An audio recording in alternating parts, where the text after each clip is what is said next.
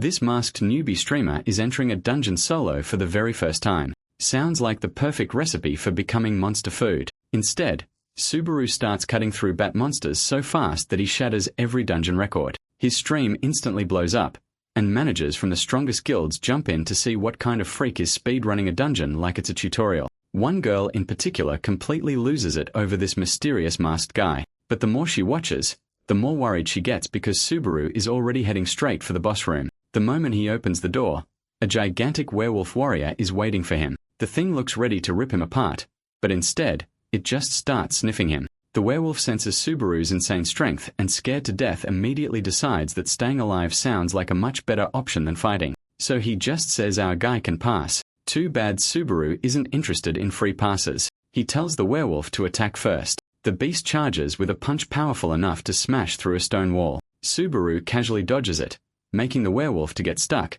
and ends the fight with a single swing of his sword. Even a monster that size doesn't survive one hit from our guy. With the boss defeated, every hidden trial inside the dungeon unlocks, giving Subaru access to all kinds of unique skills. The guild managers are speechless. Hunters spend years getting strong enough for a dungeon like this, build entire teams, and still take far longer to clear it. This same girl decides she has to recruit him at any cost and immediately invites him to a meeting. Subaru shows up wearing the same mask, but she couldn't care less. She offers him a contract worth a fortune, and while trying to convince him to join, she gets so obsessed with seeing his face that she ends up climbing onto the table until she's only inches away from him. Yeah, she's completely down bad. So who's really hiding behind that mask? Our story starts at the 8th floor of the tower located in the snowy plains called the Deadlands. The Blue Zone Guild marches through the snow led by their guildmaster Kyojo Itsuki. While he is giving his speech, he notices a bunch of people cutting through his guild members. These guys are none other than the Blue Eyes themselves, accompanied by their leader Narukami Subaru, who also happens to be the #1 ranked fighter in the entire country and the main character in this story. The guildmaster meets him with excitement, and explains that all different clans have gathered here today since they heard he was leading the charge. In other words, they are looking for the free loot they will get from this raid. Hearing this, our boy Subaru takes out an artifact and hands it over to the blonde guy. The artifact turns out to be a legendary rank item that can instantly restore half of the person's stamina if they go over the breaking point. This is an extremely valuable item, so the guildmaster is visibly surprised. Our boy simply tells him that it's for his own safety, and gives him an offer to rejoin his guild once this raid is over. He can give him back the item once he joins him. However, when the guy takes too long to answer, he assures him that it's fine either ways. While the two of them are talking, they suddenly hear a loud roar and immediately recognize it as the Guardian. This is still a bit early for the floor Guardian to show up, so all the guild members start to panic. The Guardian is revealed to be the Venom Dragon Hydra. Shortly after spotting it, our boy activates his lightning power and prepares to fight. Still, it seems like the Guardian is also prepared to fight as it starts activating its powerful attack. Noticing this, Itsuki shouts for everyone to retreat. My man Subaru is locked in. Instead of going back, he takes out his own sword and goes head-to-head with the Hydra. With a single slash, he completely obliterates its entire attack, even causing it to take damage. The blonde guy is understandably shocked and comments that the hero is still the same. Meanwhile, the Blue Eyes members are all cheering for their leader, telling him that his training paid off. Despite this, one of them is more concerned about the item he just handed over to the other guildmaster. The hero tells her that she will find out about it soon enough, announcing that they are about to engage the Guardian directly and breaking through the cursed 8th floor. While the Blue Eyes guild walks forward, the blonde guy looks at them with a disappointed expression, almost like he feels bad for them. The next moment, one of his men informs him that all of their preparations are complete. Hearing this, he smiles and orders them to begin their plan. Unaware of any of this, the Blue Eyes Guild is focused on taking down the Hydra. All of them seem to be working together except the girl from before, who is simply slicing down the Guardian without any support. When someone shouts at her, she simply tells them that this is how she fights. From the looks of it, everything seems in control since some guild members are treating it like a game and even putting bets on who deals the most damage. While they continue slicing the dragon, a support on the ground almost gets hit by the falling parts. Still, she urges them not to stop, declaring that she can defend herself. With this, the girl puts up a huge barrier that blocks the falling pieces from hitting her. While she is keeping the barrier active, the blonde guy appears behind her and smirks, asking her if she can also defend against his sword. The girl has no time to react and the sword cuts clean through her body. While taking her final breaths, she faintly calls out to the hero. However, when our boy gets there, It's already too late and all he can see is his friend standing there smiling with a sword in his hands. Itsuki notices the confusion in his eyes and tells him that it's no time to be looking back. The Hydra suddenly appears from behind, ready to rip Subaru apart using its mouth. In that moment, our boy remembers the strange message he received from the system telling him that he had been chosen by the tower. It wasn't just him. Everyone who became a player saw this message telling them to climb the tower. However, no one really knew why they were climbing the tower or who put it there in the first place. All they could do was to obey the command and aim for the top floor where no player had ever reached. People from different dimensions came to climb the tower and fulfill their dreams. Today was just another day for the hero, but things didn't turn out as expected. The scene ends in a horrific massacre with Subaru's comrades' bodies scattered all around him while he stands alone in a pool of blood. Breathing heavily, he looks around after defeating the Hydra. Deep inside, he scolds his comrades for not running away as he had ordered. Exhausted, he sits before the corpse of the beast that was believed to be impossible to defeat. In the end, they did manage to kill it, but the cost was a bit too much. Some alerts begin to appear, warning the hero of a poisoning status that blocks natural recovery. At the same time, the fatigue index reaches a critical level. He wonders what would even happen if he actually makes it back alive. However, that seems impossible since his body won't survive reaching a fatigue level of 100, and he is still surrounded by the Blue Zone Guild, which means he can't walk out of it without a fight. When he asks his friend why he betrayed him, the blonde guy casually steps closer and explains that he has been running toward this very day for 10 years and Subaru should understand this better than anyone. Bringing his face close, he reveals with a vile smile that this is the only way he can defeat him. The guy admits that he deliberately distracted him and used his Blue Eyes Guild comrades because otherwise they would come to his rescue. Shouting with suppressed hatred, Itsuki reveals how much psychological torment he has suffered from everything the hero gave him. In the end, he chose the world over his friend. With this, the guy steps back, taking out the artifact he gave him and mockingly says that there is no need to return it anymore since his guild is going to die with him. As he leaves, he coldly tells the hero not to be sad because he will remain a hero in history books, even if he himself will never be around to see it. Hearing all this, our boy lets out a sarcastic smile and tells him that he only ever says what he wants, even in his final moments. Knowing that he cannot survive at this stage, Subaru still refuses to give up and takes out his legendary item, Yahello's. The blonde guy is stunned and turns back in shock, unable to believe that the hero has stood up again. The legendary item in his hands can generate a storm to blow away anyone over 10 kilometers. Without wasting any time, our boy decides to use the last 4 remaining charges of this item to save his 4 surviving guild members. Using the power of wind, he forcefully pushes them far away from the battlefield and shouts for them to save themselves. The blonde guy immediately understands the plan and panics, yelling at his soldiers to chase them at once and not let anyone escape. As the fighters move forward to carry out the order, our boy stands before them like an unmovable rock. He activates his lightning ability again and announces that none of them is allowed to move. Although he has reached a fatigue level of 95, he can only keep this up for a short amount of time. Still, this is enough to keep all of them back. Watching this, Itsuki remarks with a nervous smile that the hero is truly stubborn. As the fatigue reaches fatal levels, Subaru advances with his weapon. He wonders what kind of price their guildmaster has promised these soldiers that they are willing to face a monster like him. Standing before the enemy horde, he firmly announces that from now on, no one is allowed to leave the battlefield without his permission. The soldiers realize that this is now a matter of life and death.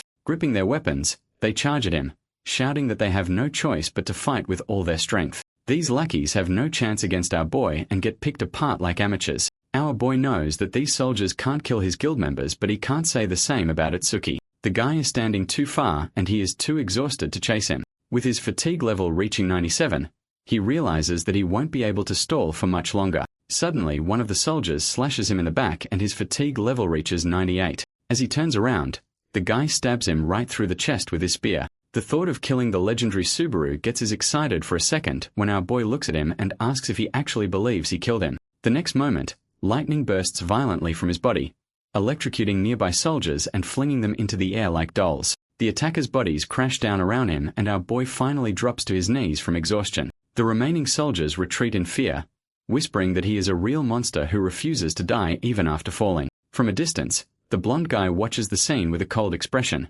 mocking that Subaru's era will end so easily. At that very moment, the fatigue level reaches 99%, but the hero still refuses to give up. He gathers whatever strength he has left and throws a spear right at the guildmaster. Before the guy can react, the spear is right in front of his face. However, It appears unlikely that he will die since he still has the artifact.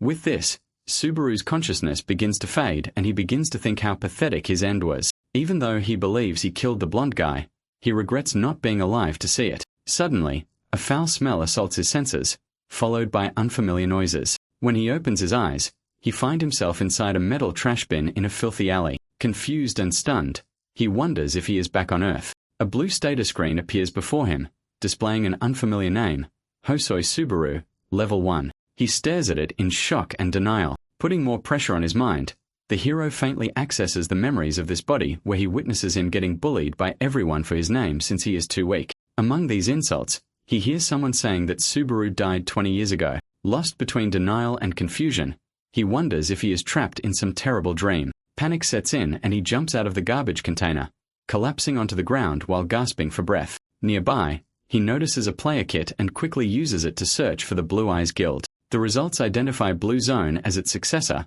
and it doesn't seem like the guild is doing too good. As he keeps reading, his eyes land on a post referring to Itsuki as the guild master. This means that the guy is still alive. Reading this, our boy spirals back to the past when the two of them were friends. One day, while the two of them were sitting on a rooftop, the blonde guy told him that he was leaving his guild. The hero was shocked by his decision, but the guy simply told him that he would understand in time. When they met again a few years later, he had formed his own guild called Blue Zone. Back in the present, the hero reads that the guild is still stuck on the 9th floor even after 20 years, having achieved nothing of real value. As he walks through the streets while reading the news, his search suddenly stops at an image of a massive building labeled the Narukami Subaru Memorial Hall. The sight leaves him stunned. He steps inside, unable to believe his eyes, as the building is far more luxurious and grand than anything he ever imagined. Inside the hall, he sees a huge portrait of himself displayed at the center. The hero still can't figure out who would do all this for him. As he holds his head in confusion,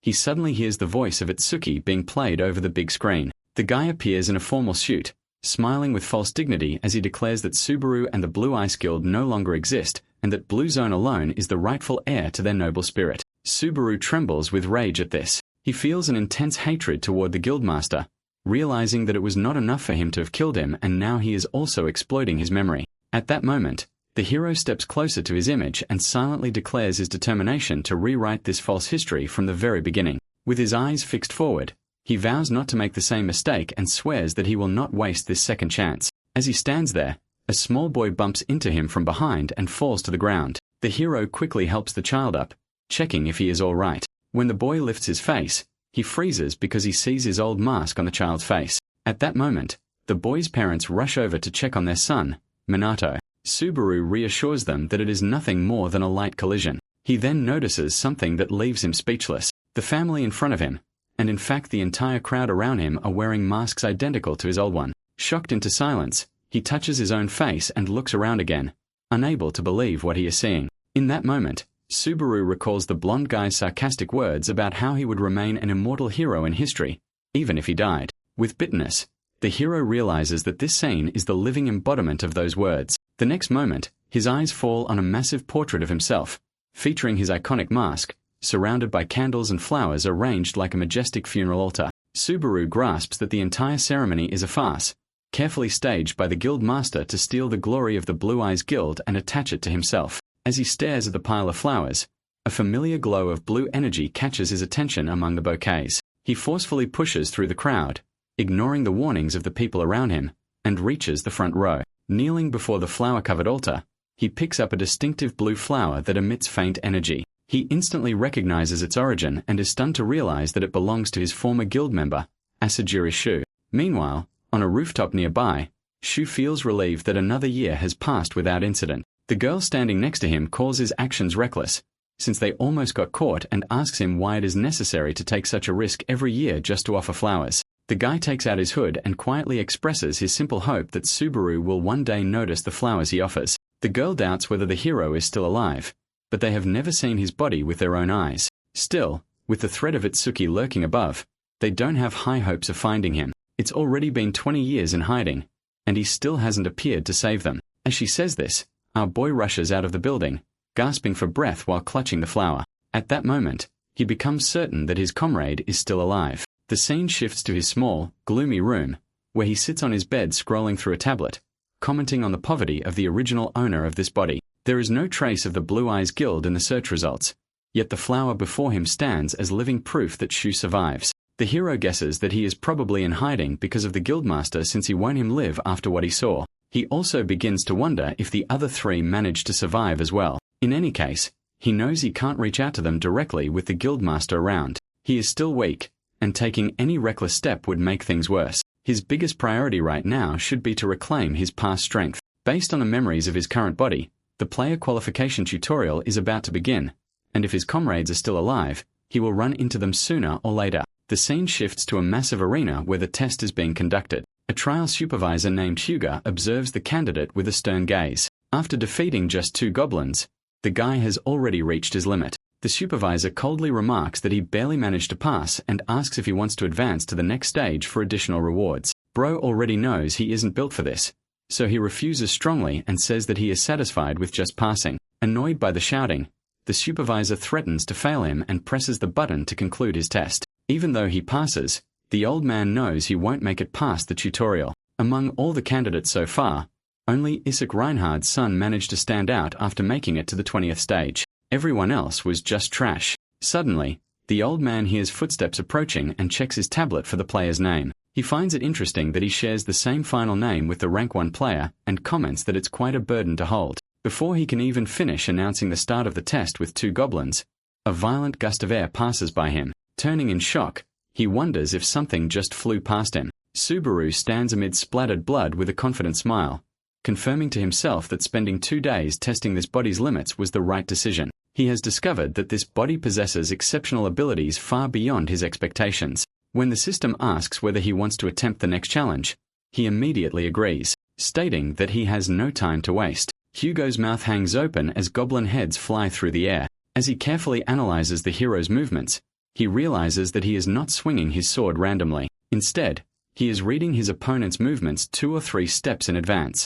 Watching his confident smile, the guy thinks to himself that this level of skill is impossible unless he is the incarnation of the rank 1 player himself. Our boy continues cutting down goblins with cold efficiency and incredible speed until he finally clears the 49th stage. It is now time for him to challenge the boss, and he does not hesitate at all. The ground suddenly cracks open, and a massive, tightened arm bursts out, sending stones flying as the boss makes its appearance. Even the supervisor panics and tries to stop him, calling him foolish and reminding him that he is not the real Subaru. Despite his warnings, our boy refuses to back down and prepares to fight the boss. The Goblin King emerges with rage as it senses the casualties made across the previous 49 stages. Hugo continues shouting for the hero to surrender, convinced that fighting the Goblin King at this level is pure recklessness. Even Subaru knows that with his current stats, he cannot deal significant damage to the monster's hardened body. Despite this, he refuses to retreat and suddenly drops his sword. Seeing this, the supervisor nearly loses his mind,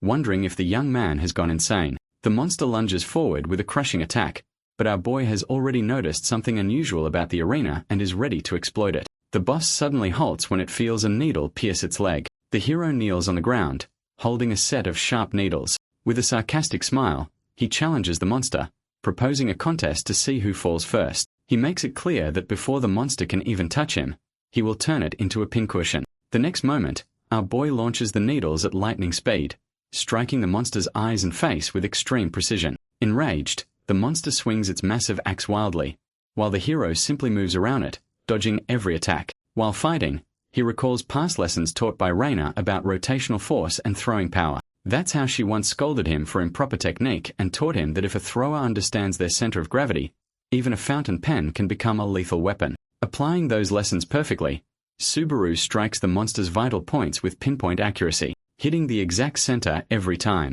The giant monster staggers with blood pouring from its neck and needle-riddled body. Our boy stands confidently admitting that without the training from his comrade, he couldn't have pulled this off. Meanwhile, the supervisor is in disbelief after witnessing this. The goblin corpses and needles from the previous stages don't disappear till the end of the trial, and the hero used this mechanic to his own advantage. It becomes clear that he is not relying solely on swordsmanship. He is also using throwing techniques and hidden weapons gathered from the arena to target weak points. Sweat runs down Hyuga's face as he calls him a genius, then immediately corrects himself, thinking that even that word is insufficient. The Goblin King takes its final breaths before its massive body crashes to the ground, signaling the end of the battle. Our boy calmly walks forward to retrieve his sword. Standing before the Goblin King's lifeless body, he feels no personal grudge and finishes it off. System messages appear, announcing the boss's defeat and the first ever completion of the tutorial program's 50th stage. Subaru wipes the sweat from his brow and complains that placing such a monster in a training stage is cruel,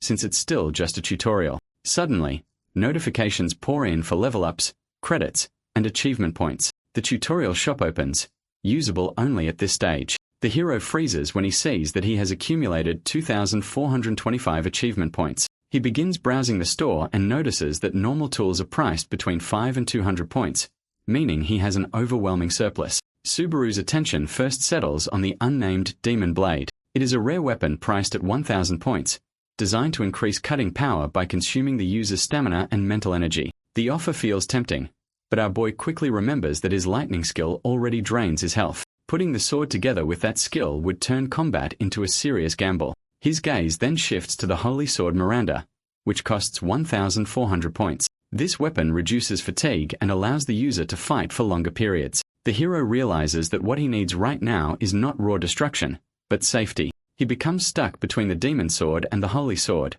feeling that neither is truly ideal for him. As he scrolls further down the list, he notices an F-rank skill called Wedge of Greed, also priced at 1,400 points. Its effect suppresses the side effects of skills and tools used by the player. The moment he reads this, sweat runs down his face. He has never seen such a skill before. He immediately understands that it could neutralize the negative effects of the demon sword and possibly even his own lightning ability. Without hesitation, he decides to take the risk and buys both the Wedge of Greed skill and the unknown demon sword, spending most of his points. After summoning the demon sword to test it, he confirms that the synergy between the weapon and the skill is far better than expected. While he is testing it, the supervisor interrupts him, praising his choices and the compatibility of the items. However, he admits that, as an examiner, he cannot fully understand this decision and asks why he chose that skill, even though it's not truly efficient. Subaru responds with an annoyed expression and asks if he is really expected to explain every minor detail. His tone irritates the supervisor, so our boy quickly corrects his language and repeats his words politely. Hyuga lets him off since the hero has just cleared 50 stages. Looking at the supervisor, the hero recalls how he came to him as a young boy asking for his autograph. Our boy didn't really have a signature, so he had to write his name. While he is thinking, the supervisor continues lecturing him about respect and etiquettes. Despite his long lecture, the hero still refuses to answer any questions and asks him to keep everything about this exam confidential. The supervisor sighs, telling him that he is just repeating shallow nonsense from the internet and shouts threats about teaching him manners. Even after all of this, he still offers to let the hero join his Nightly Way guild. Subaru immediately and clearly rejects the offer. This shocks the guy since he thought he was doing him a favor. Before he can say anything else, our boy quickly opens the system window and moves to the second floor. The old man stands there with a disappointed look, thinking to himself that he might have overestimated the kid. Meanwhile, the hero arrives on the second floor called the starting grounds. The place is full of life and movement, with the streets are crowded with people trying to sell all kinds of things.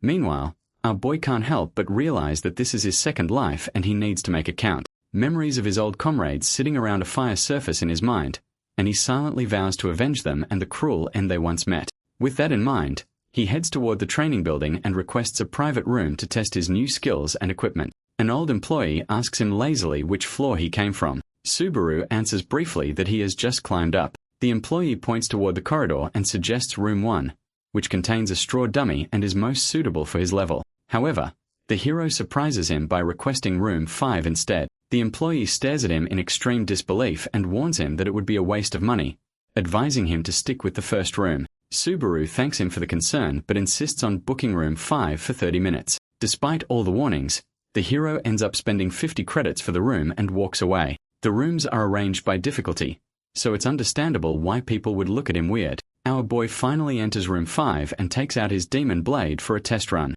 Suddenly, a massive surge of red energy erupts from the blade, violently consuming his health and magic to temporarily boost his physical abilities. His level 1 Wedge of Greed skill activates instantly, resisting the sword's violent recoil and restoring a small portion of his health. However, it fails to fully suppress the effect, and Subaru feels a slight increase in fatigue. He realizes that the first level of the skill is still too weak to endure this power. As the sword continues to greedily absorb his life, his combat abilities increase in direct proportion to his health loss. He understands that this is currently his maximum limit, but it still falls within his expectations. Without hesitation, he spends 10,000 credits to immediately upgrade Wedge of Greed. The skill reaches level 2, with the next upgrade requiring 20,000 credits. This upgraded version partially succeeds in resisting the sword's recoil, performing far better than before. Excited by the success of his experiment, our boy decides to test its limits. Outside, the old employee is woken up by the sound of footsteps.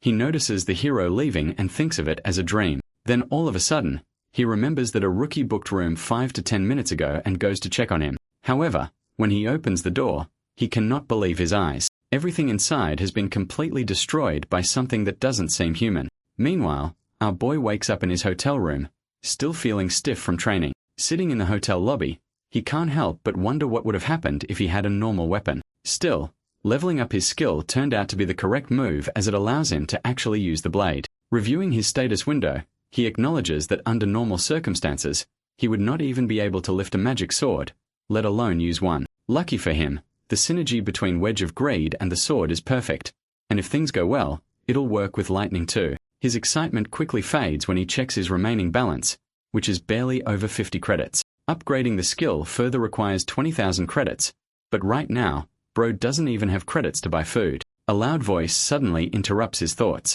Turning around, he sees a femboy filming a live stream. The streamer enthusiastically talks about his expedition on the second floor and his memories as a newbie. A donation notification of 1,000 credits appears on the stream, further fueling his excitement. In his celebration, the streamer spills coffee on himself, but continues acting overly kind in front of the camera while thanking the donor. Our boy watches in disbelief and wonders if the man is insane. Reading about live streaming on his tablet, he learns that 1 out of every 3 players has started doing it to earn points. He finally understands that what he witnessed was a donation-based stream. Suddenly, a familiar voice calls his name. He turns to see an elegant man dressed in luxurious clothes, asking if he has also just climbed up. At that moment, our boy feels a strange reaction in his body, and he immediately realizes that the owner of his body was not in good terms with this man. The man warns him in a condescending tone not to ignore him while being spoken to. As the hero stares back, he feels scared for some reason. Tensing up, he replies that he has only just arrived on the floor.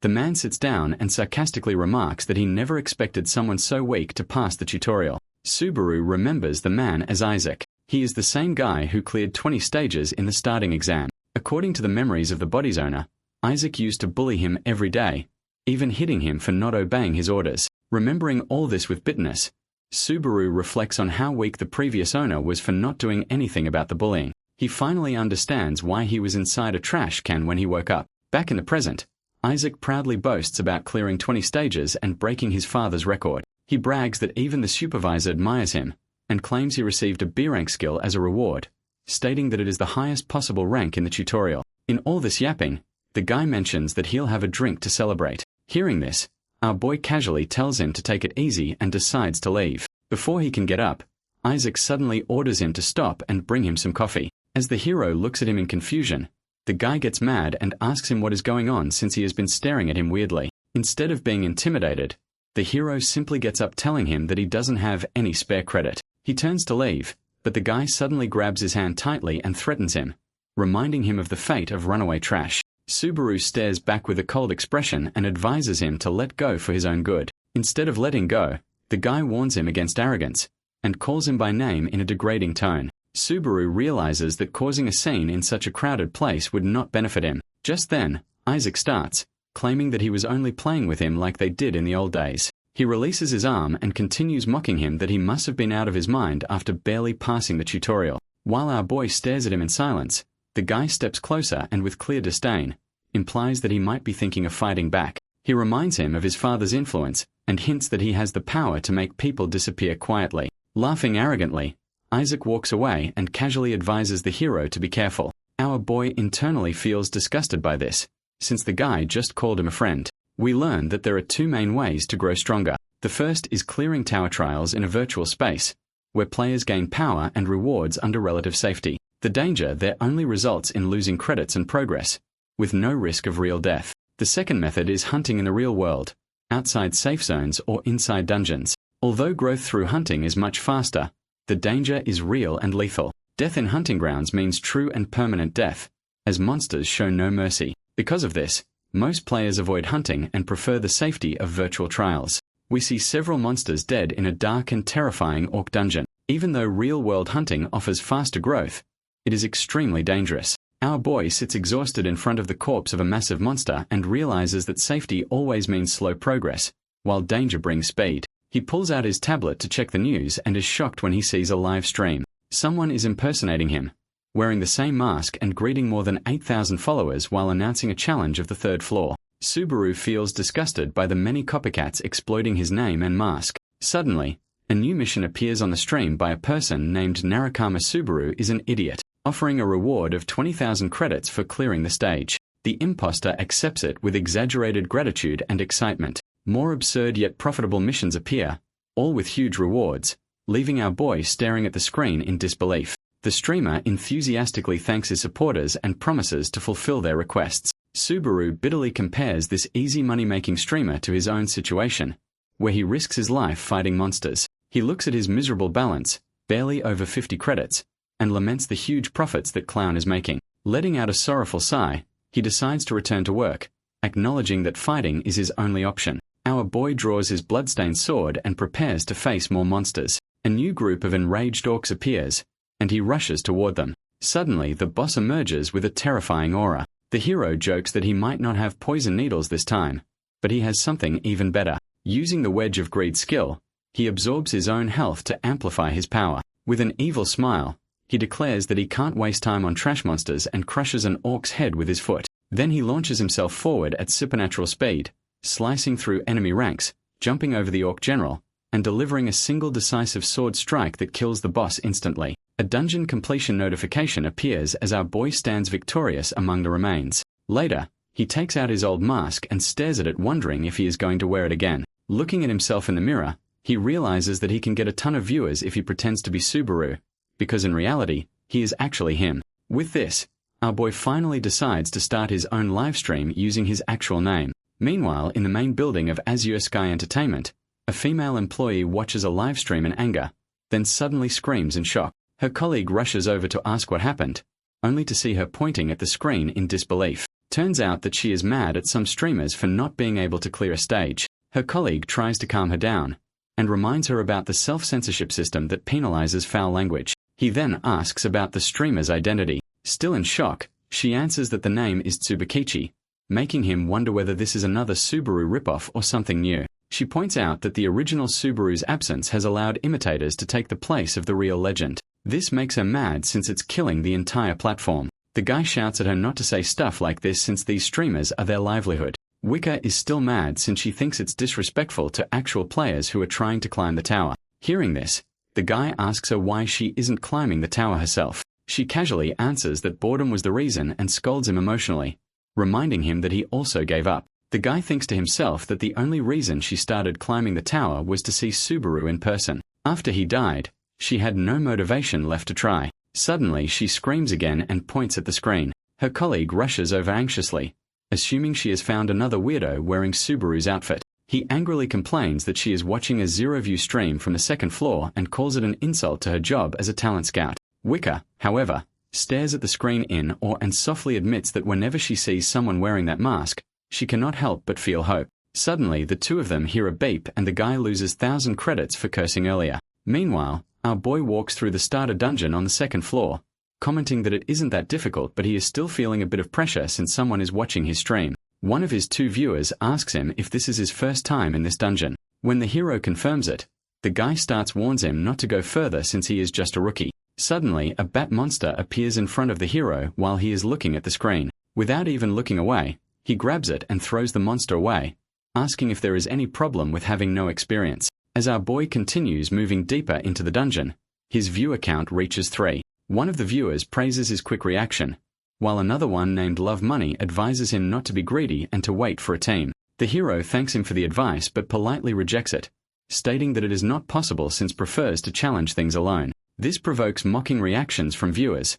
who expect his inevitable downfall. Ignoring their sarcastic comments accusing him of exploiting Narukama Subaru's name for views, he focuses on a new monster that appears before him. A mud nymph leaps from the ground, but our boy dodges skillfully and delivers a fatal blow with his demonic sword. He decides to test his limits and see how far he can go. Another monster defeat notification appears, granting him 2 points, while viewers stare in disbelief at what they just witnessed. Suddenly, a group of bats and mud nymphs emerge in front of him. The hero charges like a hurricane, cutting down monsters left and right with his glowing red sword. Viewers are stunned by his speed and power, struggling to comprehend what they are seeing. Successive notifications appear as monsters fall and he gains more achievement points. In the pitch darkness of the cave, he explains to his followers how focusing on sound alone allows one to locate enemies and estimate their numbers. Meanwhile, mocking comments continue, accusing him of lying and pretending to have knowledge despite being a beginner. Subaru touches his mask, thinking that if they knew the truth,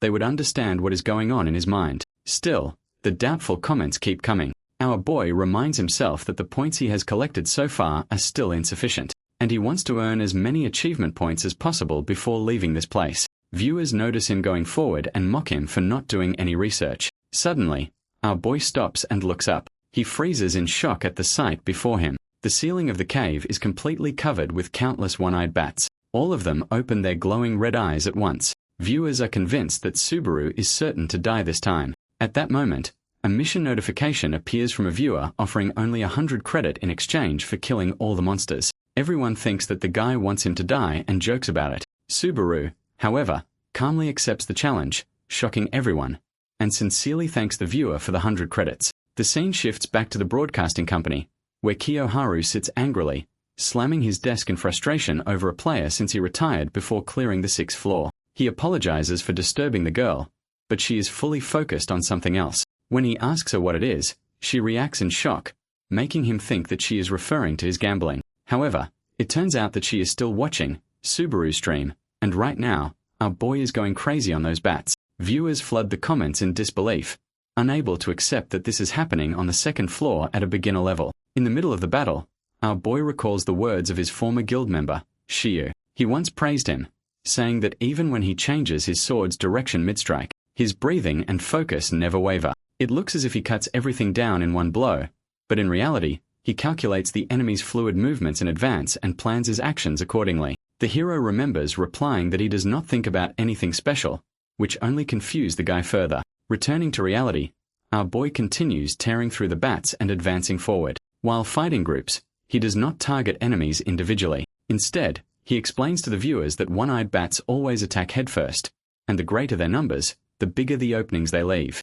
By taking advantage of their collective rush, he breaks through them all at once. The comments begin to argue against his explanation, saying it does not really clarify anything. One viewer mocks it by comparing it to saying that moving your legs forward lets you walk. At that moment, one of his first viewers reminds him to accept the credit reward. The hero suddenly remembers this and starts tapping his tablet in confusion. However, he can't figure out how to claim it. Eventually, with one of the viewers guiding him, he completes the task and receives 1 credit. The viewer tells him followers that he will be pushed further and starts walking. His balance rises to 150 credits, and his achievement points reach 118. Back at the broadcasting company, Wicca suddenly screams loudly, startling the guy. She points at the screen in shock and asks whether he has ever seen anything like this before. Her colleague tries to calm her down and reminds her that this is only a 2nd floor stream, but she seems to be fully convinced that this streamer is actually the real Subaru. The guy watches her with concern, and notices that she always loses her composure whenever Subaru is involved. Wicca becomes so excited that she feels dizzy and starts seeing him with her eyes closed. Her colleague gets weirded out, and seriously asks whether she is thinking about recruiting this guy. The two of them continue to go back and forth about this, and the scene shifts to our boy again. He reaches the end of the dungeon, where a massive gate stands before him. As he enters, he finds himself facing a huge wolf-like monster that has been waiting calmly. The monster reveals itself as Wolf Warrior Greg. Viewers comment that the monster is aura farming and even admit to failing 8 times before he let them pass. Suddenly, a new mission appears, stating that the hero must gain the recognition of the Wolf Warrior in order to pass through the gate. Wolf Warriors are not hunting monsters, but gatekeepers that tests player strength and decides whether they are worthy of moving forward. While our boy is standing there, another mission appears offering 3,000 credits in exchange for defeating the Wolf Warrior. Subaru is visibly shocked, and even his viewers doubt that the guy is ever going to pay up. Moments later, the giant Wolf Warrior slowly gets up on his feet and looks at our boy, wondering if he has another customer. As the two stand face to face, the wolf warrior stares at the hero and asks if he really came here without a party. Our boy casually remarks that it is obvious he is alone. The wolf sniffs him and comments that he is an interesting human who carries the scent of a great warrior. Hearing this, the viewers start commenting that the warrior called them disgusting and gross. The hero recalls internally that wolf warriors possess a special sense of smell that allows them to perceive not just a person's scent, but their very essence. The wolf then declares that Subaru is qualified to move forward and announces the end of the test, allowing him to pass. Viewers are stunned by this unexpected outcome. The hero is also confused since this didn't happen in his previous life. Still, he refuses to pass and mentions that he didn't came here for the door. The wolf reacts in shock, asking whether he means he came for him. Our boy calmly confirms this and explains that someone has commissioned him to kill him. The wolf bares its sharp teeth with a savage grin and admits that he truly possesses the spirit of a great warrior, just as expected. Meanwhile, at Azure Sky Entertainment headquarters, Department head John tail types rapidly while asking them about the streamer they just discovered. The guy nervously answers that it is around 20, but Wicker interrupts coldly and corrects him, saying it has already surpassed 30. The manager takes off his glasses and asks them if they are joking. He scolds them harshly, implying that he is fully aware of their gambling and habit of watching streams during work hours. The girl ignores his scolding entirely and keeps muttering that the number has reached 30. This only fuels his anger, and he snaps that the number does not matter. The department head suggests that instead of wasting time, she should start streaming herself since she actually has the talent. However, instead of listening, she keeps giving a live report of the viewer's count, annoying him even further. Back in the dungeon, our boy stands before the wolf warrior, who growls and prepares to tear him apart. The hero grips his sword tightly, internally reminding himself to stop overthinking and focus only on the fight. At that moment, the unnamed demon's sword begins absorbing energy. He steadies his breathing to maintain control. The level 2 Wedge of Greed skill suppresses the sword's side effects, allowing him to fight in his usual style, even though this is his first time doing so in this new body. The wolf attacks with its sharp claws, but our boy manages to put his sword up and blocks in time. Without giving him a break, the monster launches a relentless series of attacks that causes him to slide back a bit. Our boy quickly realizes that he can't compete with the wolf warrior in terms of physical strength alone. The wolf continues its assault and praises Subaru's resilience as a warrior, but confidently declares that he cannot defeat it. Our boy keeps defending and retreating, making his viewers think that he is about to lose. While trying to defend himself, our boy ends up against a wall. He thinks to himself that sometimes you have to rely on methods other than brute strength. Before delivering his finishing blow, the wolf declares that he has entertained him well. However, when he finally strikes, our boy bursts out of the dust and counters, remarking that those words were originally his. He points out that the wolf's attack patterns are so predictable that he can even fight him with his eyes closed. Moving swiftly, he dodges the wolf's bite and claws with ease and exploits the opening to deliver a direct cutting strike across its body. He follows with a crushing vertical slash that tears through the wolf's chest, blood spraying everywhere. While taking his final breaths,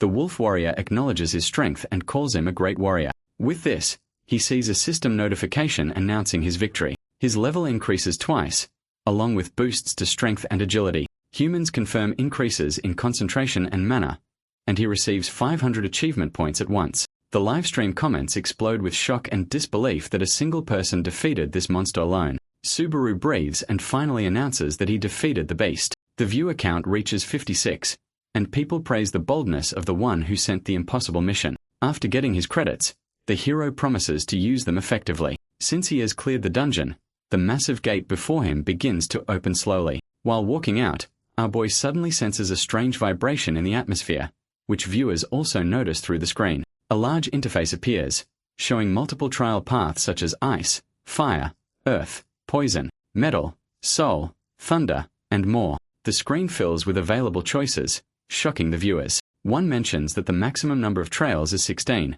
and explains that the number of choices is directly proportional to a player's talent. Our boy ignores all options and fixes his gaze on the thunder trail. Viewers excitedly encourage him, saying it suits him perfectly since he is literally cosplaying as Subaru. After confirming his choice, he calmly steps out of the gate. Meanwhile, at the Azure Sky Entertainment building, Wicker jumps out of her seat in joy at Subaru's victory. She excitedly shows her phone to her colleagues, saying the viewer count has reached 60 in record time and that 13 trial options have appeared. The department head watches nervously, drenched in sweat. He admits that defeating the wolf warrior, which had never been beaten before, is truly impressive. However, He quickly reminds himself that the streamer is still a beginner on the second floor, and investing in him now would be extremely risky. The girl still refuses to back down. In front of her stunned colleagues, she makes a bold bet. She proposes that if the hero fails to master the thunder element, both she and her colleague Kiyoharu will work on a fixed salary for 5 years. But if he succeeds, the manager must sign a contract with the streamer without any excuses. Her colleague is shocked and tries to object, shouting that this has nothing to do with him and that he does not even know this guy, while pushing the girl away. The department head smiles, asking the girl if she truly believes he can master thunder, since the only person who has successfully done that was the original Subaru.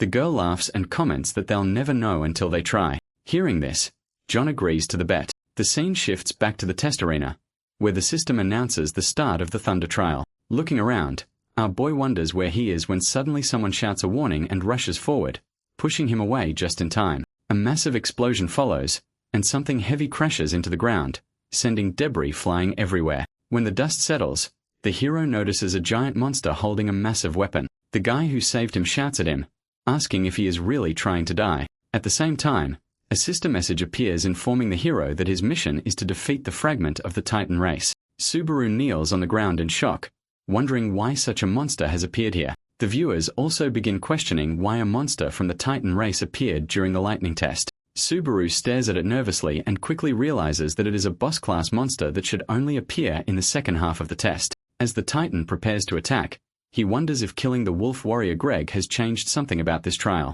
The Titan swings its massive club into the ground, causing widespread destruction. Subaru narrowly dodges the attack and recalls that despite its size, the monster is weaker than the wolf warrior.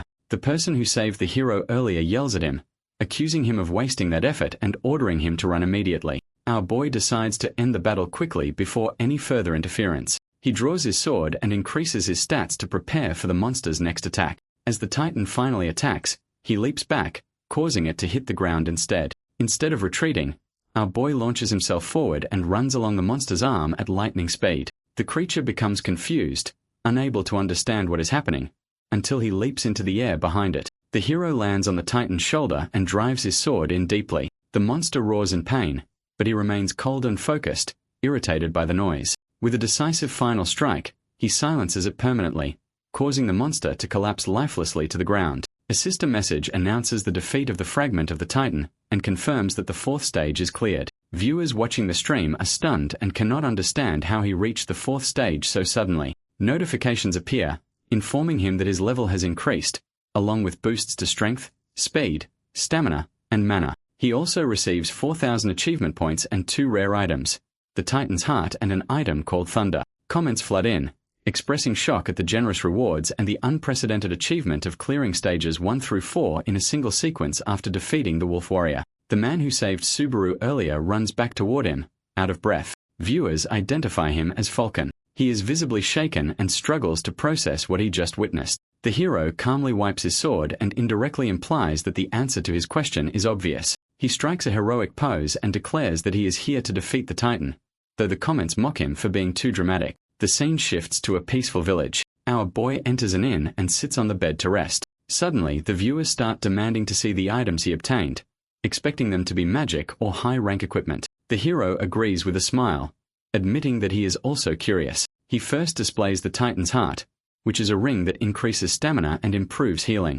Our boy believes it's nice to have an accessory type item, so he's satisfied with it. Next, he shows Thunder, which is a rare armor that increases defense, carries thunder attributes, and has an active skill that can negate negative status effects once per day. Our boy equips it immediately and starts to look more like himself in the past. A new mission suddenly appears from another viewer, offering 5,000 credits if he can obtain the Thunder ability. Similar missions arrive from other followers, all offering large sums just to see him use that ability. Subaru thanks everyone sincerely and promises to show them lightning power soon. As he looks at the screen, he wonders why so many people are specifically waiting for the Thunder ability. He begins to wonder if he was more extraordinary than he imagined in his past life. A knock on the door interrupts his thoughts. He allows the visitor inside, and Falcon enters with a handsome knight wearing shining armor. He introduces the knight respectfully as Lord Pelias, the commander of the village knights. The man then explains that Titan attacks have been increasing and confirms that the knights are on full alert at all times.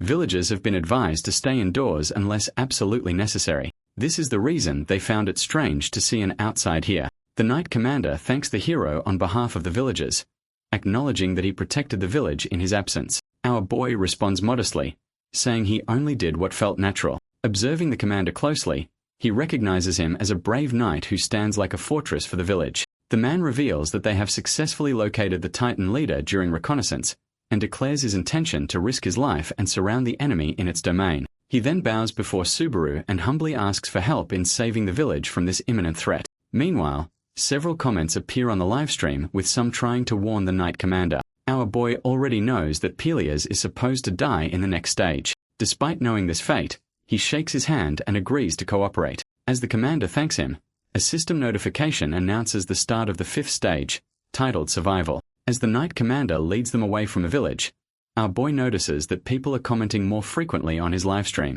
This means he can't really talk back to them like before. Suddenly, Peleus orders everyone to stop and points forward at a sleeping Titan. Turns out it's their leader, and the commander plans to face it directly while the hero attacks from behind. However, Subaru interrupts him, having sensed something wrong in the surrounding atmosphere. His eyes widen as he realizes that the leader is not alone. The ground splits open and multiple Titans appear from all directions. It is a carefully prepared trap. Smiling monsters with eerie expressions surround the knights in a tight ambush. Peleus freezes in shock as chaos erupts. The Titan manages to catch one of the knights, and before anyone can save him, he gets split in half. Witnessing this, the commander shouts at everyone to retreat. One of the knights tries to go back to save his brother, but the captain repeats his order, reminding them of their families and the village depending on them. He assigns Falcon to lead the withdrawal and secure their escape. Turning to the hero, Peleus begs him to run as well so that he can reorganize and fight again another day. Our boy takes out his sword and replies that he should be the one to leave.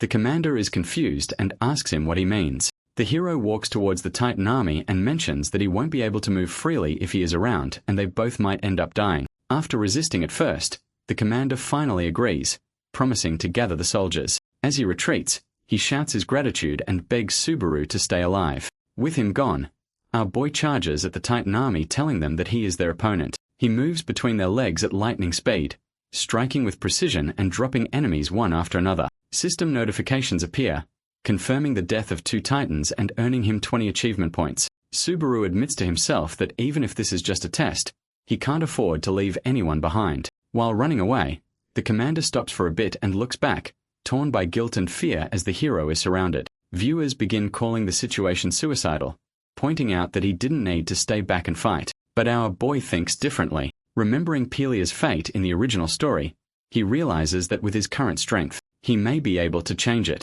With this, our boy continues fighting and starts cutting through the Titans one by one. As he cuts through the giants, he receives 10 experience points for each kill. Even though it's not that hard to kill them one by one, our boy knows that he doesn't have much time left to borrow the Demon Blade's power. He knows that he needs to find the boss quickly. In order to see properly, he climbs on top of one of the Titans and jumps up while slicing his head in half. Afterwards, he jumps on another Titan and leaps away. Our boy literally starts using the Titans as jump pads and begins moving forward. The viewers are beyond impressed and even compare him to the original Subaru, since air combat was his specialty. While moving, the hero gets a notification informing him that he is recovering his stamina and mana thanks to Wedge of Greed. This makes him a bit relieved since it makes things easier for him, but he knows that it won't last long. Just as moves forward, he notices the same Titan in front of him who was pretending to sleep earlier. Our boy knows he is the boss and rushes towards him. The Titan boss also notices him and prepares to attack. While internally praying for it to work,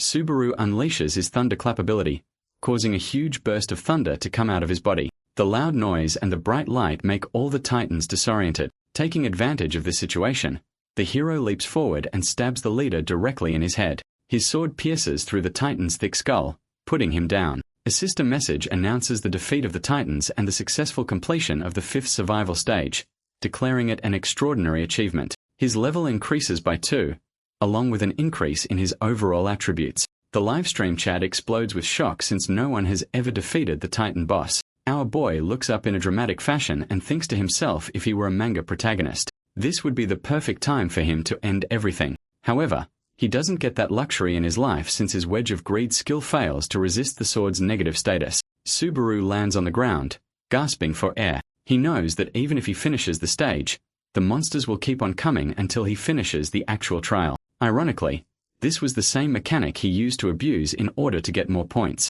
However, now that he is losing his strength, the Titans are slowly closing in. Just as one Titan is about to crush him, a devastating bolt of black and golden thunder descends from the sky and strikes Subaru, directly causing a massive explosion. The scene shifts to a distant, peaceful location. Deep in a forest, we see a woman sitting outside a wooden cabin watching something on her phone. She steps out of the cabin and asks why she is sitting outside. The girl explains that the weather is pleasant and the air feels clean, adding that moments like these are the only peace left to enjoy. He looks seriously toward the horizon and agrees, stating that time is almost up. At most, they have only 1 year left. Looking back, he realizes that the girl is still distracted by her phone and remarks that she always behaves this way when things get serious. Curious, he asks what has captured her attention. She shows him the screen, revealing an image of a masked man who calls himself Narukami Subaru. Shu's eyes widen in shock as he blurts out the name, but Reina coldly interrupts him and explains that this is not the Subaru they know.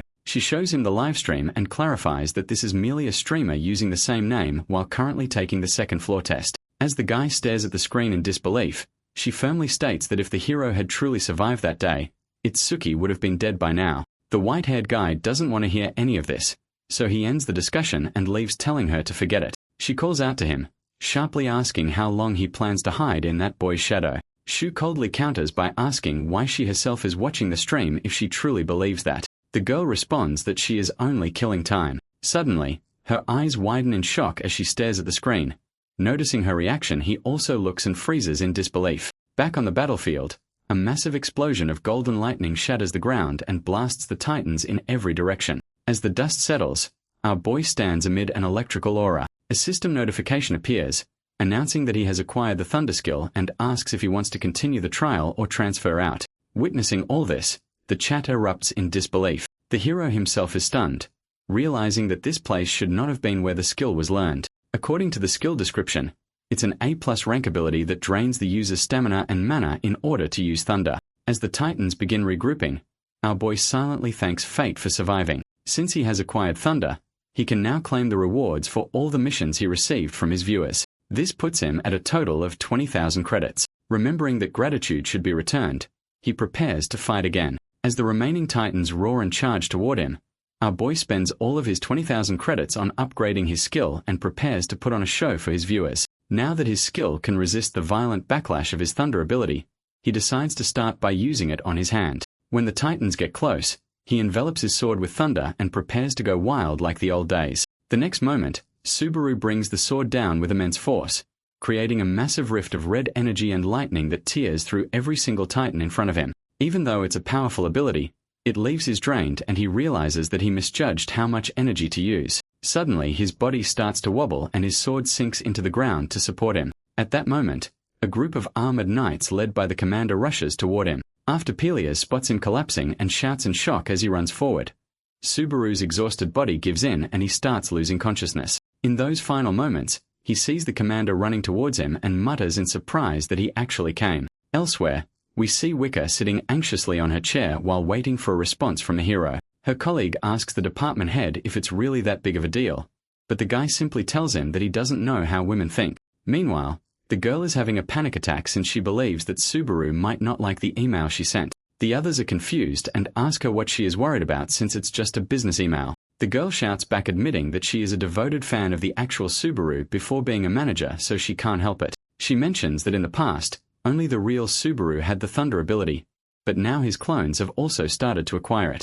Her boss smirks, commenting that it's not something that anyone can obtain, which means that this new streamer might be someone special. While they are talking, Kiyoharu gets a notification on his phone and tells them that the streamer has read their email. This makes the girl excited, but all of it goes away when he reveals that their email was left unseen. Meanwhile, in a high-tech studio, Hawkeyes, a streamer specializing in combat analysis, prepares to go live. Known for his sharp insight and deep knowledge of the streaming world, he has crushed competitors and secured an unshakable position. He reviews clips of multiple players, including Kurokawa Man, who recently joined the Blue Zone and is climbing the tower at insane speed. He also highlights the leader of Blue Zone, who has now become the greatest player in the world after the hero died 20 years ago. Today, however, his analysis focuses on the cross-generational legend, Narukami Subaru. He firmly states that regardless of opinions, The thunder skill belongs exclusively to this man. As the stream begins, Hawkeyes energetically greets his followers and announces that he is covering the hottest player of the moment.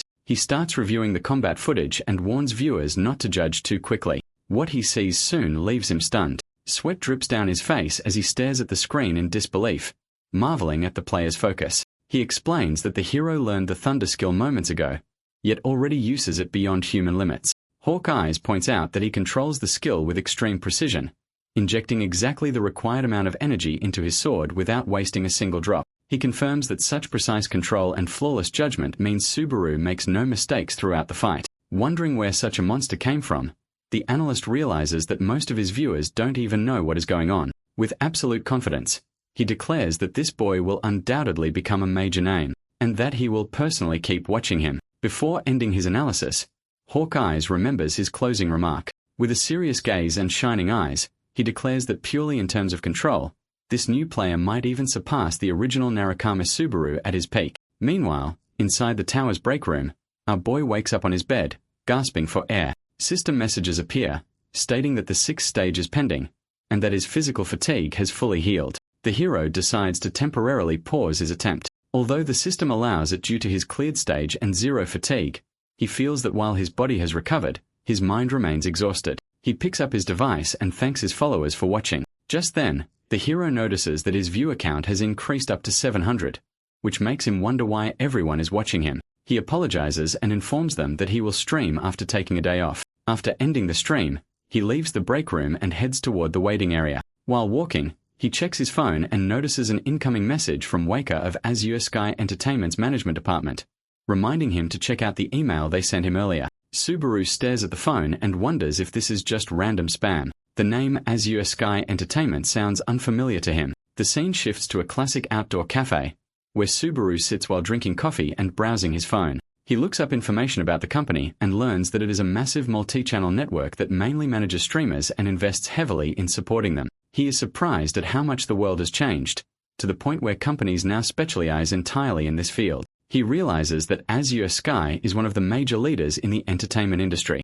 Subaru then reads comments discussing Hawkeye's analysis of him. As he scrolls through the chaotic comment section, he realizes that the streamer works with Azure Sky Entertainment. Even though Hawkeye's is meant for his bluntness, the hero admits that he knows his stuff. Outside the cafe, Isaac stands while holding his phone, angrily reading an excerpt from the analysis that claims the new Subaru may surpass the original Narukami Subaru at his peak in terms of control. He mutters in disgust, calling the hero nothing more than a rookie who barely reached the 2nd floor. He burns with anger, cursing the streamer, and swears that once he clears this stage, he will personally make them regret it. As he enters the cafe in a bad mood, he notices our boy sitting at a distance. This makes him even more furious since he can't avoid seeing him everywhere. Isaac deliberately walks past his table and bumps into the table hard, causing hot coffee to spill all over his clothes. The hero quickly jumps up from the heat and notices the guy standing there. Isaac acts as if it was an accident, then feigns surprise upon recognizing Subaru. Standing over him with a provocative smile, he comments that they have been running into each other a lot lately and that the 2nd floor is truly small. He rudely offers to buy him a new coffee, sarcastically adding that he should be grateful since he is always broke. Our boy ignores him and starts to leave. This makes the guy mad, and he calls out to him asking if he has gone mad. Enraged, Isaac grabs Subaru by the collar and insults him, threatening to crush him just like before and wipe that arrogant look off his face. Instead of getting mad, our boy apologizes coldly and states that he does not have time for such nonsense. He grabs his wrist and forces it away from his collar, squeezing it with immense strength. Isaac's expression instantly twists in shock and pain, and he wonders if the kid has always been this strong. The hero steps back and coldly tells him to consider it payment for the coffee, thanking him for the treat before leaving. The guy loses control and shouts after him, ordering him to come back, but the hero exits the cafe without looking back. After our boy leaves, the bully mutters in frustration, thinking that he only wanted to climb the tower peacefully. He curses both Narukami Subaru and Hosoi Subaru, believing that the two of them have pushed his anger to its absolute limit. Meanwhile, our boy looks at his tablet and remembers something he forgot. He pulls out his phone to reply to a message. Elsewhere, Wicca relaxes in her bathtub while playing with a rubber duck when she receives a surprising message from the hero telling her to meet in person. The scene shifts to a dark dungeon where the corpses of monsters lie scattered through the waterways. Our boy enters the boss room gripping his sword as it glows with radiant energy, ready for a decisive confrontation. A sister message confirms that the Wedge of Greed skill is resisting the recoil of the demon blade. The hero notes that he is slowly getting used to his new body. Suddenly, the flaming dungeon boss appears and rushes at our boy. He knows that he needs to figure out his limit so he can avoid making the same mistake like last time. As the monster runs down the wall, he charges his thunder ability in his legs and leaps upward. For a moment, Subaru gets a glimpse of his past self performing the same action. At the same time, the fire lizard releases its flames towards him. Our boy lunges forward at supernatural speed, tearing through wind and flames as he collides violently with the monster's attack. Since he is using the thunder ability in addition to the demon blade, his passive skill fails to resist the negative effect of the blade, causing his fatigue to rise up. Despite the pain, our boy continues his assault and delivers a decisive, powerful strike that tears through the monster amid a massive energy explosion. The system announces that the dungeon is cleared. He levels up, and his strength, stamina, and mana increase. He exits the dungeon and returns to the dark forest, noticing that the stamina drain is lower than expected. Checking his fatigue index at 61, he concludes that he can safely increase his energy output further. However, anxiety lingers as he looks at the upgrade cost for Wedge of Greed, which requires 40,000 credits. He finds the doubled cost for leveling brutal and extremely expensive. As he walks, he takes a deep breath and wishes that someone would suddenly appear and offer him a good job to solve his financial problems. At that moment, he senses someone in front of him asking whether he is going hunting. He stops and turns to see Isaac emerging from between the trees with a malicious smile. Approaching confidently, the bully remarks in a sarcastic, chilling tone that they have known each other for a long time, yet he still manages to surprise him. Our boy looks at him coldly and calls him persistent and annoying. The bully admits that he thought carefully about it, but that his anger reached a point where he could no longer suppress it. He steps closer and suggests in a threatening tone that they should finally settle their score and end everything. Subaru shows no fear and instead seems a bit annoyed since the guy is wasting his time. The scene shifts to the city at night, where Hawkeye walks alone before entering his favorite cafe. He hears someone calling him and turns to see Azure Sky Entertainment's John sitting behind him. They sit together, and the analyst welcomes him, mentioning that it has been a long time since they last met. The manager asks about his live streaming work. Hawkeye explains with a smile that his viewer numbers remain stable because the viewers are mostly the same. The manager comments calmly that slow and steady growth is the healthiest and most sustainable path. Hawkeye sets his cup aside and curiously asks for the real reason behind the meeting. Realizing this is not just a casual chat, the manager reveals his purpose and asks seriously about the Subaru clone, questioning whether he truly meant such high praise. The analyst confidently confirms that the rookie possesses raw talent that surpasses even the original Narukami Subaru at his peak, but clarifies that climbing the tower and reaching those heights is a completely different matter. The manager smiles at his precise assessment and reveals his intention to recruit the new guy into their agency. Hearing this, the analyst laughs, praising his sharp insight, but points out that the rookie's fame and viewer count are still low for their company. John admits that he is right, but after hearing his analyses, he thinks the two of them should do a collab to help him increase his viewers. Meanwhile, back in the forest, our boy stands face to face with the bully. The guy calls him an idiot for wandering into a dungeon and comments that he should have taken his advice. He warns the hero not to mistake himself for the legendary Narukami Subaru or dream of mastering the thunder skill. Isaac's rage intensifies as he curses that name, gripping his shoulder and threatening him. Our boy sighs, since he also didn't expect to end up in an age where everyone was trying to become the real Subaru. He decides to confront the bully directly and questions the true reason behind his intense hatred, wondering if it is really just about his name since most people have no problem with it. Isaac's fury erupts as he reacts violently, dragging his father into the conversation, leaving the hero silently questioning what that has to do with anything. The bully keeps criticizing the actual Subaru. During this, he reveals that his father's name is Reinhard. The moment our boy hears this, he realizes that the guy is talking about the one-swordsman. His memories pull him back to a shocking incident that once shook the entire tower. At that time, unbelievable news spread everywhere. Narukami Subaru, an Earthling player who appeared like a comet, defeated the one-swordsman. The battle ended in a single strike and lasted less than 30 seconds. Our boy clearly remembers Reinhard screaming while drenched in blood, still trying to fight before collapsing into the crater created by Subaru's strike.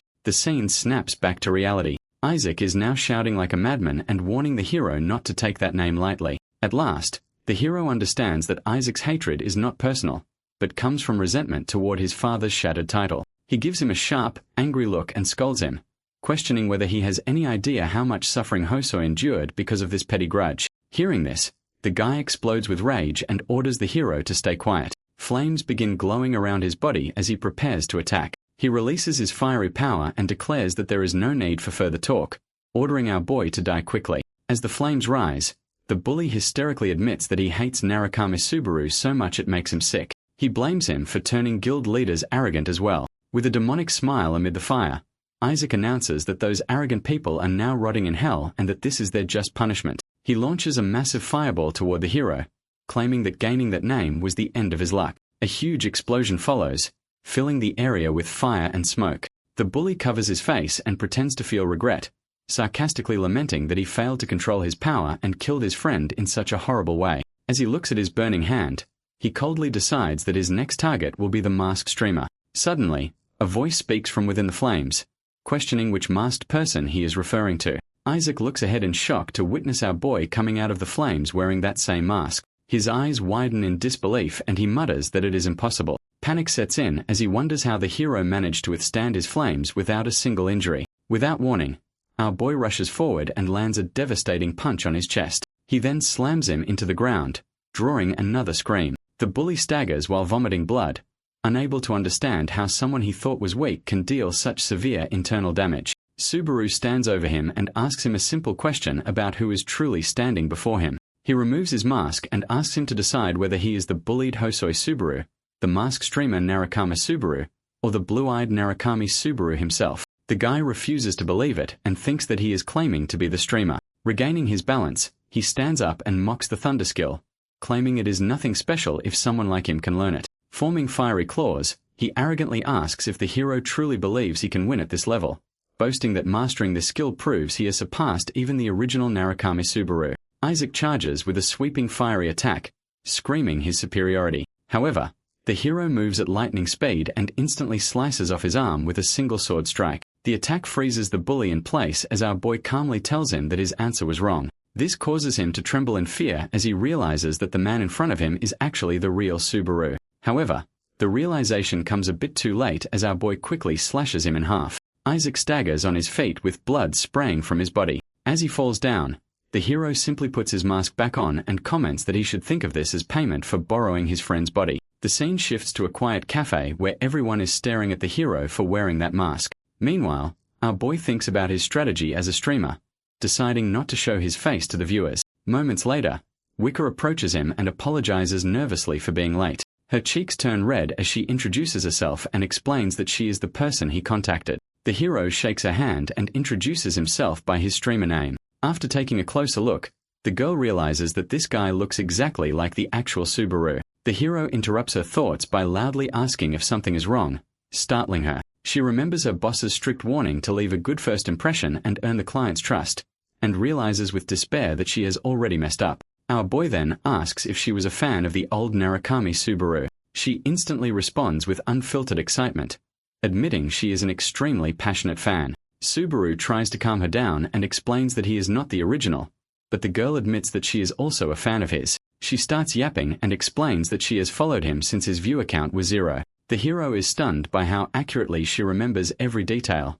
even events he himself has forgotten. He smiles beneath his mask, recalling how clueless he was at the start, and feels admiration that she watched him even then. Wicca tightens her fist with excitement, claiming that their meeting was destiny, and reveals that this is why she begged the company to assign her to manage him. Regaining her composure, she decides to act professionally and earn his trust. She pulls out a prepared contract and begins summarizing the clauses, explaining that they will help increase the value of his brand name through ads and stream clips. Reading the contract, our boy asks what he needs to do in return. She simply explains that he only needs to continue streaming the way he already is. Subaru is surprised and wonders if being a streamer is really this comfortable. She explains that this is because he is the first person to master the lightning skill, and the entire company, from the department head downward, holds him in high regard. When the girl asks if everything is to his liking, he interrupts her, questioning if the other managers at her company are also like her. Wicca misunderstands it and starts explaining that everyone else is way cooler than her.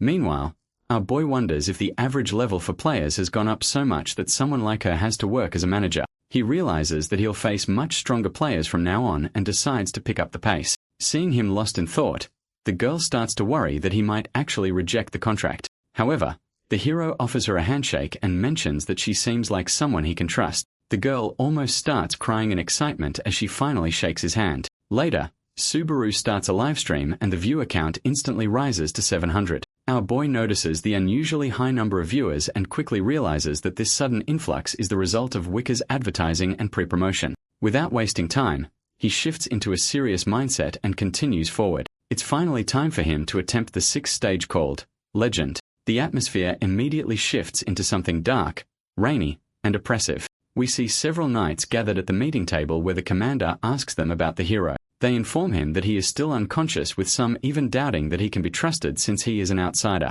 The skepticism grows as one of them suggests that unless the commander witnessed it himself, he may have been deceived. He even wonders whether the monster defeated was truly the boss or merely some grunt. The commander becomes furious at these remarks and scolds his men for speaking so disrespectfully about their savior. At that moment, the tent door opens and a knight enters with the hero behind him. Peleus rushes towards Subaru, warmly welcoming him. Our boy thanks him for his help and mentions that he can walk on his own now. The other knights watch him with suspicion, whispering among themselves that he does not look strong. The hero notices their gazes and confronts one of them, directly asking if he truly doesn't believe he killed the boss. Turns out that Wicca told him about a feature where his voice could only be heard by his viewers. He uses that to his advantage and starts farming in front of his viewers. This works well and everyone starts praising his confidence. Among the knights, grey-bearded guy named Dale steps forward and offers his hand. The hero shakes his hand and comments that this is their first meeting. The knight confirms it, saying that he was away protecting the village but everything still got destroyed. This surprises our boy since he has already killed the leader. Dale explains that long ago, the true titans waged a war against gods and were sealed away. The monsters he fought earlier were just their fragments. However, after he killed the boss, one of the ancient titans rampaged the village. The stream comments explode with shock as viewers wonder if this is even possible. Despite hearing all this, the hero declares that they are going to kill that titan. This makes Dale and all the other knights worried since it almost seems like a suicide mission. The leader suddenly interrupts with a shout and brings up an ancient legend about Millennium Mountain. He explains that a thunder shard is hidden at its peak and believes that only the hero is capable of finding it. Meanwhile in the village, the ancient titan continues to lead his army forward, destroying everything in his way. Turns out that the Titan boss was actually his son, and he now wants revenge by spilling the blood of every human he can find. From far above, Subaru's golden eye glows as he witnesses the scene from a distance. While pulling his horse back, he realizes that the Titan is looking for him. The commander told him that it would take 3 days for the Titans to reach this mountain, so if he couldn't find the shard by then, he needed to run away. Now riding towards the mountain, the hero realizes that acquiring the shard might be the whole point of this trial, since it's essential to defeat the Titan. Meanwhile, his viewers doubt that he can finish this in one try. Ignoring their comments, he quotes himself from the past, saying that there is no trial that cannot be cleared. The comments instantly catch it, noting that they have heard that line before. Only several mission requests also come in, offering to give him thousands of credits if he manages to kill the Titan. The hero feels relieved that despite his slip, he has not fully exposed himself. He tightens the reins and presses onward, cutting through heavy rain and rough terrain. At last he reaches the mountain's base, dismounts, and studies the cliffs, confirming that the thunder fragment must be hidden here. As he places his hand on the rock wall, he remembers his conversation with the commander, who explained that the lightning fragment is something mentioned only in legends. No one knows its true nature. It could be a power, an item, or even a person. The hero remembers asking how to obtain it, only to receive a frustrating answer that only the mountain's location and inherited legend are known. One thing, however, was confirmed with certainty. The one who wielded thunder in the past exterminated the Titans entirely. The scene shifts to Waka's home as she calls her boss to give him the good news. He laughs happily over the phone and remarks that she has finally become reliable. The girl pauses for a second as she realizes that he gave her a compliment. Her boss confirms it and mentions that he met with Hawkeyes and has something to discuss. Before he can even finish his sentence, she cuts the call and collapses onto her bed. After a long, exhausting day, she decides to reward herself by watching Subaru's livestream. Now that she has seen him in person, she can't control her excitement. While she watches, our boy repeats his famous catchphrase. The girl freezes in shock as she realizes that the actual Subaru used to say it all the time, 20 years back. Back on the mountain, our boy continues trying to break the rock wall while the viewers wonder if he has lost his mind. He continues striking the stone repeatedly, as if challenging the mountain itself to see which is harder. Rock fragments scatter, and with each blow energy begins glowing around his fist. Suddenly a massive crack forms and the rock split apart. Our boy lets out a smile as he realizes that he has finally found it. The viewers are confused and ask him if he is just going to brute force his way to finding the shard. Our boy knows that they cannot feel the same sensation of thunder that he is feeling. It's almost as if the thunder shard is calling to his thunder ability. He discovers a massive metal gate engraved with ancient symbols, sensing that whatever lies beyond it is the source of that power. Viewers wonder about the door size and how it can be opened without a key, but our boy simply decides to break it using his thunder ability. He activates the Wedge of Greed skill at level 3 to resist recoil and gathers thunder in his fist. Black and golden energy swirl around his hand as the hero chooses to answer the call of the power summoning him. Focusing all his energy, he unleashes a swift, devastating punch toward the gate. A massive golden explosion fills the area with a thunderous boom.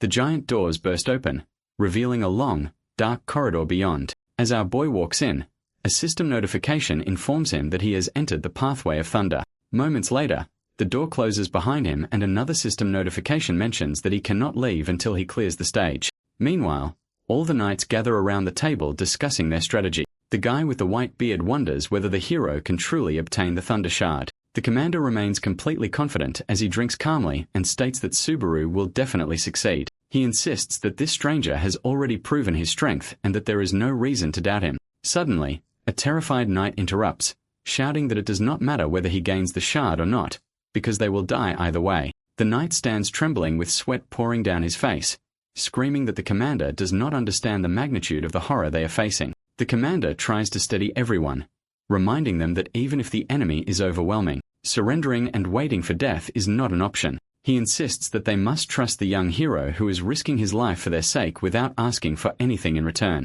However, the knight stares at him with eyes full of fear and mutters that such hopeful words are easy for him to speak. Before anyone can respond, a cup suddenly slips off the table and crashes to the ground. At the same moment, a violent earthquake shakes the tent, instantly changing the atmosphere. A soldier rushes inside, shouting that the Titans have finally arrived. The moment those words are spoken, Pelias and the other knights fall into stunned silence. The scene shifts back to Subaru as he walks through a barren, rocky cave, quietly questioning what the trial truly demands from him. The viewers observe the strange emptiness of the cave, noticing the complete absence of monsters or visible dangers. This only deepens their confusion. The hero's golden eye glows with sharp insight as he realizes something important. Thunder, he understands, moves too fast to be seen. With this realization, the situation finally makes sense. He concludes that this trial is not meant to be overcome using the 5 senses, which is why nothing can be seen. As our boy closes his eyes to focus, he begins to sense a powerful but dormant energy of thunder deep within the cave, as if it is calling to him and pulling him forward against his will. Suddenly he bends down, picks up a rock, and throws it forcefully ahead. He knows that there is invisible lightning dispersed in the air, and it will only get stronger the further he goes. The rock begins to crack and break apart as electric charges react violently to it. Thunder realizes that he has no choice but to go deeper in the cave. This means that the trial is likely a test of his endurance in which failure will likely result in his death. With that understanding, he forces himself to run deeper into the cave, pushing his body through the unseen storm. As he advances, a 100-credit donation appears, sarcastically questioning what he is even afraid of. More messages follow. One offers 1,000 credits. Another warns that the thunder skill he gained could disappear. Even under such extreme pressure, our boy takes the time to thank his supporters and presses on. The scene then changes to that same wooden cabin in the forest. We see Shu relaxing on a couch watching a livestream until Raina suddenly enters the room, startling him so badly that he nearly jumps. Sensing her presence, he hurriedly hides his device. This makes her suspicious, and she asks if he is watching something inappropriate. The guy awkwardly denies it, claiming to be tired, but the girl clearly does not believe him. She sits beside him and jokingly makes strange remarks, which only makes him more flustered. While eating bread, Raina casually admits that she stopped watching the stream after he asked her to, but now she is bored. Hearing this, he gets visibly upset, and she asks if he has a problem with her sitting there. Shu starts yelling out of nowhere and shouts that she is twisting his words. In reality, he is just trying to shout over Subaru's voice in the livestream. After successfully muting the audio, he finally stops yelling, but the girl gets up and decides to leave. He tries stopping her to not seem suspicious, but she ignores him. After she exits the room, he sighs and opens the livestream once again, wondering if this streamer is actually the real Subaru. Nothing about his seems exactly like him, except for his eagerness to earn credits. While he is distracted by the stream, Raina gently taps his shoulder and gives him a death stare, asking if he really thought he could hide it from her. Back inside Millennium Mountain, our boy continues walking along the path of thunder. Sweat pours down his face as he stands amid an electric storm. With each step, the energy around him grows more intense and his progress finally reaches 2.3%. As he raises his arm, he senses a familiar energy, one which he had experienced countless times in his past life. Even though the hero has a long way to go, the progress bar helps him determine where the finish line is located. Covered in wounds and under immense pressure, the hero decides to completely ignore the chat since he can't read it anymore. Our boy knows that he must reach the finish line, but he is aiming even further than that. The scene shifts to Hawkeye's studio where he watches the stream across multiple screens. He recalls his conversation with the department head, who suggested collaborating with Subaru. The analyst wonders how long it has been since John personally managed a project.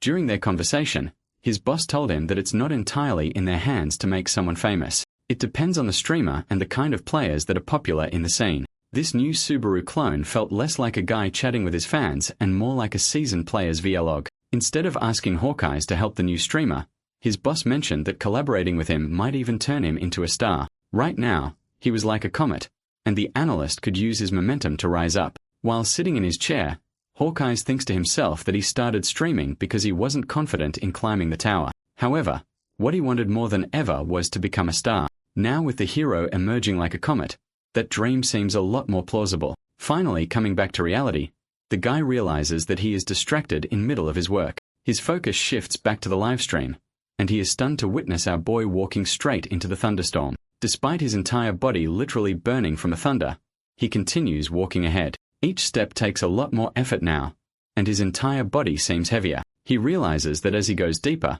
the thunder will run more deeply into his body. At this point, the intensity of thunder is enough to run through every thin pulse in his body starting with Ren and Ju meridians. As his progress finally reaches 20%, a system window appears informing him that the thunder has started to take root in his body, increasing his mana. The Ren and Ju channels are the body's central pathways, while micromeridians are the tiny vessels that connect the entire body. As he walks through the storm, energy flows through every part of him. Opening the micromeridians means that his internal energy now reaches every corner of his body. The hero is basically using a shortcut right now, since normally, body purification is done slowly using one's own mana. Relying on external lightning may speed up the process, but it also brings unimaginable pain. Meanwhile, in Wicca's dark room, she stares at her phone screen in shock, unable to look away from a livestream. She mutters in disbelief that he is trying to open his micromeridians by relying on an external force. Even though he appears to walk, she knows that the pain must be unimaginable.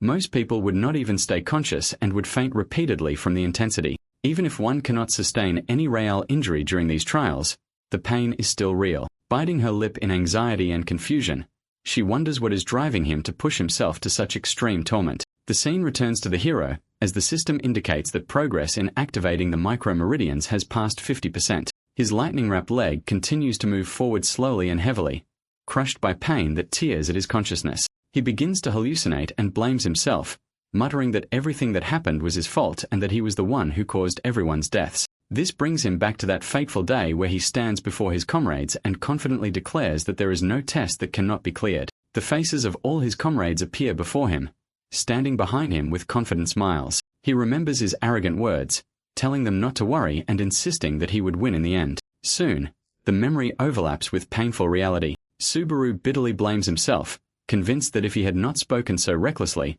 things would not have turned out this way. Suddenly, he remembers what Itsuki told him before betraying him, and starts running forward thinking that it's all his fault. Unfortunately, his body can only take so much and he falls down. The scene shifts again, and our boy finds himself walking through a sunny green field under a clear blue sky. He wonders in astonishment where he is. A gentle breeze brushes through his hair, and he notices a group of people sitting peacefully under a large tree on the horizon. His eyes widen as he recognizes them one by one. Subaru runs toward them with eagerness and hope, wondering if the nightmare and deaths were nothing more than a bad dream. With a bright smile and tear-filled eyes, he convinces himself that this must be the true reality. However, when one of them calls his name, their features suddenly become terrifying and distorted. They shout accusations at him, claiming that he truly led them to their doom, and one of them cries out that he never wanted to die. The hero stumbles back in extreme horror, calling their names in a trembling voice. Unable to believe the sudden transformation, Nino appears before him with a torn body, asking him why he couldn't save her despite talking big all the time. The scene turns into a living hell. The bodies and souls of his comrades surround him with flames burning all around. He screams in panic as all of them get swallowed by the darkness and he fails to save them once more. Suddenly, he returns to cave, gasping for breath with blood flowing from his mouth. He realizes that everything he just saw was nothing more than a hallucination caused by the thin pulse penetration. A system window appears, announcing that the penetration progress has reached 97.87% and that the thunder is taking root inside his body, granting him an additional mana point. Bro curses the guy who designed this trial and thanks them at the same time for reminding him why he is still alive. As yellow lightning sparks fly around him, he sees Itsuki's image smiling at him, like a reflection of his sworn enemy. The scene shifts to the village, now plunged into total chaos. An army of titans storms the arena as villagers and knights desperately try to repel the attack. Seeing them is a massive titan who appears to be their true boss. Seeing him makes the knights tremble in fear as they realize that the hero isn't here to save them this time. Amid the panic, the commander shouts that their savior will definitely return. He angrily scolds his soldiers for doubting the man to whom they entrusted the village's fate, even if they do not know his name. Dale places a hand on his shoulder and firmly reminds everyone that before blaming others, they must remember that protecting the village is their duty. Drawing his sword, he declares that knights are not the ones meant to be protected, but those who provide protection. He courageously advances toward the battle, calling on his men to fight and die as true knights. Peleus and the others follow with a war cry. Meanwhile, our boy has finally reached a glowing sphere filled with thunder, and his progress is at 99%. Even though he isn't sure what it is, he knows it must be the goal. Suddenly, his fatigue index rises to 97, and blood seeps from his eye beneath the mask. Even so, he pushes himself to take one final step. Ignoring red system warnings, he launches himself toward the target with a powerful jump. Back on the village battlefield, Dale charges into a direct clash with the giant boss. Moving with incredible speed, he slashes the monster in its leg. While the titan is distracted, the commander shouts for him to leave the rest of him and charges forward with all his strength. Leaping high into the air, he aims his sword at the titan's weak point and delivers successive, energy-charged strikes that split the monster apart. The beast releases a final roar as its blood sprays through the air and its massive body collapses to the ground. Joy spreads among the soldiers as they cheer in victory, celebrating that they have finally defeated the monster. They surround the lifeless corpse, stomping it in anger and vengeance. On the battlefield, Peleus breathes a sigh of relief, believing that the greater danger Dale warned them about has been avoided and that they can finally relax. However, the old man denies it, saying that he was talking about another titan. Behind them, the other soldiers continue laughing and exchanging congratulations, when all of a sudden a massive titan foot descends from the sky and crushes them instantly. The old man stares at the titan in shock and declares that he was the one he warned them about. Meanwhile, inside the thunder trial, the progress indicator reaches 99.99%. The hero stretches his hand forward through the golden storm and grabs the energy sphere tightly. He swears to make his enemy beg for forgiveness in hell. As the system announces 100% completion, Subaru stands amid an explosive aura, directing his killing intent toward Itsuki and vowing to take his head as proof. Golden lightning erupts violently, flooding the area with blinding light. Our boy stands there, gasping heavily, whispering that it is finally over. However, he soon gets another powerful shock as the system announces the completion of the penetration process. As a result, all of his attributes and skills also increase. Subaru complains that he should have received a warning before the second shock and collapses on the ground. With this, he gets another system notification informing him that he has successfully cleared the 6th stage.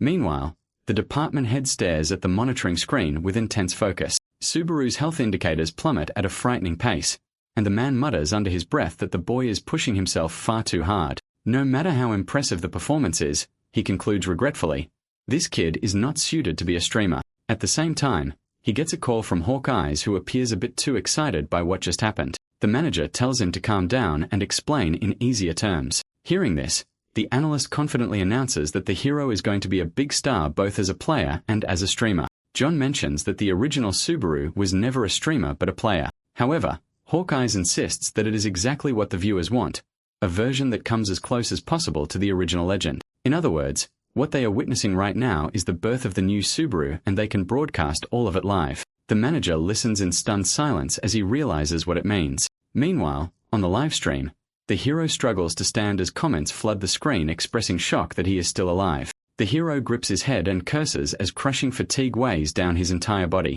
He opens his status window and pauses when he sees his fatigue index has dropped to 81. This makes him a bit relieved since his fatigue went down as a result of his stats going up. Despite the messy final strike, he still considers this a win. After receiving all the credits from his assigned mission, our boy manages to reach around 20,000 credits. He considers it decent. Opening the skill store, however, he frowns when he sees that upgrading Wedge of Greed requires 40,000 credits. This makes him wonder if he'll get enough credits after taking down the massive titan. Subaru looks down at the glowing golden sphere resting in his palm. Instinctively, he knows this is the key. An information window appears, identifying the item as the Thunder Spear, a legendary non-tradable weapon carved from ancient lightning. It can unleash a single devastating strike before disappearing completely. Subaru stares at it in disbelief. Legendary items like this rarely appear, especially on lower floors. He also notices that it does not resemble a spear at all. Opening his inventory, he reminds himself that high-rank items often change shape depending on conditions.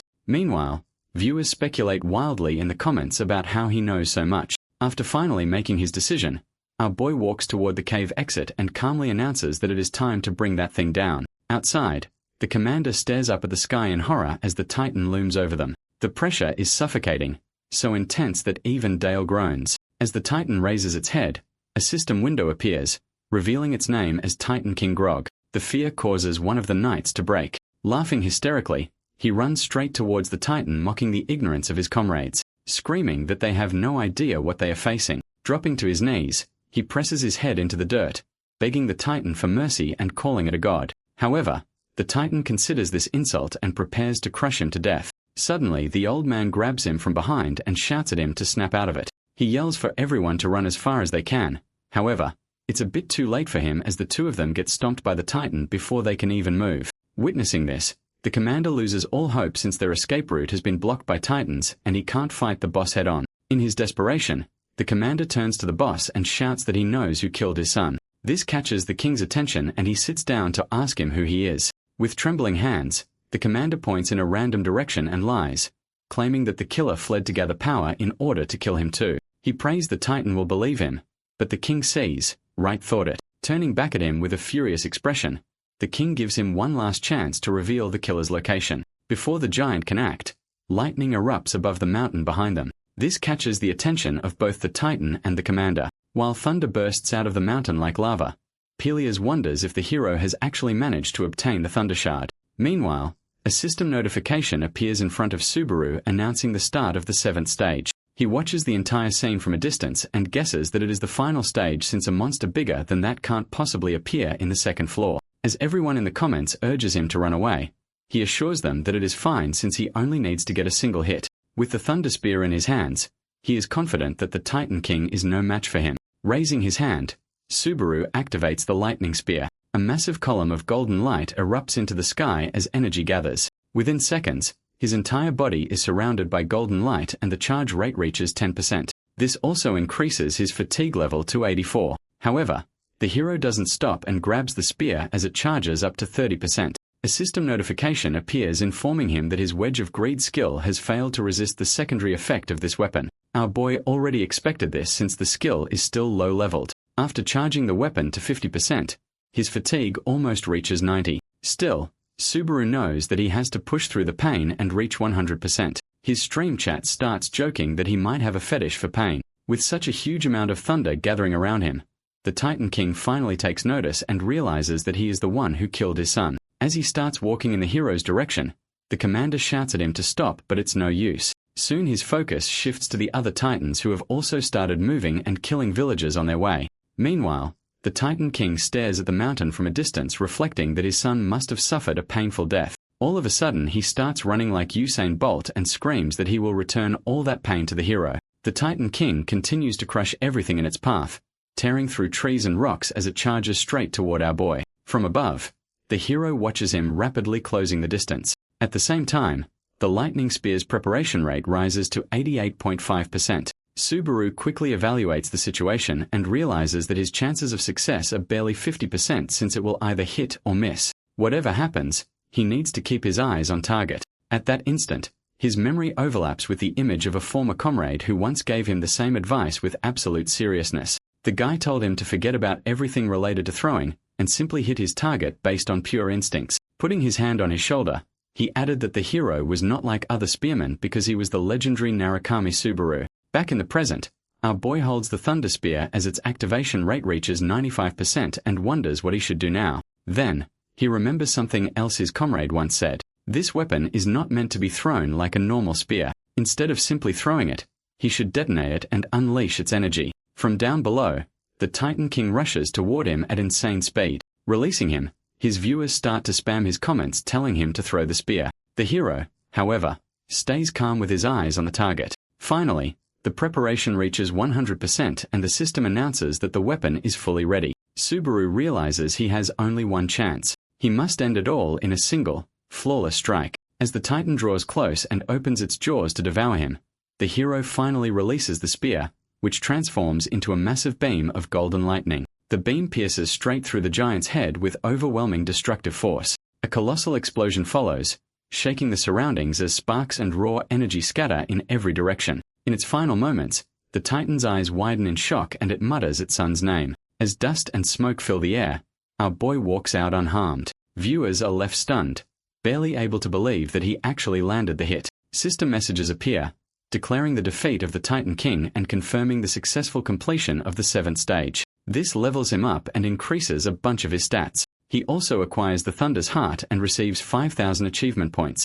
Our boy looks at the glowing golden jewel in his hand and wonders if this is truly the Thunder Heart. Suddenly, sharp pain grips his body, squeezing him tightly as his vision blurs. In the next instant, he finds himself in a strange place beneath a purple sky, standing on a reflective water surface that mirrors his image. Confused, he wonders where he is. Behind him, he senses the presence of a massive and mysterious entity looming on the horizon. He tries to move or speak, only to realize in horror that he is completely paralyzed and unable to make a sound. Multiple strange system windows appear around him, repeatedly displaying a disturbing message stating that an unknown entity is staring at him. Sweat pours down his face as he tries to understand what is happening and whether the entity is trying to tell him something. Suddenly, the strange scene fades, and Subaru returns to reality. A system message announces the start of the main scenario, Thunder, and indicates that the Thunder Heart can be used to search for clues in the village.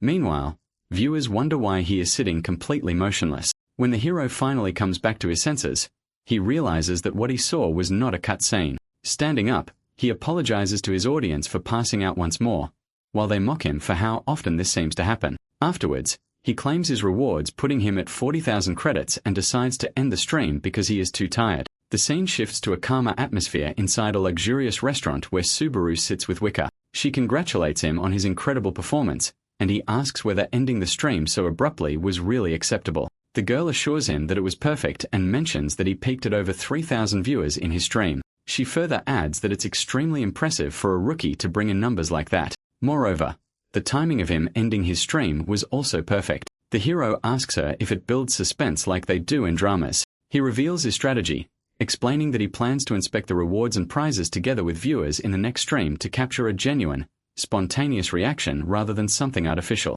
Wicca is surprised as she realizes that he understands the rules of the game far better than expected.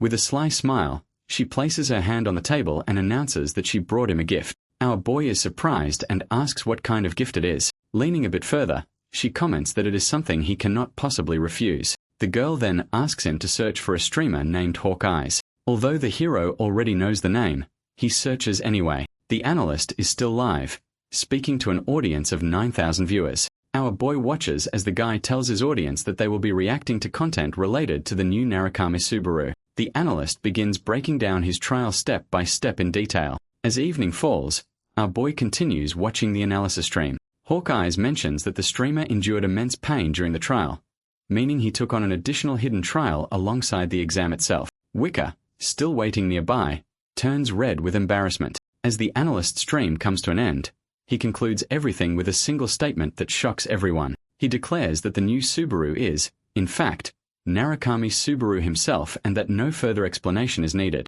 The hero is slightly stunned and wonders whether his manager thinks the same. Suddenly, she nervously asks why he started streaming in the first place. She feels it must be for something bigger than just money. However, The hero shocks her by stating plainly that money is the only reason. Feeling embarrassed by the anticlimactic answer, she apologizes for her strange question and quickly changes the subject back to the gift she brought. She pulls out some documents and explains that Hawkeye's is also affiliated with Azure Sky. He has been under contract with them for 6 years and is a trusted streamer known for his analysis-style content and solid fanbase. Smiling, she explains that all revenue from his recent stream and future content related to the hero will be split 50-50. At first, Subaru is confused about who the split applies to, but she clarifies that the split is with himself, since the analyst is using his material. This includes ads, donations, and archive content. The hero is stunned and remarks that good things keep happening since signing with the agency. This makes the girl flustered and he adds that to him.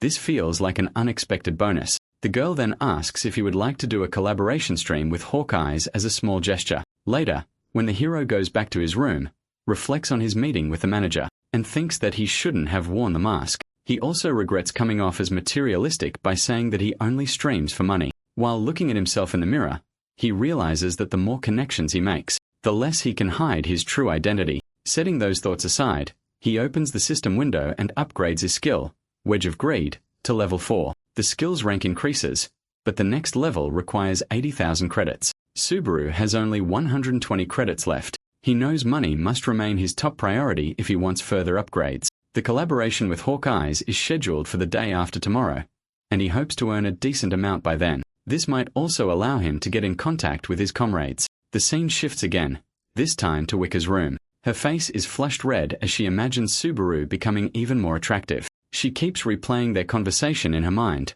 repeatedly punching her pillow, and feels certain that an incredible secret lies behind that stylish mask. The girl even imagines the hero telling her that ever since meeting her, good things keep happening to him. That thought becomes the final trigger. She punches her pillow so hard that it tears apart. In her excitement, Wicca mutters that the hero is a man full of secrets, and says that he looks even more charming in real life. Meanwhile, in the 7th floor, we see a buffed guy working out in his private gym while Hawkeye's stream plays in the background. His statement about the hero being the original Subaru immediately irritates the man watching, and he starts wondering who this analyst is. Standing nearby is another man who explains that he is a streamer called Hawkeye's with a decent following. The man exercising turns out to be Kurokawa from the Blue Zone Guild. He mentions that he also tried entering the streaming space. His assistant advises him that instead of focusing on the analyst, they should pay closer attention to the new Narukami Subaru being mentioned repeatedly during the stream. Kurokawa dismisses the rookie at first,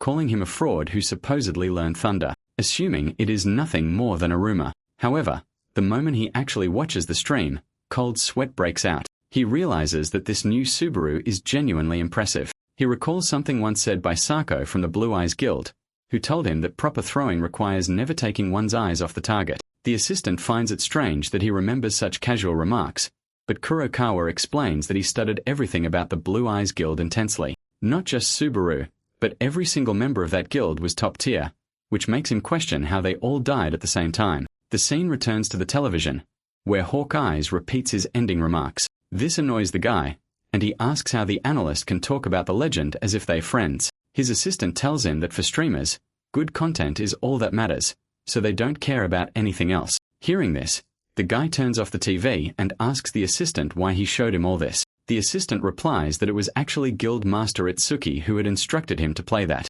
He also points out that thunder is the symbol of the Blue Eyes Guild, which was the predecessor of the Blue Zone Guild. Intelligence suggests that the new Subaru is obsessed with money, and the guild plans to buy him out. A crate appears, and the assistant removes a cloth covering its contents, revealing stacks of gold bars. Kurokawa is left shocked after seeing all of this, and wonders if the guild even possessed that much money to begin with. The scene shifts back to the tower as the 2nd floor trial restarts. The commander orders soldiers to gather all injured people in one place, prioritize critical patients, and distribute medicine once they are stabilized. When he notices footsteps, he turns and becomes visibly relieved to see the hero returning, fully conscious at last. Pelias has been deeply worried, remembering how Subaru collapsed in front of the village. Our boy reassures him that he is still dizzy but functional, and wonders if they can talk later at the hotel, as there are things he wants to ask. The commander agrees readily and bids him farewell. Meanwhile, the viewers begin shipping the two of them, and even congratulate them on their future wedding.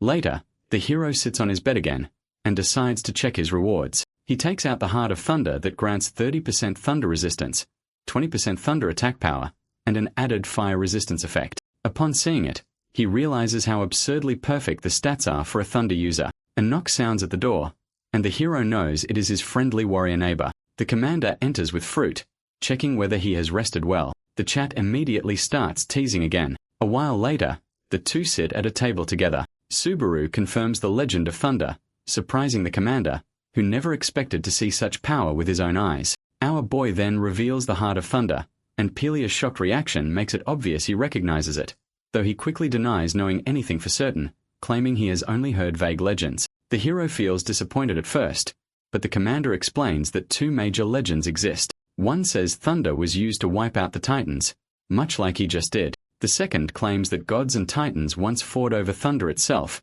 and the Titans ultimately lost. This leads our boy to realize that the Heart of Thunder must have been artificially created, not a natural phenomenon. Though the commander does not know who created it, he believes that it was created to let humans wield the power of thunder, and the reason humans needed that power was to stand toe-to-toe with the gods.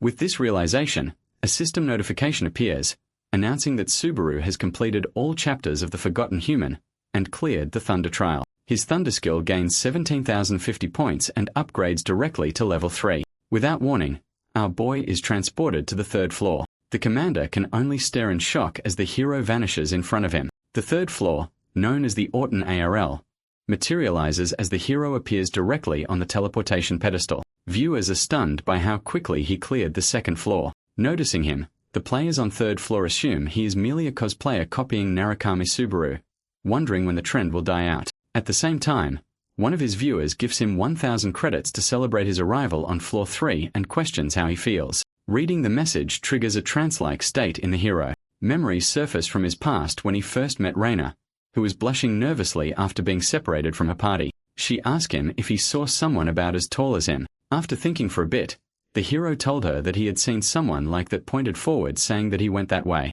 The girl got excited hearing this and started running. As he watched her leave, she stopped in the middle of the road, not knowing which way was to go further. Seeing this, the hero walked up to her and offered to help her find her party since he didn't have anything else to do anyway. The girl thanked him sincerely and introduced herself as Kyoka Reina. The hero looked back with a smile and told her that he was Narukami Subaru. Thinking back at all of this now, he wonders if all of his comrades would still be alive today if he simply pointed the way for her and left. While he stands there, the same viewer donates once more and urges him to share his feelings. Subaru looks up at the sky and reveals that he feels like he lost something important. Seeing this, one of the viewers jokes that he is talking about losing the commander. With this, the hero puts down his phone and reveals that he will be collaborating with Hawkeyes for his next stream. His viewers aren't happy to hear that he is ending the stream, but it can't be helped. The scene shifts to a luxurious hotel on the third floor, where the hero waits. He hears the familiar voice of the department head apologizing for the delay and explaining that Wicca is on her way since it takes more time to move up different floors. The department head introduces himself as John Tail from Azure Sky Entertainment. Seeing him, our boy asks if he is the nagging boss. This catches the man off guard and he asks what he means. The hero quickly decides to move on and says that he has heard a lot about him from the manager. After sitting down, the department head mentions that he usually doesn't meet streamers in person, but the manager only ever praised 2 players in her life, so he got curious. As the hero looks at him in confusion, John reveals that the first person is obviously Narukami Subaru, so it shocked him when he found out that she took interest in someone using that same name. As our boy nervously laughs, the guy gets serious and asks if he is interested in the Blue Eyes Guild. The hero flinches after hearing this name, and the department head mentions that he had something related to the guild that he wanted to share. Taking out a phone from his pocket, he shows Subaru the grand prize for winning the tournament that takes place 5 days from now. Seeing the price somehow makes our boy furious, and he almost unleashes his thunder ability. Meanwhile, Reina stares at her screen as Subaru's live stream ends. She sighs and decides to head over to Shu, wondering if he has finished the job. After walking for a bit, she finally finds him and asks if he is done. The guy turns back and reveals that he was done a while ago. When she asks why he is still here, he mentions that he is thinking. We then see a bunch of players frozen in front of him as wonders if he should kill them or let them go. Reina tells him that he needs to kill them since they already know who sent them. Still, Shu isn't entirely sure why Itsuki would send small fries after them, so he was thinking. Seeing him conflicted, the girl uses her ability to summon hundreds of knives from the ground and aims them at the frozen soldiers. The guy shouts at her to stop, but it's too late as the knives destroy every last soda in front of them.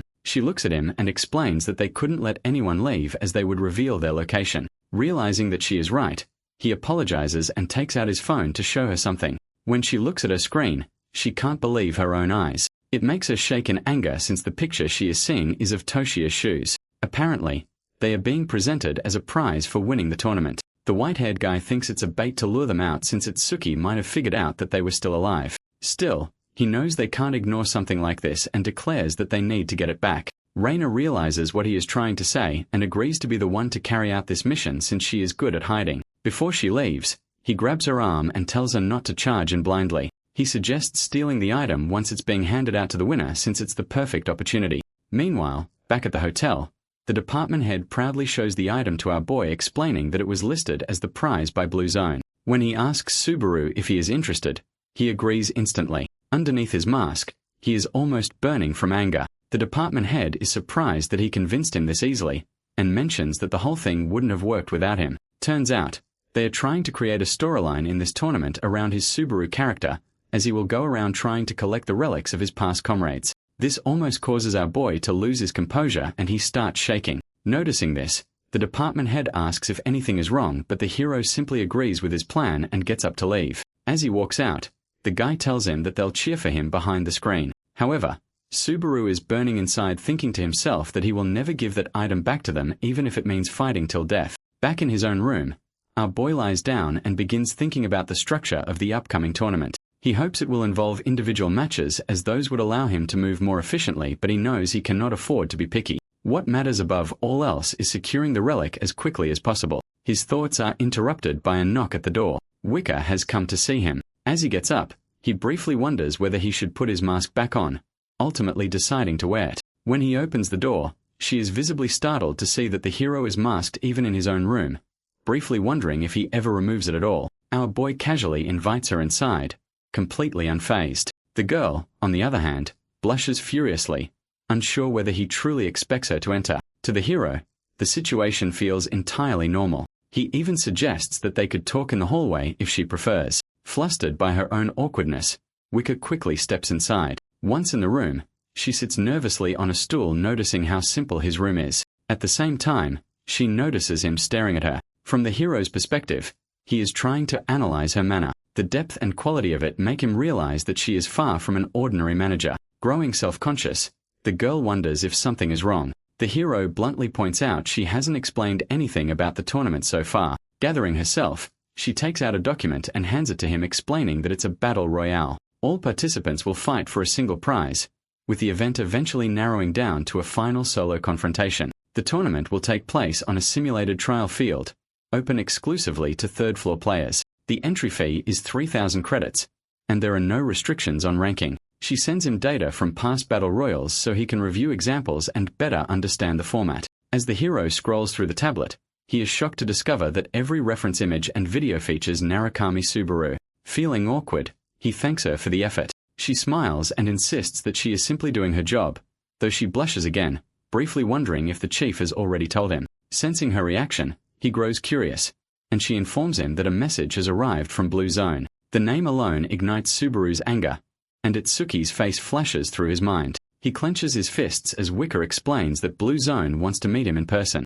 Our boy finds it hard to believe that the Blue Zone leader is already making a move. The girl looks disappointed as she suspects that Blue Zone intends to negotiate, likely offering better pay, benefits, and conditions. However, the hero simply tells her to ignore them, which brings a smile back. Subaru clarifies that he has no intention of joining Blue Zone or any adventure guild at all. Overcome with relief, she leaps up and celebrates. Before leaving, she advises him to rest well and recover before the collaboration begins. The hero watches her celebration in confusion, unable to understand why a regular employee would be so emotionally invested. Still, he knows instinctively that Wicca is anything but ordinary. The scene then shifts to a massive stadium, where John stands with Hawkeyes. The chief reads his screen and realizes that today's project will be a talent comparison test between the original Narukami Subaru and the new one. The analyst asks him if he likes his idea, and the chief praises him for being too straightforward as it can lead to backlash if it fails. Hawkeyes remains unfazed,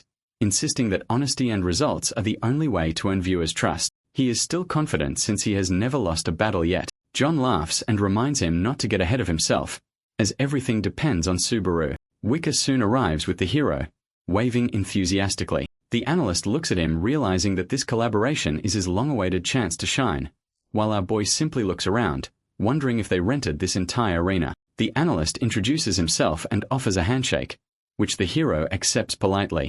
Hawkeye's remarks that meeting him feels no different from meeting the original, and expresses disbelief at meeting the trending streamer. While the analyst glazes our boy, the chief interrupts and suggests doing it on stream since viewers might like it. Once the stream begins, viewers flood in almost instantly. Within minutes, the count surpasses 12,000, then 14,000.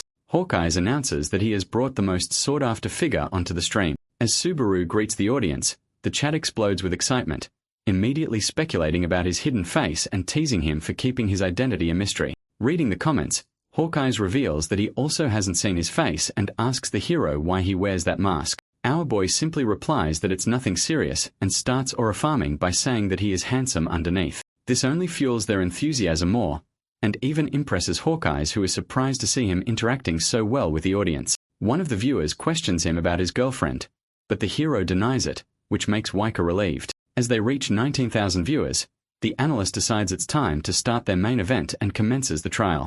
We see hundreds of dummy targets preparing to fight the hero, as Hawkeyes explains his reasoning for choosing this trial. The first reason is that the trail is ideal for measuring control. The second reason is that the original Subaru scored is the top scorer in this trial, which makes for a perfect comparison test. Before the trial begins, donations start coming in asking the hero if he can truly finish this. Our boy casually stands there declaring that if he didn't believe he could do it, he wouldn't be here in the first place. The leaderboard displays the target number of robots he must defeat. The original Narukami Subaru's record stands at 43. The chat buzzes with excitement, wondering how this Subaru will perform against such a high benchmark and whether he can break the record in a single attempt. The hero glances at the leaderboard, looking at the record he once set himself. Credits begin pouring in again. Viewers challenge him to defeat 43 robots in one run for 10,000 credits, or reveal his face if he fails. Our boy hesitates and initially refuses. However, as more viewers contribute credits and the total gets a bit too high, he changes his mind. Meanwhile, some viewers complain that a 50-50 revenue split is unfair since Hawkeyes is not taking any risks. Realizing they are right, the guy decides to give Subaru all the credits earned from this challenge. With this, the event officially starts. He activates a stopwatch, and a 3-minute timer begins. The robots surge forward as our boy stands calmly in place. He activates his thunder skill, and black lightning engulfs his entire body. As the robots jump toward him, he rebounds off one of them, grabs it mid-air, sends a violent electric impulse through its core, destroying it with a single strike. The chat erupts in shock. They cannot believe a high-grade robot fell in one hit since he didn't even use his demonic blade. Even Hawkeye is impressed, since this is his first time seeing the thunder ability in person. Subaru then draws his demon blade and begins targeting multiple robots at once. He hacks and slashes with terrifying efficiency, combining his thunder skill with the expertise of his past life. With 2 minutes and 40 seconds remaining, several robots are already destroyed. At this pace, he might even reach a total score of 70. However, the viewers add that it's going to get harder from here on. With 2 minutes remaining, he enters another killing spree, slicing through enemies without hesitation, as if cutting through butter. Viewers witness a recreation of the original Narukami Subaru's iconic aerial combat scenes. It feels less like a trial and more like a performance, with our boy controlling the battlefield like a ringmaster. Still airborne, he charges his demonic sword while the robots prepare their third wave. The timer keeps running as he drives his blade into the ground, releasing black lightning that chains through multiple enemies at once. With 1 minute and 20 seconds left, our boy manages to get 26 kills. The chat is completely divided. Some believe he will only reach second place, while others think he might actually surpass the original record. Rika watches in pure fangirl awe, and Hawkeyes can hardly believe what he is seeing. He notices something unusual but chooses not to interrupt Subaru mid-challenge. With only 13 seconds left, the kill count reaches 41. The hero shows no signs of exhaustion as the robots grow increasingly lethal, clearly attempting to kill him this time. With 5 seconds remaining, 42 robots fall. Our boy knows he needs just one more. Spotting a dual sword robot, he targets it instantly and destroys it with a single strike before time runs out. The kill count stops at 43, and with this, the system announces the end of the trial. The record updates, placing both Subarus tied for first place. Over 38,000 viewers witness the moment live. The chat floods with mixed reactions of excitement, disappointment, and disbelief. The analyst rushes toward him, stunned that the hero has tied with the original Narukami Subaru. Nervously, he asks the chat for their thoughts, and viewers celebrate by sending even more credits. Some even question if this is truly a collaboration, or if Subaru is carrying everything alone. Suddenly, someone named Reinhard sends him 10,000 credits. The analyst freezes in shock, and the chat begins wondering if this is the legendary one/swordsman. The guy continues sending credits, and even admits to be inspired by this new Subaru. Our boy, however, feels a bit uneasy, wondering if he has found out about what he did to his son. Suddenly, the one/swordsman sends another donation asking the hero if he would collaborate with him. When Subaru looks toward his manager and John, both signal that he should accept no matter what. He unexpectedly rejects the offer, telling him that he needs to focus on the trials for now. The decision nearly gives Hawkeye's a heart attack. Wicker and John are equally shocked, while the chat spams question marks in confusion. The other two are also equally stunned. Our boy simply apologizes and mentions that he is a bit tired to continue, so they should wrap it up fast. Without waiting for an answer, he prepares to leave. As he passes by the chief, he asks him why he refused the offer since it's extremely rare to get collaboration with rankers. The hero simply replies that if being a ranker is such a big deal, then he will become one himself. These leaves the two of them speechless. At the same time, Hawkeye walks over praising our boy for his incredible performance. He tells him that he will receive his cut once the revenue comes in. However, there is something on his mind. Looking at the hero, he asks if he is hurt or anything since he seemed a bit different while he was fighting earlier. Subaru realizes that the guy is sharp since he tried hiding it well. He decides to come clean and explains that losing or whining to the real Subaru would have given him no benefit. All of this hype is around the question that whether he can beat the real Subaru. If he won, he might have attained temporary boost, but it would kill the hype. Similarly, if he lost, people would call him a fake. Tying the score was his only option since it allowed him to keep the hype alive. Hearing all this, the analyst asks him if he could have won if he wanted to. Our boy stays true to his earlier words and tells him that it all depends on what they think. The scene changes to a red-lit office where Reinhard, the infamous one/swordsman, explodes in rage. With sheer physical strength, he smashes a heavy table in half, revealing his fury over Narukami Subaru's recent actions. Ranked 121 and serving as the guild master of the prestigious Golden Lion Guild, Reinhard is unaccustomed to defiance, especially from a rookie streamer. Hearing all this voice, his assistant comes in and asks if there is something wrong. The guy mentions that it's the hero and explains that he turned down his offer. He had intended to use the collaboration to humiliate him publicly and silence rumors that he was surpassing the original. The wasted credits mean nothing to him. What truly enrages him is the insult to his pride. Hearing all this, the assistant picks up his phone from the ground. Reinhard then asks him about the matter he assigned to him earlier. The guy starts scratching his head and explains that they are still searching for his son. When the assistant cautiously suggests that it is not unusual for someone Isaac's age to disappear briefly, Reinhard snaps. Using psychic power, he lifts the guy by the neck, choking him midair and accusing him of mockery. Unable to even apologize, the assistant nearly suffocates before the guild master throws him aside, slamming him into a wall and causing severe injuries. As he looms over him, he coldly questions when servants began choosing which orders to obey. Terrified, the guy begs him for forgiveness and promises to resume the search at once. The scene then shifts to Waker, who gets a call from her boss, John, whose contact name in a tablet is tellingly saved as Nagging Boss. Clearly unenthusiastic, she gives him minimal responses. The guy complains about her attitude and wishes she would talk to him the way she talks to Subaru. Ignoring all this, she asks if he called her about Reinhard's collaboration proposal. Her boss confirms it and mentions that the hero cannot afford to refuse such an opportunity. He asks Waker, as Subaru's manager, to convince him to reconsider. However, she refuses, explaining that the hero prioritizes climbing the tower over collaborations, and for a player, that mindset is valid. This makes her boss mad and he starts arguing with her, but she quickly cuts the call. Although she refuses to admit it, she knows Reinhard's offer is a massive opportunity, so she decides to give it one last try. As the girl knocks on Subaru's room, she is surprised to see him opening the door almost immediately. Once again, she wonders why he always wears a mask. Our boy explains that it makes him feel more comfortable for now and asks if she is also curious about his face. This makes her nervous and she starts explaining that it makes him feel closer to the actual Subaru. Hearing this, The hero asks her why everyone is so obsessed with Narukumi Subaru.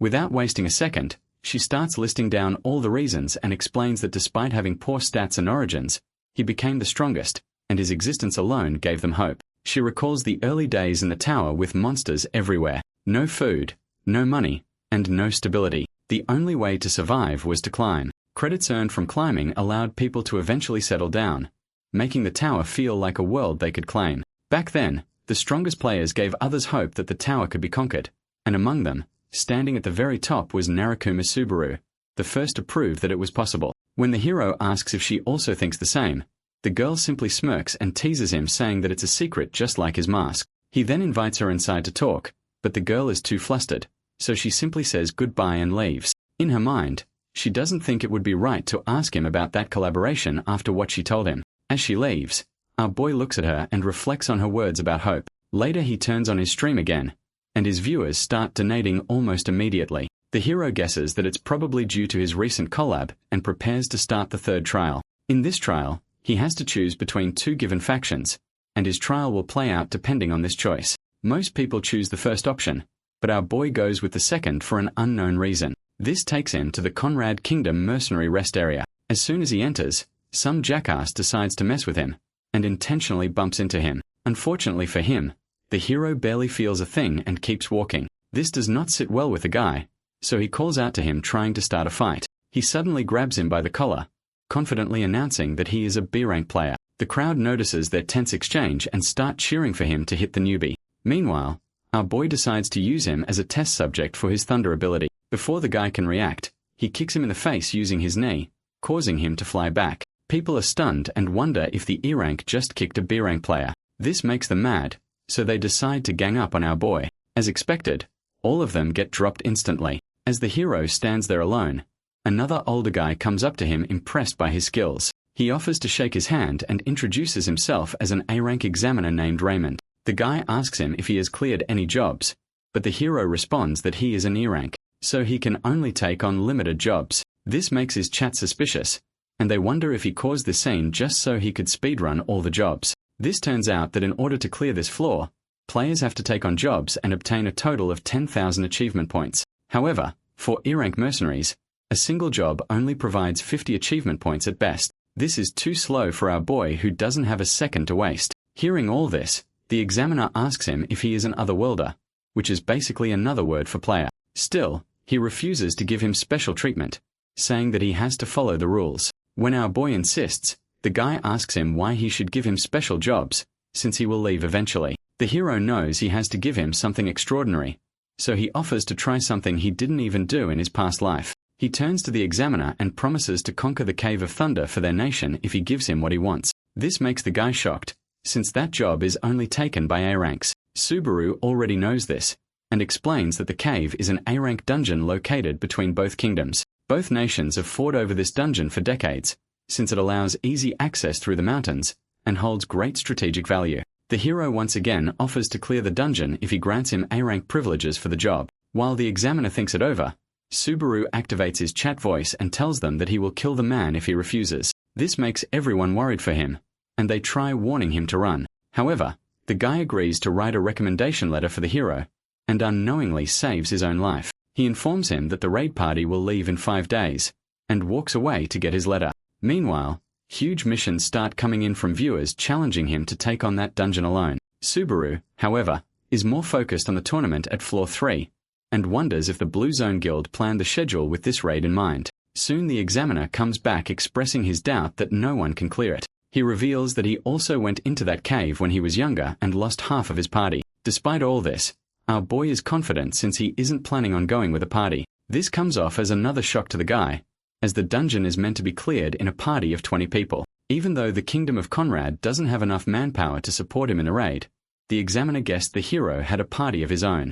Our boy straight up dismisses it, saying that he doesn't have a party, at least for now. The scene then shifts to a mountain where we see Raina watching his stream. She gets upset when he finally decides to end the stream since she was planning to kill time until she reached floor 3. This makes her laugh as she realizes that the guy really acts like the real Subaru. He also did what he wanted without caring about what other people said. While putting her phone away, she thinks about the tournament, and realizes that this streamer will also be participating in it. This makes her excited since it'll give her the opportunity to talk to him in person. However, she hopes he doesn't win. We move back to 3rd floor, where our boy walks around the streets with Wicca. She also mentions how he acted almost the same as the original Subaru in today's stream. If he simply took the normal jobs, his stream wouldn't feel so special. The hero simply tells her that it's all thanks to her advice. While they talk, she asks him about what he is planning to do next. He reveals that he is going to hunt until the tournament date so he can level up a bit. In his mind, he wants to utilize this opportunity to better test his limitation with the Thunder ability and the Thunder's Heart. If he wants to obtain that prize item, he needs to be fully prepared. The scene changes once again, and we see a Blue Zone player named Genzaki Noto walking through the streets in anger. He is mad since he has to go in person to meet the hero, which makes him feel like his servant. After entering the bar, he notices John sitting at a table. As the two of them sit, the chief asks him if he had something to discuss with one of their streamers. The Blue Zone guy appears annoyed and asks him about Subaru. John simply tells him that he is out on some other business. This makes the guy even more mad, and he asks if the hero doesn't consider this important. The chief reminds him that they have already conveyed the feelings of their streamer, so he didn't find the need to come here. Still, Genzaki insists on meeting him personally. When the chief refuses once more, he grits his teeth and asks if he doesn't want him to meet the streamer. He slams the table and yells that they are just trying to keep their golden goose. According to him, the new Subaru would be better off with a major guild like them instead of being a streamer. John keeps a calm smile on his face and comments that streamer these days make the same amount of money as top players. Genzaki asks him if he is really trying to make an enemy off their guild, but the chief simply tells him their company prioritizes the wishes of their streamer above everything else. As the guy starts threatening him, John decides to lock in and momentarily releases massive amount of mana telling him to get lost. The Blue Zone player almost freezes in fear and gets up asking if he is really talking to him in that tone. Instead of answering, the chief simply points him to the door. The guy continues threatening him while he walks away, and the chief jokingly calls him scary. 3 days later, we move to a floor 3 dungeon called Sky Serpent's Nest. Subaru stands before a massive vicious serpent with blood-stained fangs and glowing crimson eyes. Without hesitation, our boy draws his demonic sword, channels thunder into it, and unleashes a powerful slash across the serpent's face. The beast hisses in pain, but before it can properly counterattack, the hero strikes again, inflicting even greater damage. Staring at the serpent, he comments that it's enough for the test run. In the next instant, he leaps forward to finish things up. As the serpent opens its mouth, the hero channels thunder once more and collides with the beast, flooding the dungeon with blinding lightning. When the light fades, a system notification announces that the Sky Serpent boss has been defeated. Subaru levels up, gaining 1 point each in strength, stamina, and concentration. The scene shifts to him sitting atop the serpent's lifeless body, staring at a glowing, crimson fang in his hands. He wonders if it could sell for 10,000 credits, recalling that it was worth that much even 20 years ago. Setting it aside, he opens his status window and sees that he is now level 35, with strength, stamina, and mana at 36, speed at 33, and concentration at 30. He is stunned to realize he has gained 9 levels in just 3 days. Remembering that his comrade is waiting, he decides to wrap up. The scene shifts once more to Wicca, who excitedly waves at the hero. Realizing her expression, he asks if something good happened today. She glows up even more, asking him if he has seen it. Our boy stares back in confusion, trying to figure out what she is talking about. He finally realizes that she is talking about the collab video and apologizes, explaining that he is too busy grinding to watch it. The girl repeats that it's fine, since it's exactly how the real Subaru acted. She then reaches into her purse and hands him the revenue statement from his collab streams. Our boy is shocked to see that he made almost 50,000 credits. Wicca reveals that there was another reason she came to see him today. Now genuinely interested, he listens as she explains that she knows someone named Kiyoharu, a man obsessed with gambling, and through him she learned that there is a form of gambling where people place bets on players, predicting who will win. Players with higher chances of victory offer lower payout rates, meaning the returns are smaller, but far more reliable due to their skill. What shocks the hero is discovering that his own current payout rate stands at 6.1 times. Another player has odds of only 1.2 times, making him the absolute favorite. Curious, he asks who this person is. Wicca reveals that his name is Omar Schneider, a Blue Zone player who has been stuck on the 3rd floor for 10 years,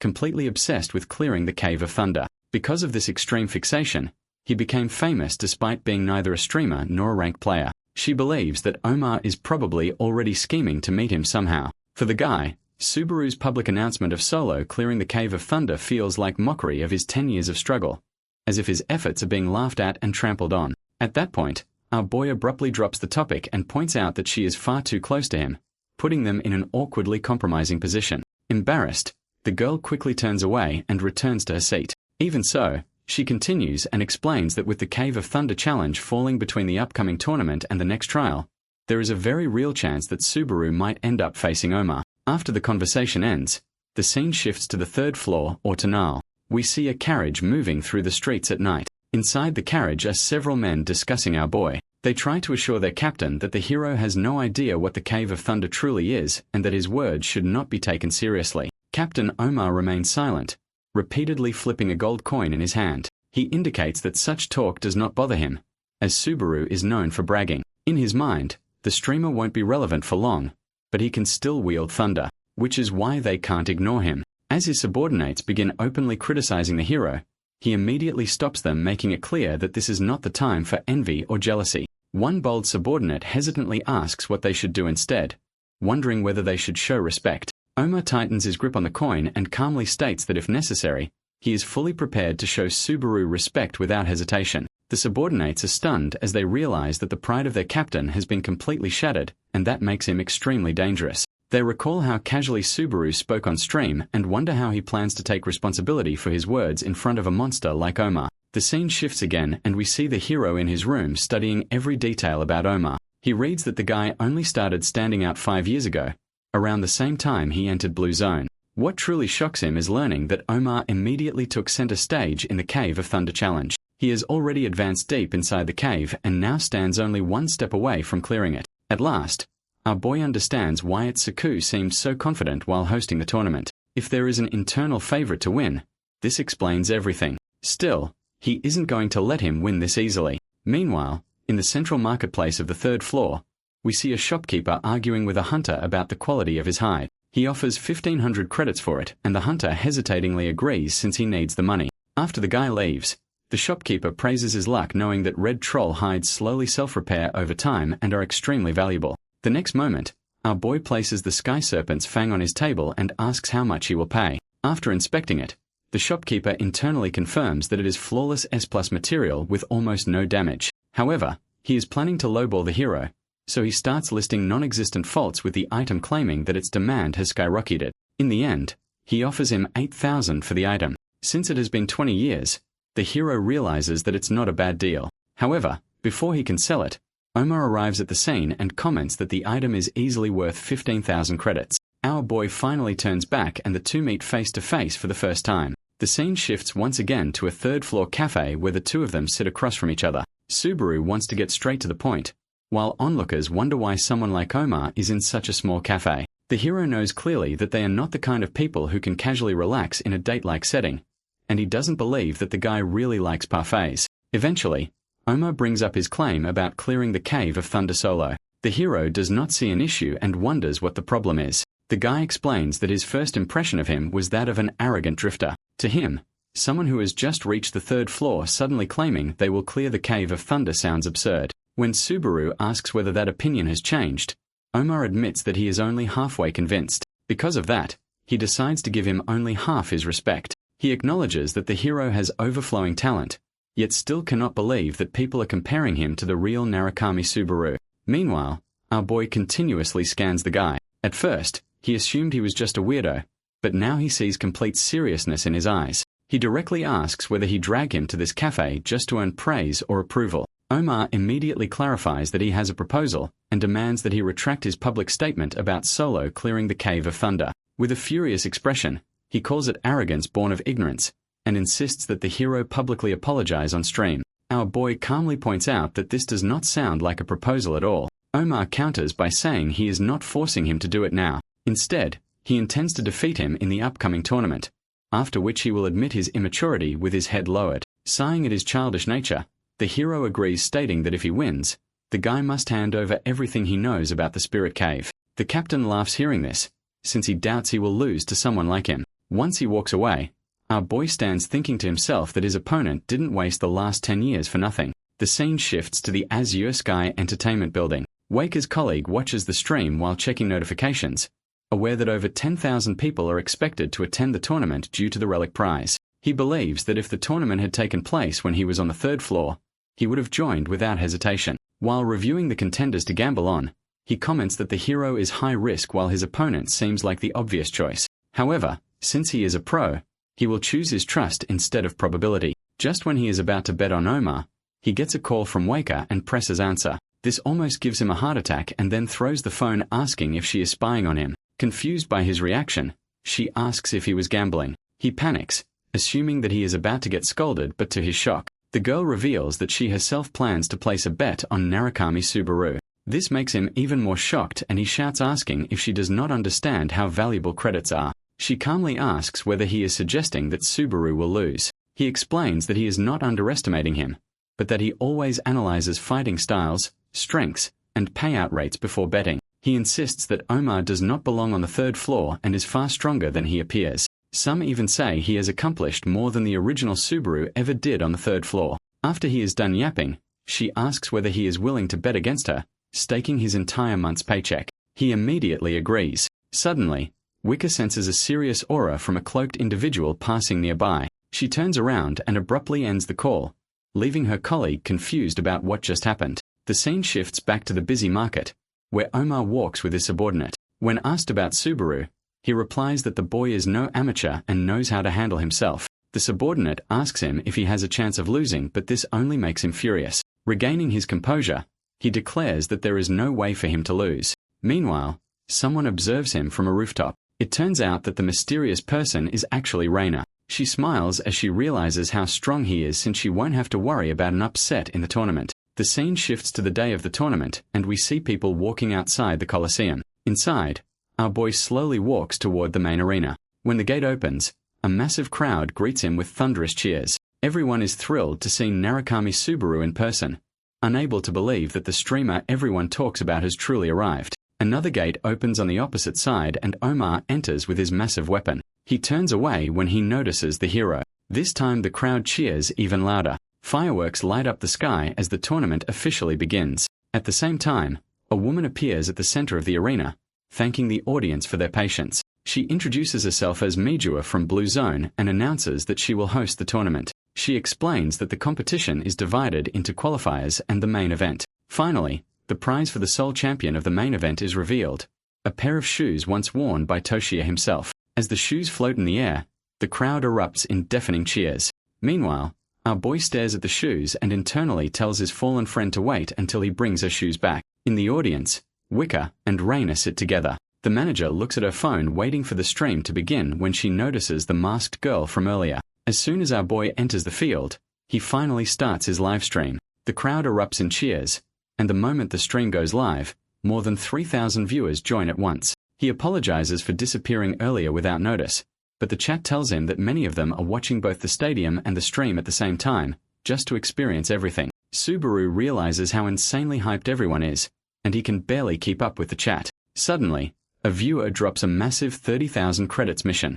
The hero acts as if he has already won and thanks the guy for his credits. Meanwhile, the host finally announces the start of the tournament. Fireworks burst across the sky as she slowly opens a glowing green portal. The entire scene begins to shift as the battlefield undergoes massive terraforming. The audience feels both amazed and terrified, recognizing this as a next-level ability expected from the Blue Zone. Even Subaru understands that magic of this scale does not come overnight and requires an absurd amount of practice. The arena is completely transformed and a notification appears before the hero, informing him that he has officially entered the preliminaries. The view pulls back, revealing the stadium enclosed inside a massive green sphere. The environment now resembles a dense forest. In the preliminary round, anyone who dies is eliminated. Every participant except oneself is an enemy. The round will only end once the number of survivors is reduced to exactly 1,000. Subaru is shocked when he sees that there are over 10,000 participants. Since this is a solo match, our boy guesses that he won't get targeted early,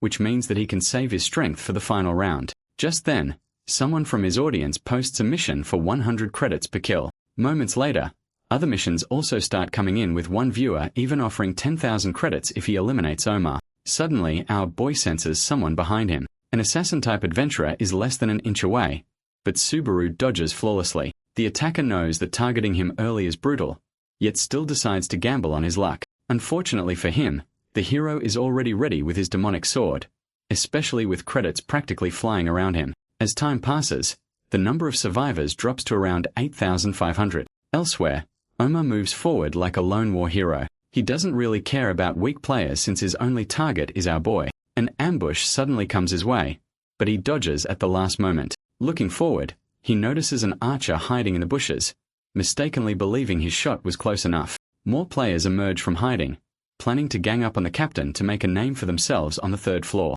One of them is smart enough to realize that this is a terrible idea and tries to back out, noticing how effortlessly he avoided the attack. However, the others are confident they can beat him since they have the numbers. Omar calmly acknowledges that the plan itself is not terrible, but the opponent they chose is wrong. When one reckless attacker steps forward, the captain ends him instantly. The remaining attackers freeze, unable to process what they just witnessed. Bro starts aura farming by spinning his spear and literally shadows steps through one of them. Every screen in the hall focuses on Omar as he carries out a completely one-sided massacre using refined spear techniques. The attackers try to motivate each other by reminding themselves that it's an exam, but Bro isn't even letting them move. Meanwhile, Reina watches all of this from the stands, realizing that this guy is clearly well above all other participants. Once he reaches higher floors, he will undoubtedly enter the top ranks. However, her attention shifts when she notices Wicca nearby, as beautiful as ever. She grows increasingly irritated by her voice as she curses the other participants. However, when she hears Subaru's name, she becomes curious. Looking at her mask, the manager assumes she is just another fan and smiles casually. She starts chatting enthusiastically, claiming she has been a fan for 20 years and introduces herself as Wicca. As the two of them talk, the total number of survivors drops to 1,300. The hero moves through the forest once more, wondering about his current kill count. The chat informs him that he has reached 98 kills. He scans the area and notices how drastically the numbers have dropped. Even knowing the preliminaries are almost over, his greedy side kicks in. That is when he gets an idea. He decides to announce his location to attract more players and increase his kill count. The chat is shocked by how reckless he is, especially when everyone else is desperately hiding. Subaru, however, draws attention to himself without hesitation. He activates his demonic sword alongside his thunder skill. The impact shakes the entire arena. On the other side, Omar is the first to sense the surge of energy. He instantly realizes that it can only be the hero.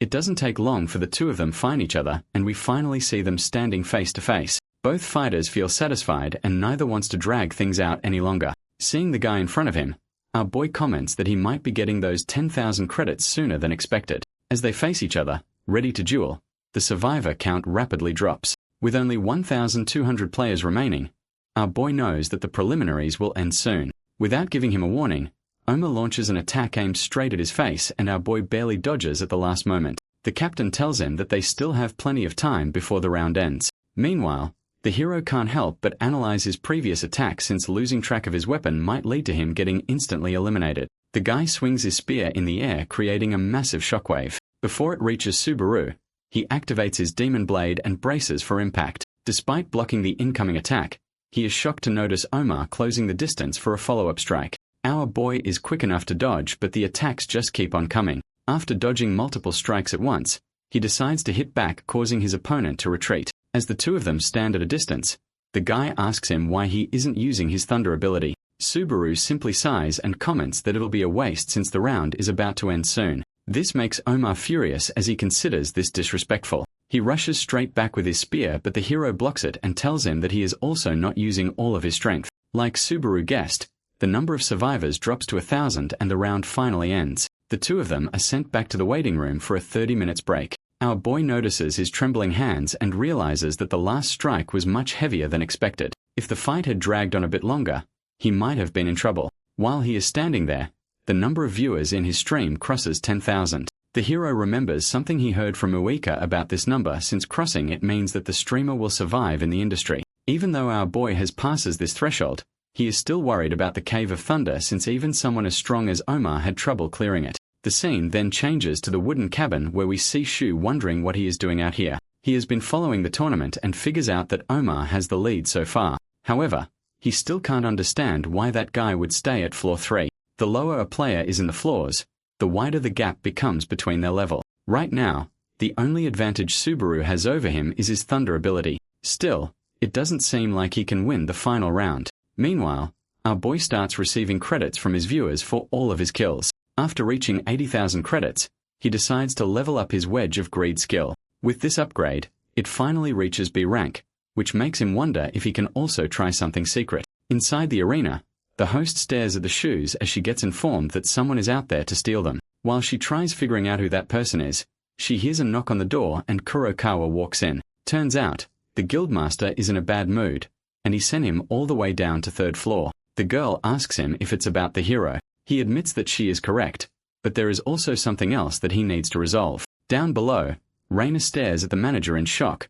wondering what someone with this amount of mana is doing here. She slowly takes out her mask and gives out a fake name. Wicca simply smiles and explains that she asked for her name since her aura is not normal, and she can tell that she is using a disguise to cover her face. This makes the girl surprised, and she wonders if the manger is an assassin sent by Atsuki. Wicca assures her that she doesn't really care about her disguise, and asks if she has any plans to disrupt this tournament. Reina smirks and asks her what would happen if she says yes. Suddenly, the manager releases an insane amount of mana, declaring that she will try to stop her with everything she has. The scene shifts back to our boy as a system window suddenly appears before him, announcing that the break has ended. As soon as the message shows up, the entire environment begins to change again. The other players start yelling in confusion as they realize they had been standing close to each other without noticing anything. Before they can fully process what is happening, a massive arena forms in front of them, becoming the battlefield for the final match. A large system message explains that the finals will use a territory capture format.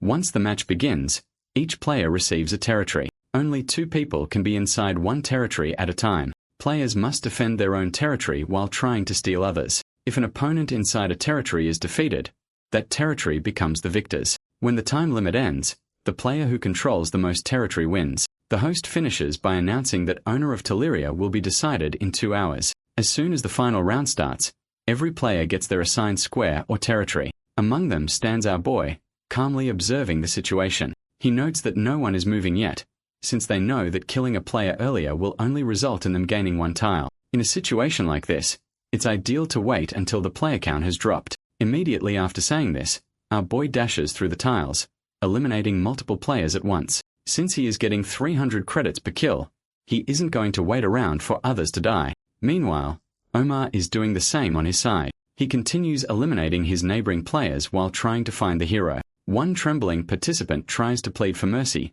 but he strikes without hesitation. The ground behind him becomes covered in bodies and blood, and he stands silently in the aftermath. At one point, he notices another player collapsing in the distance. When the paths of Omar and Subaru come into view, the two stand far apart, staring directly at each other. The hero watches him for a moment, but then suddenly changes direction and heads toward another battle instead of confronting him. When the captain realizes this, he gets mad and shouts at our boy, telling him to come back. The hero simply turns back, telling his chat that he can't fight him now, since he still has to farm more credits from other players. Hearing this, his chat comments that he is trying to aura farm. Soon after, he stands over another captured territory with blood dripping from his sword. As he reflects on the situation, he realizes that the level of fighters on the 3rd floor is lower than he expected. This puts Omar well above everyone else here. Suddenly, a system notification appears, informing him that a player named Don Chow has entered his territory. This is the only other notable player in the tournament other than Omar. As he walks toward our boy, the viewers recognize him as a member of Blue Zone Guild. The man smiles, commenting that he might get scolded for beating him here. Meanwhile, the hero stays calm and holds his sword forward, ready to defend himself. The next moment, Don Chow rushes forward, while apologizing to the captain for stealing his kill. Unfortunately, this is not his day to shine as the hero easily ducks down and breaks his spear in half. While he falls down to the floor in confusion, our boy puts his sword at his neck and finishes him off. Just when he wonders who he was, he gets another notification informing him that Omar has entered his territory. Bro doesn't wait a second and immediately tries to hit the hero. As Subaru blocks with his blade, the captain shouts at him to use his thunder, otherwise he will kill him in his next strike. Hearing this, our boy realizes that there is no point in holding back. He creates some distance and puts back his sword, which makes the guy wonder if he is leaving. However, the next moment our boy raises his arm and starts casting his thunder ability. Since he has already upgraded his Wedge of Greed skill, he has no problem resisting the negative effects. With everything prepared, The hero conjures up a thunder spear out of thin air. Omar freezes in disbelief since this is his first time seeing someone materialize elemental attributes into a weapon. Taking his spear forward, our boy asks him if he still thinks he is planning on running. He even turns the pressure back on him, asking if he is going to run now. Omar's pride doesn't allow him to back down, so he refuses immediately. This takes him into a flashback where his subordinate asks him why he is so obsessed with the Cave of Thunder, since someone like him can easily make it to the 6th floor if he ignores the cave. Omar simply replies that people who are fixated on a single thing forget why they even started. He can't say if he will overcome the cave or not, but he knows that it will definitely change his life, which is why he can't let it go. Turns out, he has started to feel the same obsession about defeating our boy. While the two of them move across the battlefield, Subaru thinks to himself that he won't hold back in order to acknowledge his 10 years of hard work. With this, both of them clash in an immense battle of gold and purple. Both weapons press against each other, causing a huge explosion that rocks the entire arena.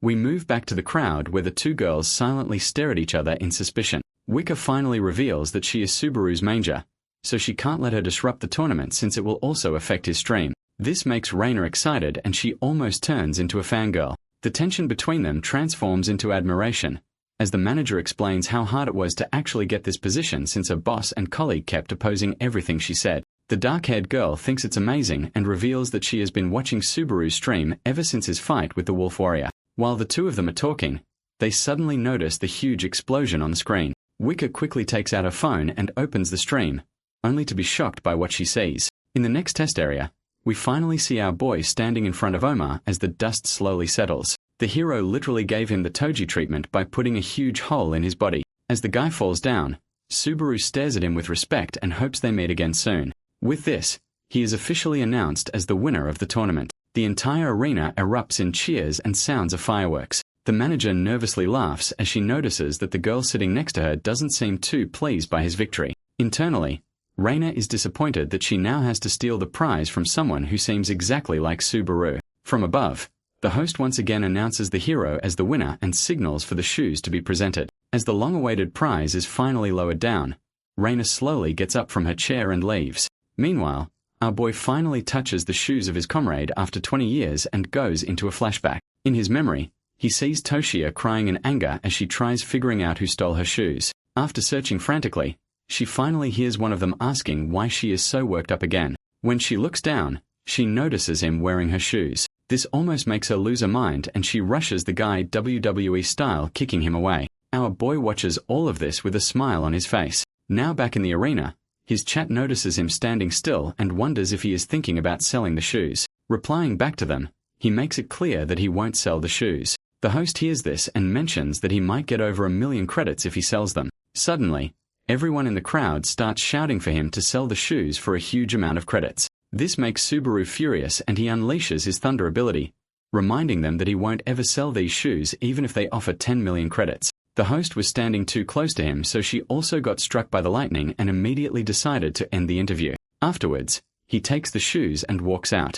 Meanwhile, Kurokawa stands outside the arena watching the livestream and realizes that the hero has actually won. Another member of the Blue Zone, Hanamaki Hiyuri, asks him if he believes he can become like the original Subaru. She mentions that people have begun comparing him to the original. Hearing this, the guy questions her what she means since he thinks that they should be comparing the original Subaru to him and not the other way around. As he continues talking, the girl turns away with an annoyed expression. When he calls her out on that, she quickly changes her tone and asks him what he thinks is going to happen now. Kurokawa starts walking away, telling her that it doesn't matter since they still have a job to do. As he walks, we see several hooded figures appearing out of nowhere and following him. Meanwhile, our boy stands there with the shoes in his hands, thinking about his old comrade. He thanks his chat for supporting him and opens up the item description. The shoes have a 30+ level requirement and provide increased movement speed and jumping ability. Suddenly, Subaru gets a message on his phone from Wicca telling him about a mysterious girl who was just watching his match. When then Serena blended in the crowd wondering if she should steal the shoes, she finally makes a choice and decides to cut off the hero's ankles so that she won't get noticed. A bit later, the hero walks into a bar to meet with his manager. She congratulates him on winning and mentions that she already ordered for him. Instead of doing any small talk, Subaru asks her about the messages. This makes her a bit worried as she explains that she met someone weird in the crowd. When he becomes curious, She explains that it was a female player hiding her face using the same mask as him. The girl looks suspicious at first, but she later found out that she also loved Narukami Subaru, so the two of them started talking. However, when he finally won, the girl got upset for some reason. This made the manager confused because if she were really a Subaru fan, she wouldn't get mad at him winning the tournament. She tried chasing after her, but the girl was too good at hiding her presence. Hearing all this, our boy begins to wonder who this mysterious girl is since she was able to hide her presence from someone like Wicca. As the manager continues talking, she reveals that when she asked her about the actual Subaru, the girl gave her a strange reaction, almost like she was nostalgic about something. This hits our boy hard, and he immediately jumps up from his chair to look for the girl. Meanwhile, we see that same girl sitting on a cliff watching the entire city. She can clearly see all the hooded members of Blue Zone meant to capture her, and comments that Itsuki has gone too soft sending people like them. What bothers her more is the hero winning the tournament. She can also see him as he runs through the streets and guesses that he must be high on dopamine after his victory. Stealing the shoes from him isn't a problem for her as she can do it in 5 seconds. This makes her remember what she said to Shu before taking this mission, and it makes her hurt even more since she can't get herself to do it. Everything about this Subaru reminds her of the original. Frustrated, she gets up screaming that she won't let him off easy if he ever decides to join Blue Zone, and even warns to cut off his head. Despite all this, she still wants to talk to him at least once because he resembles the dead Subaru too much. With this, she finally decides to go back and disappears. Meanwhile, our boy is out of breath after running through the entire city. He realizes that he could have used those shoes to lure out his past comrades. It makes sense why Reina would deliberately hide her presence since she was here to steal them. The hero had previously sensed Shu's mana from those flowers, and now hearing about Reina gives him hope that all 4 of his comrades may still be alive. Looking up, he decides not to reach any conclusions since it's still too early. At the same time, she hears Wicca's voice calling him from behind. With a worried look on her face, she asks if he is okay since he ran out of the bar without saying anything. The hero replies that he was looking for someone he thought he knew, but it turns out it was all a misunderstanding. Hearing this, the girl makes a sad expression and asks if he doesn't have any female friends. With this comment, our boy finally has enough, so he decides to go home. Somewhere else, the girl from the Blue Zone complains about being tired and asks the other guy if the thief got away. He simply denies it, which makes the girl annoyed, and she asks how he can be so confident. Without saying anything, he shows her a message from their boss telling them to call off the mission. This makes her even more mad since they waited all this time for nothing. Kurokawa explains that the thief never really came here because if they did, they wouldn't have allowed anyone else to walk off with the prize. Their boss told them that the people they are after won't care even if they know it's all a trap. The girl finally realizes who he is talking about and asks him if it wasn't a rumor. The guy stares at the full moon, telling her that he also hoped it was a rumor, but it seems to be true since their boss is going this far. We finally learn that the rumor is actually about Subaru's own guild betraying him, leading to his death. During all of this, our boy is also staring at the night sky thinking about his next plan. Reading about this rumor on his phone, he wonders if this was the reason his comrades didn't show up. It's been 20 years since the day he died, and by now Itsuki has probably reached a level where he can't reach him. For someone like him to catch up to the greatest player in the world, he needs something special. Subaru reflects on his tournament match, remembering how he materialized that thunder spear. This is interesting because he couldn't even do this in his past life. It also makes him realize that there are a lot of things he still doesn't know about his power. It's an insanely powerful ability given to humans so they can fight back against gods and giants. Our boy begins to realize that all this time, he hasn't been using the power to its full potential. His next destination is the Cave of Thunder, and he hopes he might learn the secret of thunder by clearing it. The scene changes to a cafe where we see Uika talking to someone on the phone while eating cake. She looks uninterested and tells the person to speak again since she can't hear them. Turns out she is on a video call with Kiyoharu, and Bro is begging her for forgiveness over the bet they made earlier. Despite his best efforts, the manager refuses to accept his pleas. He tries everything from sweet talking to acting like a dog, but none of it works. Eventually, the girl proposes something of her own and asks him for a favor. Meanwhile, we see Omar sitting alone in a bar. Moments later, Subaru enters and sits next to him, ordering the same drink. He notices the cheap beer in his hands and mocks him for trying to save money despite his guild's reputation. The guy looks too depressed to care and explains that he used to be broke back in the day since he spent all his money treating his guild members. After all that, he got used to this cheap beer and can't move on. As Subaru asks him more about his spending habits, He explains that he had to do it since his comrades were going along with his selfish push to challenge the Cave of Thunder. They were too poor back then and couldn't rely on the support of a guild. For players like them, hunting was the only option to earn credits. One day, as they were out hunting, they ran into a sky serpent. Their party was way too inexperienced to deal with such a monster, and as a result, 4 of them ended up dying. Those guys weren't just his teammates but his best friends. This makes Omar grit his teeth as he remembers that tragic day.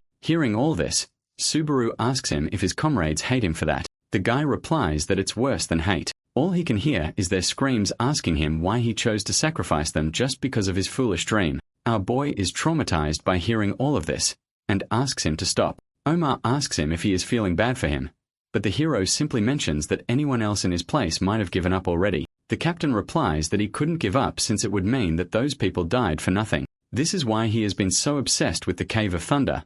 But now, thanks to the hero, he has some hope. Subaru is a bit confused and asks him what he means, but the captain ignores it and starts telling him about the cave. Meanwhile, Shu is shaking in his cabin, wondering if Itsuki figured out their plan to steal the shoes. His anxiety turns into anger as he activates his freezing ability and prepares to hunt down the rank 1 player. Suddenly his phone rings and he gets a message from Reina apologizing to him. In her next messages, she casually mentions that she couldn't steal the shoes. Bro almost loses his mind as he hears this and starts screaming. Somewhere else, Subaru finally starts his livestream again. Streaming to about 6,000 viewers, he reveals that he is going to clear the Cave of Thunder today. Just then, someone calls out to him from behind and asks if he is the streamer Subaru. When the hero confirms it, the guy nervously asks if his party can also join him in his quest since they are trying to clear the Cave of Thunder. Before Subaru can respond, he gets a text from Wicca telling him that this party is just trying to ride on his clout. The team greets him,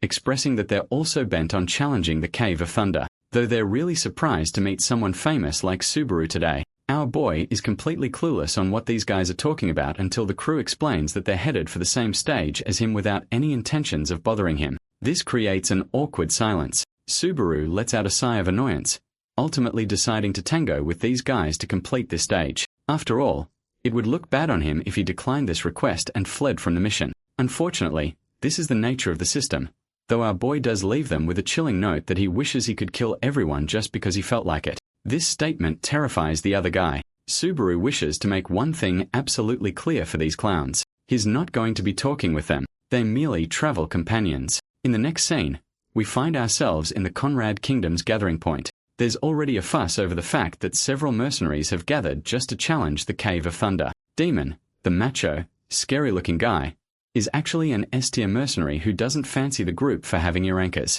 Shortly after he learns that our boy is an otherworlder, he thinks the kid is on a suicide mission anyway. Pissed off by this guy's shit talk, Subaru amuses the idea of beating him half to death to make him vulture bait. His chat is surprised that a mere ear-anchor is even familiar with the concept of vulture bait. But one thing's clear, our boy can sense the dreadful bloodlust oozing out of Demon and his group, and it's not the kind of bloodlust for monsters but humans. At the Osman Kingdom gathering point, we head to Omar's side of things, who's a little shaken by the current situation. Apparently one of the Blue Zone mercenaries, Po Lyman, has invaded their mission and demands that Omar's team throws off half its men to make some space. Omar questions if these orders are from their daddy, Itsuki Kyojo. Po Lyman reminds the guy to pay respect to their guildmaster's name, and that it's all because Omar screwed up in his previous mission, losing valuable guild assets. Both of them are rage-baiting the other with the best insults they can. Po Lyman taunts Omar for losing to a newbie despite staying on floor level 3 for a decade straight.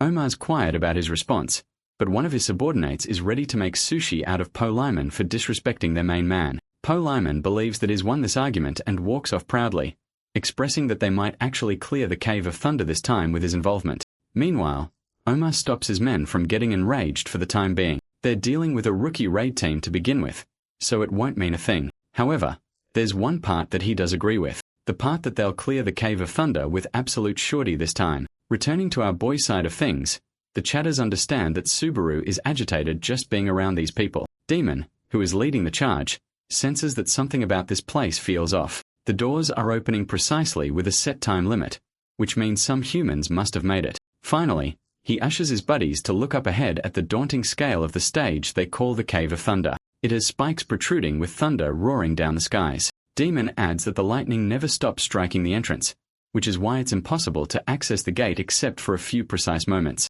The purple-haired dude from earlier chats up the big guy asking how many times he's challenged this dangerous cave. Demon shares that it's his third encounter, and is one of the rarest survivors ever. Despite the risks, Demon repeatedly challenged the gate, and it's not like he wants to either. The only reason he's here is to extract the traces of thunder, something that if he can get his hands on, he can forever quit his death-provoking mercenary life. In other words, the S-rank mercenary won't even be accompanying them all the way. Demon isn't planning on exploring too deep because he knows how intimidating the cave truly is. Irankas are just cannon fodder in his eyes who are gonna get swept. We arrive just in front of the colossal cave's entrance. The thunder is hyperactive right now, but it will settle down in 1 hour with the entrance opening. To show them the scale of the situation they're in, Bro tosses a squirrel straight towards the entrance. And guess what? Mr. Squirrel gets fucking zapped by Zeus in an instant. I want a CFS in the comments for our fallen squirrel. Demon shows them that this is going to be the same for them, but interestingly, our boy decides to step up to test things on his own. The S-ranker questions if the E-ranker has a death wish, but Subaru understands that this situation is familiar to the Millennium Mountain. They all think he's on some kind of suicide mission, begging him to come back, but our boy stands inches from the door, stretching his hand by activating the Heart of Thunder ability. This way, he resists all the electrocution effects. Thundergate also sends out zaps of black-yellow lightning while verifying the qualifications for the entrance. Both the Heart of Thunder and the Thundergate abilities are meshing against each other. Eventually, the Thundergate fully disappears, revealing the invaluable traces of thunder that Demon had been dying to get his hands on. A small jewel nestled in a gold spiral falls down. Demon screams like a little girl, shocked that an E-ranker managed to discover the treasure. All this time, the gate had been waiting for someone who met its requirements to show up. And while our boy was inspecting the object, a gigantic axe came flying from behind. Subaru identifies that attack meant to take off his head, and he barely has time to dodge, suffering a gash on his shoulder in the process. The system confirms that he's just been attacked by his own teammates, which means no penalty will be applied if he reacts in self-defense. This beefy guy is out for blood, refusing to let his treasure go to an E-ranker. The big guy calls our boy lucky. Subaru questions why he should follow his commands, but Demon's team is pretty clear on their position. They call the rookies outsiders who have no business stealing from the locals, and even though they don't belong to this world, it's obvious that anyone would avoid dying. They're actually right, as Subaru internalizes the pain of dying in the trial feels 100% identical to actually dying in real life, leading anyone to suffer from permanent PTSD back into the real world. Demon licks his weapon like a barbarian, hailing himself as the bringer of death, and that is actually used to killing outsiders in the first place. The rookies are frightened as the atmosphere shifts. All this time, the rumors of the Conrad mercenaries secretly killing previous team rookies ended up real. Subaru's rookie team called out to him, begging the guy to be rational about the situation and negotiate. But before he could continue further, blood splatters across the guy's face, as our boy has already made his first move vaporizing one dude like he never even existed. He then takes care of the second guy by impaling him too, hoping to train these idiots into becoming his vulture baits. Demon's reaction is priceless, unable to understand how a mere E-ranker is capable of outclassing them. Our boy goes on the offensive and leads another strike, this time missing against Demon. Subaru still taunts the guy for trying to protect his pride because he'll die soon anyways. The beefy guy approaches him full speed to kill, but it's already game over. His arm goes flying into the distance, bringing the big guy to his knees. Demon realizes that his opponent is actually a user of the Demon Blade, that Subaru only relied on his weapons to become stronger. To humble this clown, our boy assures him that he's not the same kind of trash like them, and that they should have just saved up money to buy something similar. Not that it matters anymore,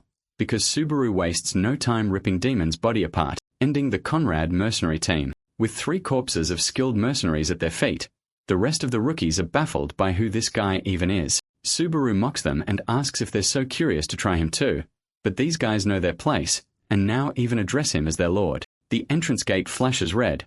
It's time to finally enter it. Subaru leads the team inside the cave. We find that the infrastructure has streaks of thunder all over it. One girl questions if it's truly the right decision to follow this insane E-ranker. Purple Hair suggests everyone to keep their shit together and not get on Subaru's bad side, who doesn't seem to be the reckless type unless provoked. The thing about streaming is that it relies on popularity, which means regular dudes have value. Purple Hair is confident that none of his posts will ever get exposed. More importantly, the pathway from which they came is suddenly blocked. Even the front is gone, blocking them from both directions. Omar's words ring in Subaru's head, who warned our boy to be cautious of the thunder wolves upon entry. Since there's a metric ton of these puppies, fighting them is going to be pointless as it will only drain stamina. So while the rest of the rookies are busy facing them, our boy rockets ahead into a pack of thunder wolves with a strategy of his own. His goal is to directly target the boss of the group, which is usually the largest monster in the vicinity. But for these thunder wolves,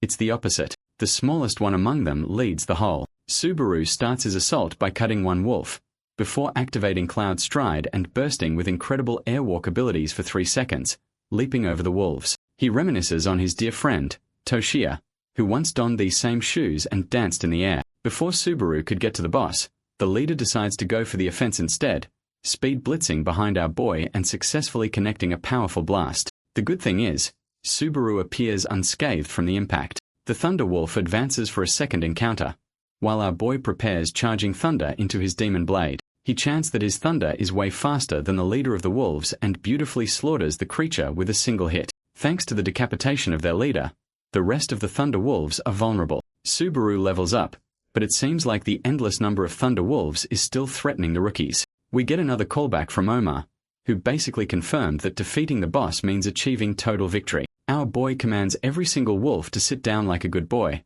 because right after killing their leader, he has automatically replaced the role. The system confirms successful subduement of the Thunder Wolves, allowing our boy to freely command them inside the Cave of Thunder. The rookies can't fathom what the heck he just did, but our boy is stone cold and merely commands his wolves to explore the deeper cave with him. Getting to a decent spot for the next event, our boy orders his wolves to start howling, which creates an even bigger mess for the rookies who've yet to understand the logic behind this plan. Thanks to the howling of the Thunder Wolves, all the other thunder-dwelling monsters in the cave quickly come to find the source of the mess. This is clearly a cause for concern. The rookies are begging Subaru to stop before he is mauled by every kind of monster in the Cave of Thunder. Our boy merely takes out his blade, stating that this is the way he runs business around here. He further adds that none of them have to worry about him. He can manage it all alone with the Thunder Wolves. For the rookies who have no idea what their role is, our boy reminds them of their position from the start. They're going to be busy trying to survive on their own. The war inside the cave officially begins.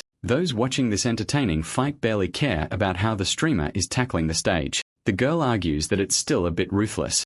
I mean, the monsters are literally tearing these guys apart. Normally, Subaru would face major backlash for letting his members die, but interestingly enough, this time it's a special occasion. Apparently, there was an early post made by someone to invade Subaru's Cave of Thunder Hunt. They were never planning on supporting him, only to hitchhike for free, which is why getting ripped apart here doesn't really mean anything. They were never strong enough to begin with. Still, there's a valid concern that the viewers watching the stream may end up forming a different opinion, which might cause some backlash. There's also a reason Subaru allowed these guys to tag along for the dangerous mission. It's because he wanted to make an example out of anyone who dares to leech on him. While he's ripping the monsters apart, the rookies are also getting torn to shreds. By the end of the heavy-duty battle, the system congratulates him with a level up. Panting but pleased, our boy turns around to see corpses all around at his feet, questioning if there are going to be any more complaints about the solo run. The chatters are amazed that this dude went overboard on slaughtering everyone, but some others are also turned off by his psychopathic behavior, leaving the stream. Subaru doesn't really care. All he cares about is sending a message to any freeloaders who are going to meet the same fate. Starting from the big screen, the overseers throw up in laughter. Every word and action of his is in line with the reaction of the audience. The chief is genuine with his praise, and admits that Subaru is without a doubt an excellent player and streamer. Next, he hits up Wicca at a bad time, roaring that the matter concerns Narukami Subaru himself. The chief is currently dying to know if she briefed him about the tag along a recruitment post that was made. Wicca confirms that she already briefed him on the idea, which gives the impression that she helped him from the start. Wicca thinks her boss is being annoying, so she straight up hangs up. Left with no choice, the chief requests for a copy of the forum post. He wants to go on the offensive and express to the world that Subaru has a powerful agency helping him. By the way, let's go check on Omar's side of things. The Thunder Wolves are giving these guys a huge pain.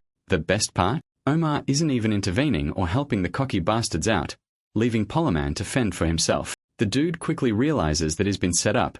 Omar decides to wait for a specific moment, before throwing his blade directly towards Polyman. The guy ducks, and the dagger ends up headshotting the leader of the wolves. Of course, the creature is tiny, so Polyman thinks Omar did the dumbest kill on the planet. The calm captain orders the rest of the Thunder Wolves to sit. Polyman is still clueless and thinks he's being looked down upon, when suddenly he spots all the wolves around him reacting strangely. The scumbag is confused and asks for answers. Omar verbally murders him by saying that he doesn't have a clue of what the Cave of Thunder is even about. The same goes for the Blue Zone higher-ups. He recommends that they head back for their own safety, or else he'll risk further humiliation, setting the whole affair like a boss. Back to Subaru, who seems to be clearing the current boss. This creature is straight out of June, which I hope you're excited for since the next part is coming out as well. The worm doesn't last very long because our boy directly goes for the inside of its mouth, vaporizing the beast with a single blast of his thunderous rampage. Omar's advice got him this far with ease,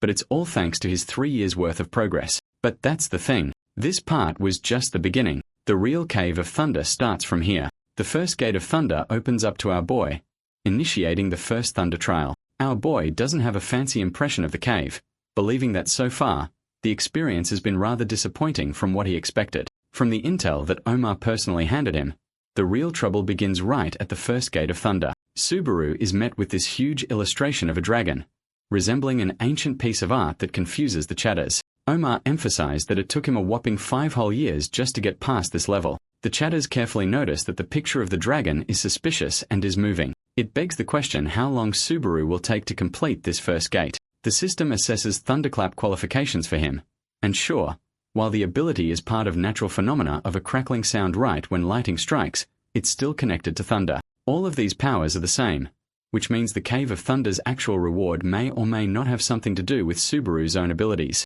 He's clueless for the time being, because the same element doesn't always guarantee the same outcome. For now, he's just eyeing down this glorious dragon materializing from a picture into a gorgeous blue beast in its thunderous form. This is Ragnell, the judge of Thunderclap. Omar warned him carefully back then that not even defeating Greg the Wolf Warrior is going to be enough to boast the same results against Ragnell, who is a force of nature. Even our boy is confident that he can't beat this monster at this stage, and that he only challenged Greg out of sheer desperation. The thing about the trial of Ragnell is that it's always different depending on the one challenging it. One of those trials is forcing the challenger to suffer millions of lightning strikes back to back. Other times, it cuts off your senses and tosses you into an abyssal void, while other times, it summons a monster to make you fight in its place. It's time to determine our boy's fate. Ragnell directly addresses the challenger for the Trial of Thunder. Our boy nonchalantly confirms that he is the challenger indeed. The dragon is intrigued most by this human, boasting that he's already proven so many qualification tests.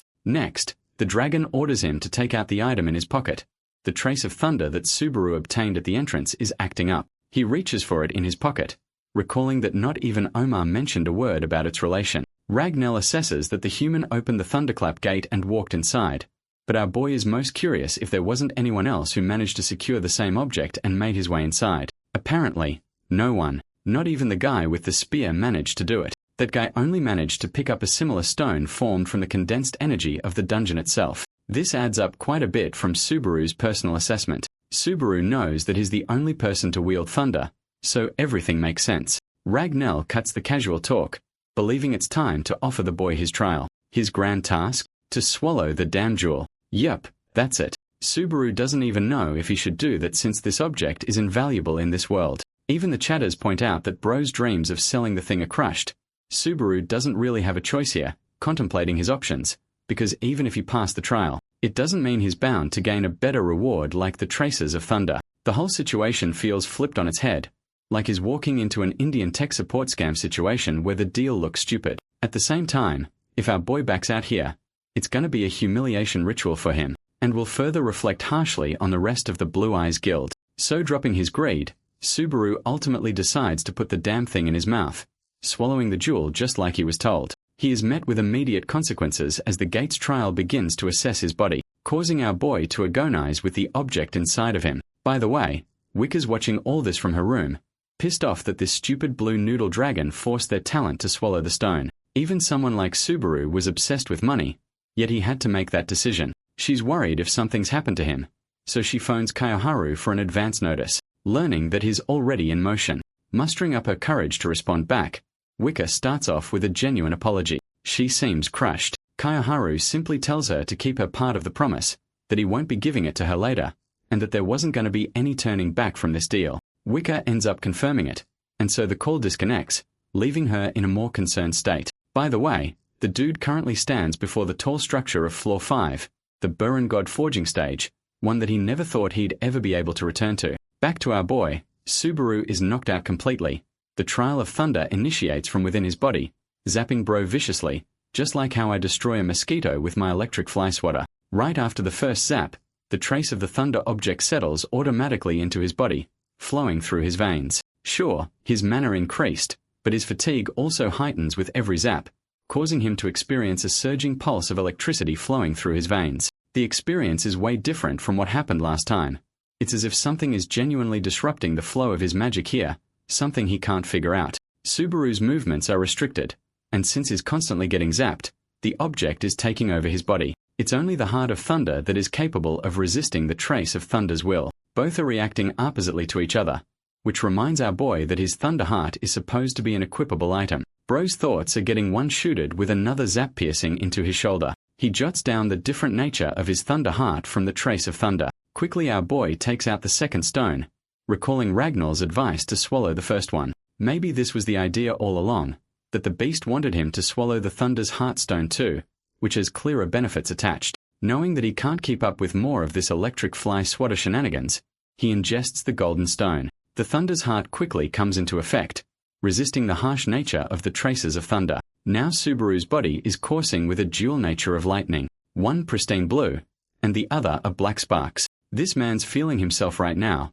Ragnall looms over the human special condition. Impressed that the player finally deciphered the trial, the mighty dragon observes closely at Subaru's newly transformed state. My man's become a silver surfer without his baldest hair. He's also got this beating new thunder heart, with zero thoughts on how to use it. Ragnall mocks him for not being able to possess the abilities of his own treasure all this time, but he doesn't reveal the secrets of this special form as our boy returns back to his normal state. Subaru's body is exhausted, pissed off that he nearly got himself killed just devouring the stones. The dragon confidently shares that the previous wielder of thunder actually died in the same attempt, but is quite hopeful for the kid this time. Saying so, Ragnall disperses from blue to gold thunder, fusing itself inside of our boy's body, immediately upscaling his thunder skill 3 levels up to 5. His new skill rank is a whopping S-rank ability, leagues above what he had before.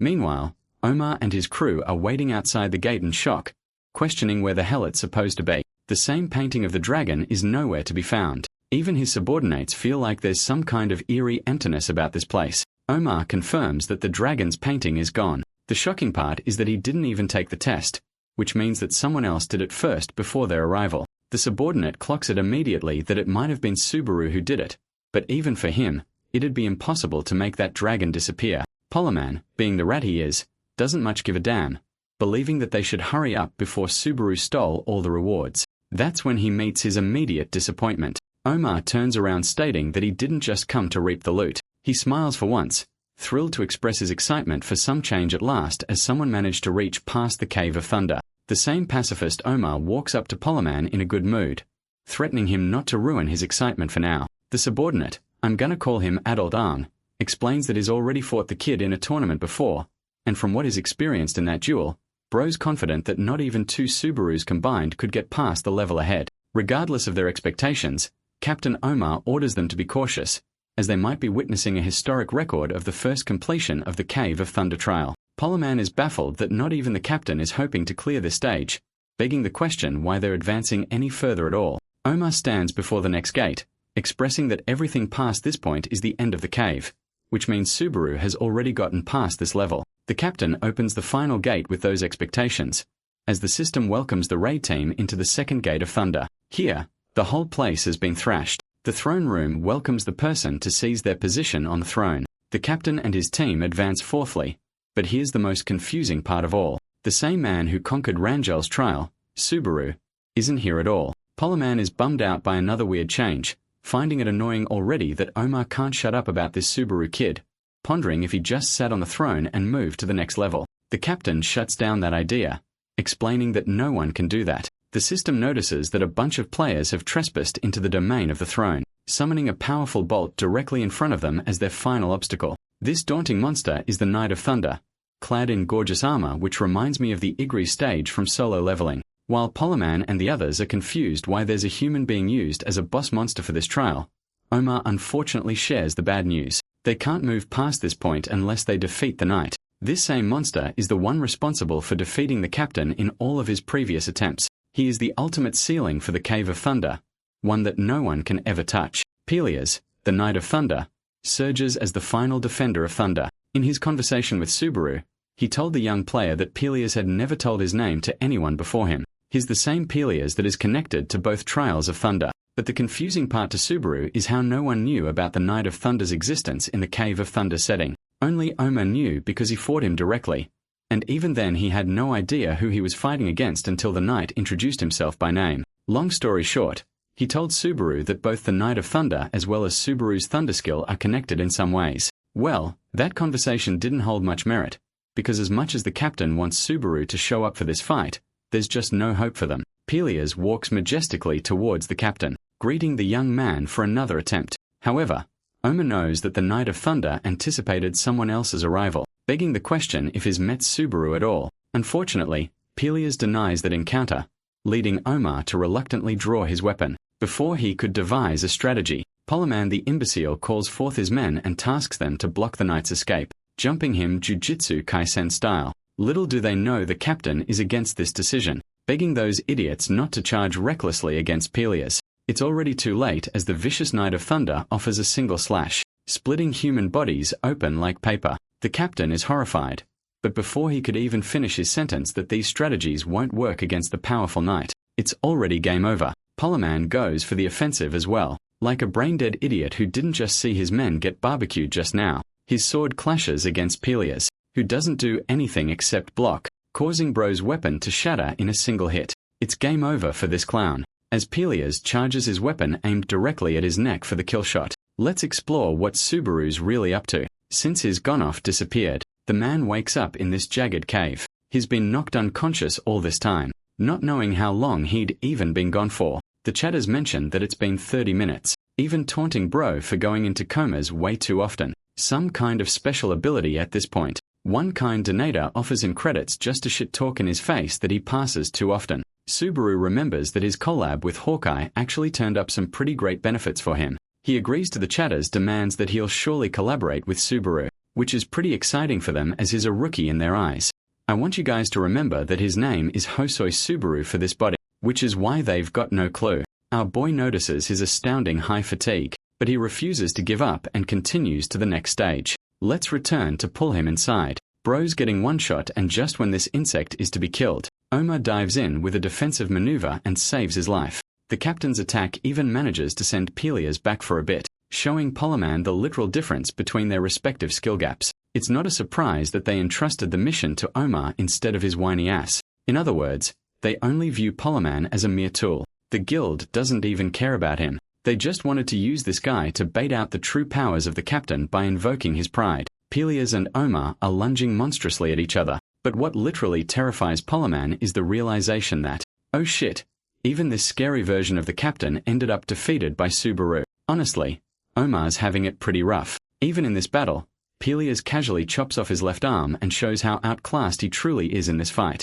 He can't stall forever, only 2 more minutes, hardly even one with all the backup he's got. The Knight of Thunder doesn't even bother to check his flank and casually swings his sword, dicing human parts straight into the air. This allows the bloodthirsty Omar to rocket at full speed with a bleeding out missing arm. Now that's metal as fuck. He puts every single thing in this one single attack, hoping to do something to Peleus. The spear successfully makes direct contact, except it's against the shield of the knight, causing Omar's weapon to be deflected several feet up in the air. Now, he's completely defenseless against the Knight of Thunder. Peleus is ready to make his final blow, commending the captain for maturing his skills from their last encounter. But before he could kill Omar, he suddenly senses an even more powerful threat and instinctively blocks the yellow zaps of lightning. The knight is sent back from the explosive blast, before finally looking at the man that he's been waiting for. It's Narukami Subaru in the flesh, aura farming with every step as Thunder worships his skin. Our boy orders the captain and the others to stay back as they'll only stun him in battle.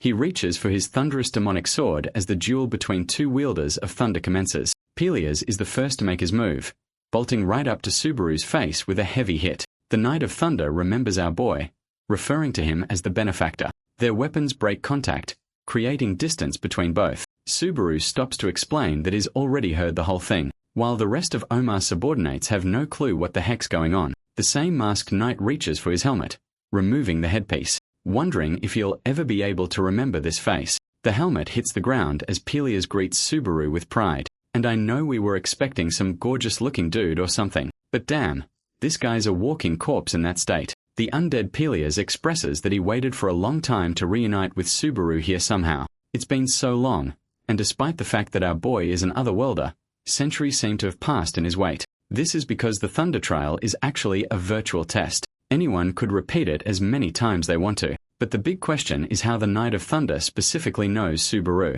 Pelias addresses that part, explaining that he learned about the existence of otherworlders, and soon drew his own conclusion that Subaru himself couldn't have from this world. Our boy asks about the fate of the villagers, or why Pelias looks like he belongs in some zombie apocalypse manhwa. The saddening fate after Subaru's disappearance is the invasion of the giants rampaged on. Everyone in the village was annihilated, leaving the Knight of Thunder as the sole survivor.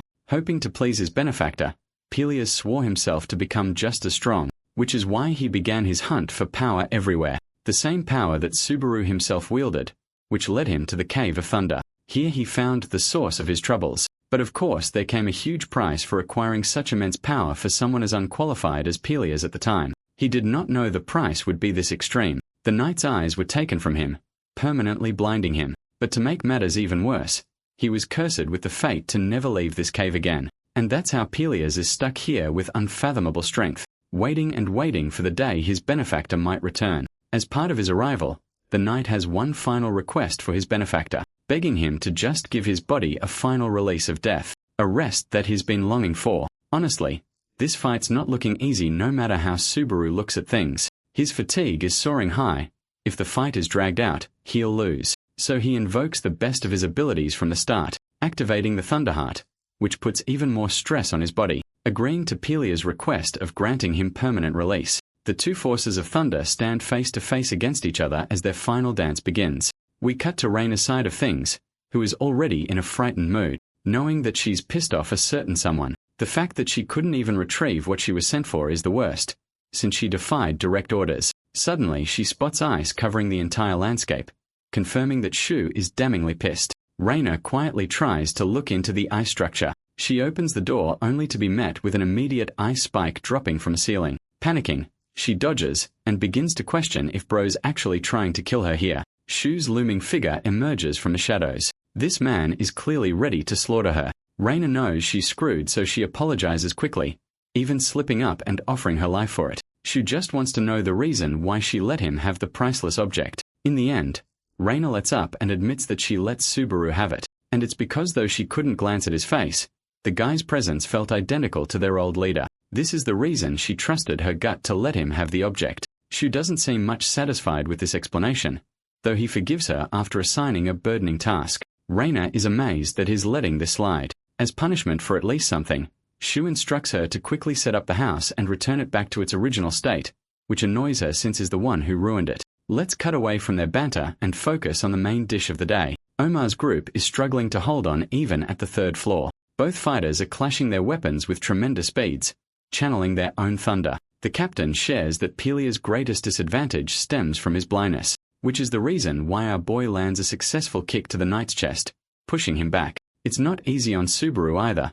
who is panting as his fatigue soars up to 81. The only reason he can create openings is through hiding his presence in front of the knight. Pelias thinks this much damage is dog water in front of him, but to his shock, Omar's sword suddenly comes flying, stabbing deep into his arm. While Pelias is startled, our boy turns around to confront Omar for disrespecting them one-on-one. Not like it matters to Subaru, who is supposed to win at any cost here. The Knight of Thunder removes his shield, revealing that he's got an extra arm to use without burn. Using that, he pulls out Omar's sword to use against our boy, only to realize that Subaru's already gone. In that moment, he allowed himself the chance to use Cloud Stride, leaping into the air for 3 seconds and surprising his opponent with an aerial descent. Our boy makes direct contact against Pelias' body with a clean strike, ripping his body in half. The Thunder Knight is thankful to his benefactor once more, offering his apologies for causing so much trouble in the end. We get a shot of Pelias' original face, before lightning strikes down and erases what's left of him.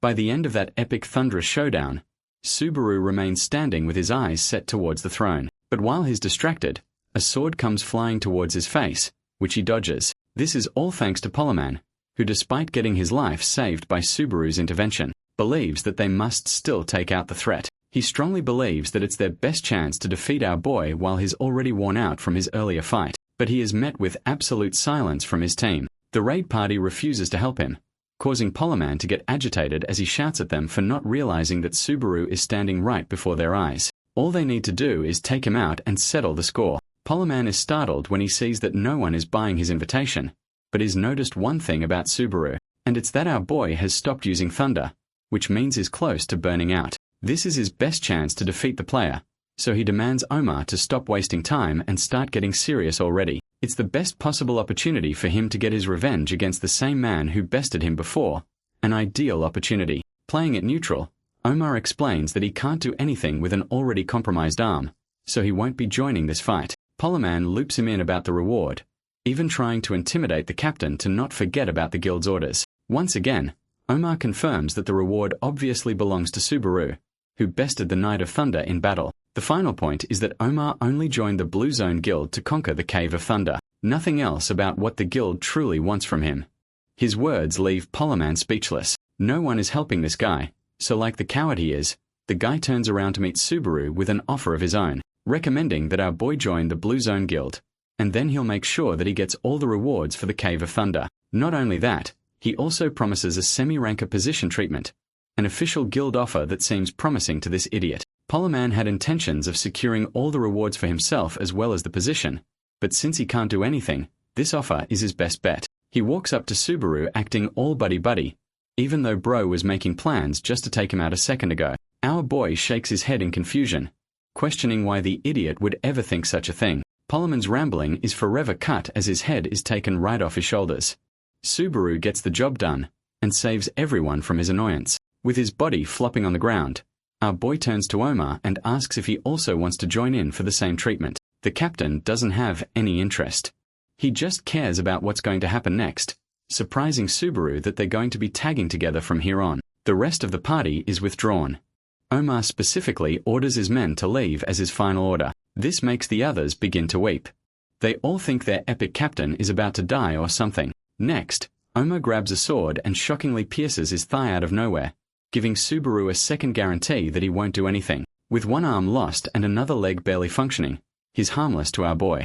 Subaru is impressed with this man's balls as well as the chatters, and ultimately decides to let him come. He approaches the throne, walking up to it with every step. Omar witnesses in anticipation as our boy claims his rightful position on the chair as the conqueror of the Cave of Thunder. Strangely, Subaru's sight begins to fade. His senses dull as the system acknowledges his position on the unused Thunder Throne. Our boy's consciousness fades into some kind of different memory lane. He opens his eyes again to discover that he's won the same chair, except things seem far different. While he's processing his shock, Subaru also notices that the throne room isn't ravaged, nor is Omar's party anywhere to be found. Suddenly, the door opens as a long-haired man clad in golden armor strides forward. This beast of a king looks like a demigod, his eyes showing fierce determination as he expresses his complaints for being incapable of handling the true power of thunder. It's the same reason this same man refuses to take the throne, believing that one day he shall be worthy of its position. Saying those words, he turns back, thinking that is said enough to his father who once sat in the same position. The man leaves with that confession, causing our boy to return back to the present. The ground under him rumbles and ripples apart, collapsing on his position, causing the chatters to joke around that bro's fatter than Gorlock the Destroyer, because just him sitting leveled the ground. Jokes aside, Subaru emerges with a shocking realization.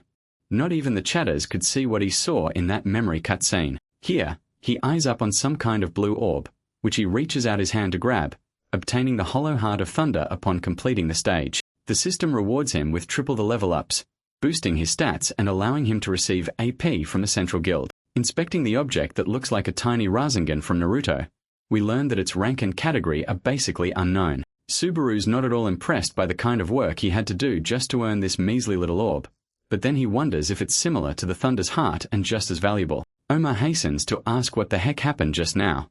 Our boy shares that he found this orb in the dust. The captain has no idea what he's looking at. Bro's dumbfounded because look at that astonished face. Omar smiles, realizing that not even Subaru knows about it, which means he will end up having to watch Bro's stream just to realize what this orb truly entails. Our boy assures him that he's just getting started on his hunt, and now that the third floor is completed, Omar can also leave the stage. Subaru jokes around and tells him to send donations please if he's gonna watch anyway, and instead of taking a long vacation, our boy is already hastening to complete the missions. He earns nearly 30,000 credits for completing 2 at once, and thanks his chat for staying alongside him for the whole quest. The viewers don't want him to end the stream, but Subaru ultimately betrays them and disconnects. Shu and Reina were watching it too, annoyed that it ended far too soon. With the stream finished, Shu asks Reina about her in-depth review of Subaru in person.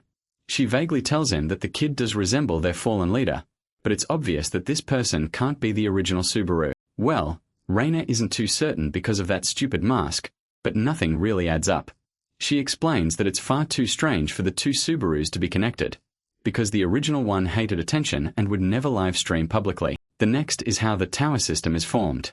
No one can restart the trials unless it's some kind of reincarnation story. Damn, did she just break the fourth wall here with that one? Anyway, to her, for Narukami Subaru to exist, he must bypass both impossible conditions, which seems ridiculous for both Shu and Reina to accept. Let's head to floor 5, the Burin God Forging stage, where Kiyoharu is sent. In this world, the Burin is only second to the Martial Alliance. It represents the heights of martial ability, and it's the same location Kiyoharu grew up, except the guy is being handled so harshly it makes him question if he's some kind of criminal. The guards tell him to basically shut the fudge up since they never told him to talk. Kiyoharu senses that Wicca definitely found this a desperate mission because she never asks for favors otherwise. Anyway, he stands before the gate where his own uncle awaits him, questioning if he's capable enough. The gate opens as Kiyoharu walks past to meet the Lord of the 5th stage, the leader of God Forging, and one of the strongest high rankers of the tower, ranked only 2nd in the martial world, Unten Kyoku. Being polite in his advances, Kiyoharu greets the Lord, but his uncle assures him to drop his formal courtesy and just address him like he used to. Kiyoharu follows obediently, and they find each other well. Lord Kyoku even praises Narukami Subaru for becoming famous in the Azure Sky Entertainment Company. Of course, since it's directly linked to Kiyoharu himself, my guy is shocked that his uncle knows such information about him. Uncle Kyoku acts like the information doesn't matter, but Kiyoharu is begging to know. The Lord decides to change the subject, refusing to answer directly, and understands that Kiyoharu is here for a reason. He then learns that he's here with Wicca's official statement, and that answer is a merciless rejection. This stuns Lord Kyoku a little close to home, enough to get him riled up in fury, questioning Kiyoharu if he even knows what this woman just declined. Of course, the guy doesn't know, which baffles the uncle that he came without knowing the details at all. All Wicca said was to forward the message of her refusal. That's all. Lord Kyoku finds it disappointing that Kiyoharu is practically just Wicca's lapdog messenger, and before my guy could say anything, he experiences so much spiritual pressure that he cannot even speak a word. The Lord of God Forging is happy to deliver a return message.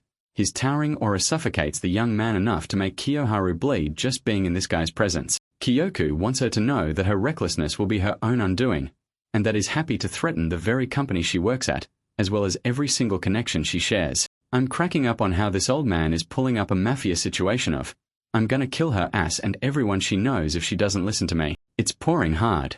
Wicca gets to read about another forum thread that talks about the clout chasing centering around Narukami Subaru, and how the streamer appears to betray his teammates to receive the rewards every time. Wicca is stunned by the chief's antics, and asks how he managed to pull this enormous task off. Apparently, the man stayed up all night just to investigate the situation in grave detail. The reception from the public seemed terrible at first, because they posed valid concerns that the rookie party might have wanted to try for real instead of just trying to leech off of Subaru. This is the reason this guy decided to exploit the fact that the rookies involved were indeed terrible people, trolls that posed a threat to the floor's completion. He assures Wicca that there's no need to further blame Subaru for this mess either for his reckless plan, which of course she's totally fine with, being the absolute #1 fangirl she is. The chief recommends that she stay that exact same way, as the manager is always meant to be the #1 fan of whomever they're supporting. The chief does admit that Wicca's felt more alive ever since she's taken over Subaru.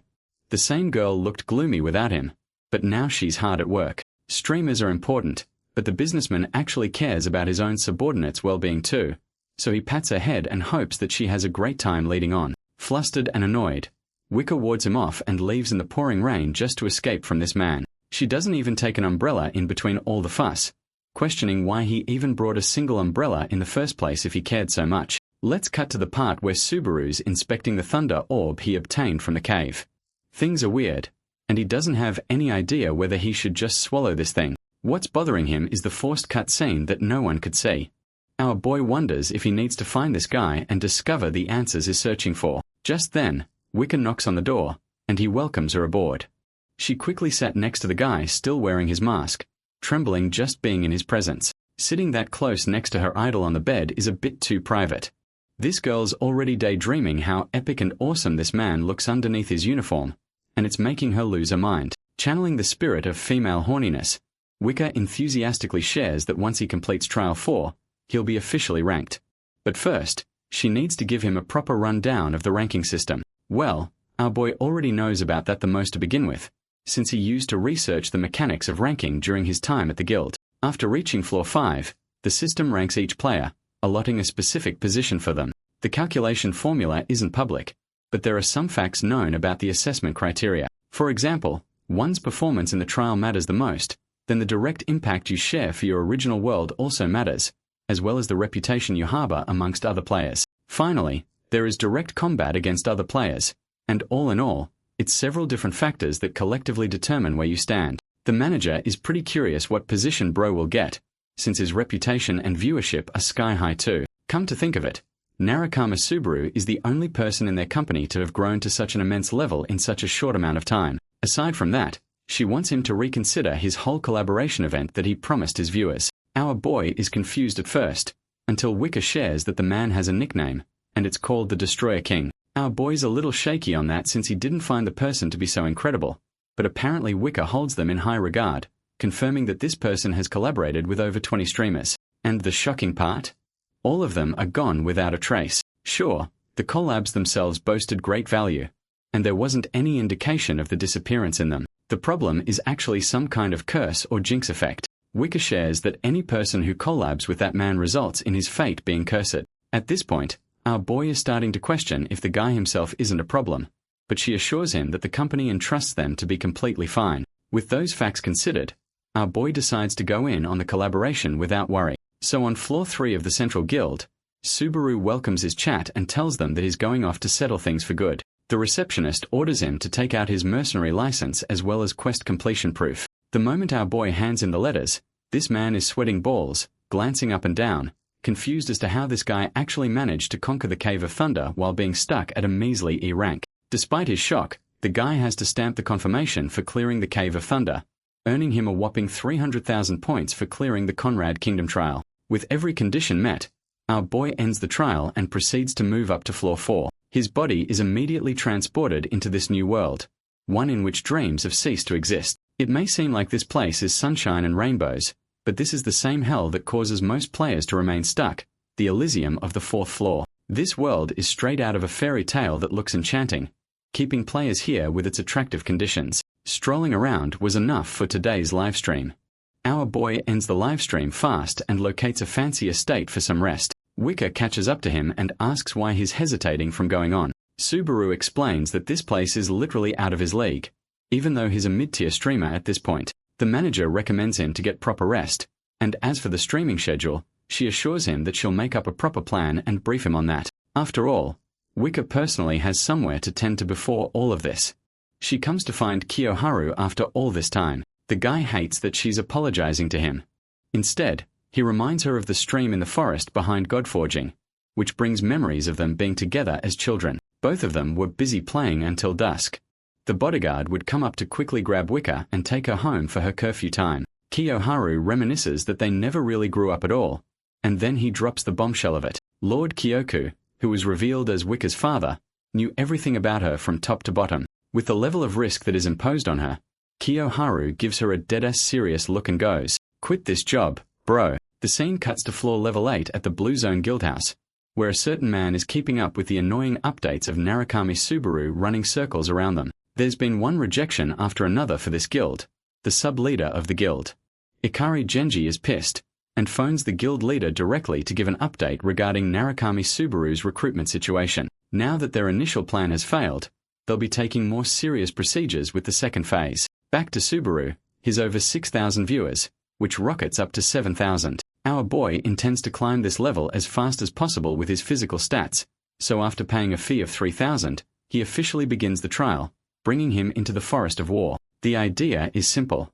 8 players are split in 2 teams to have a mini-war. The map has 3 lanes called top, mid, and bottom.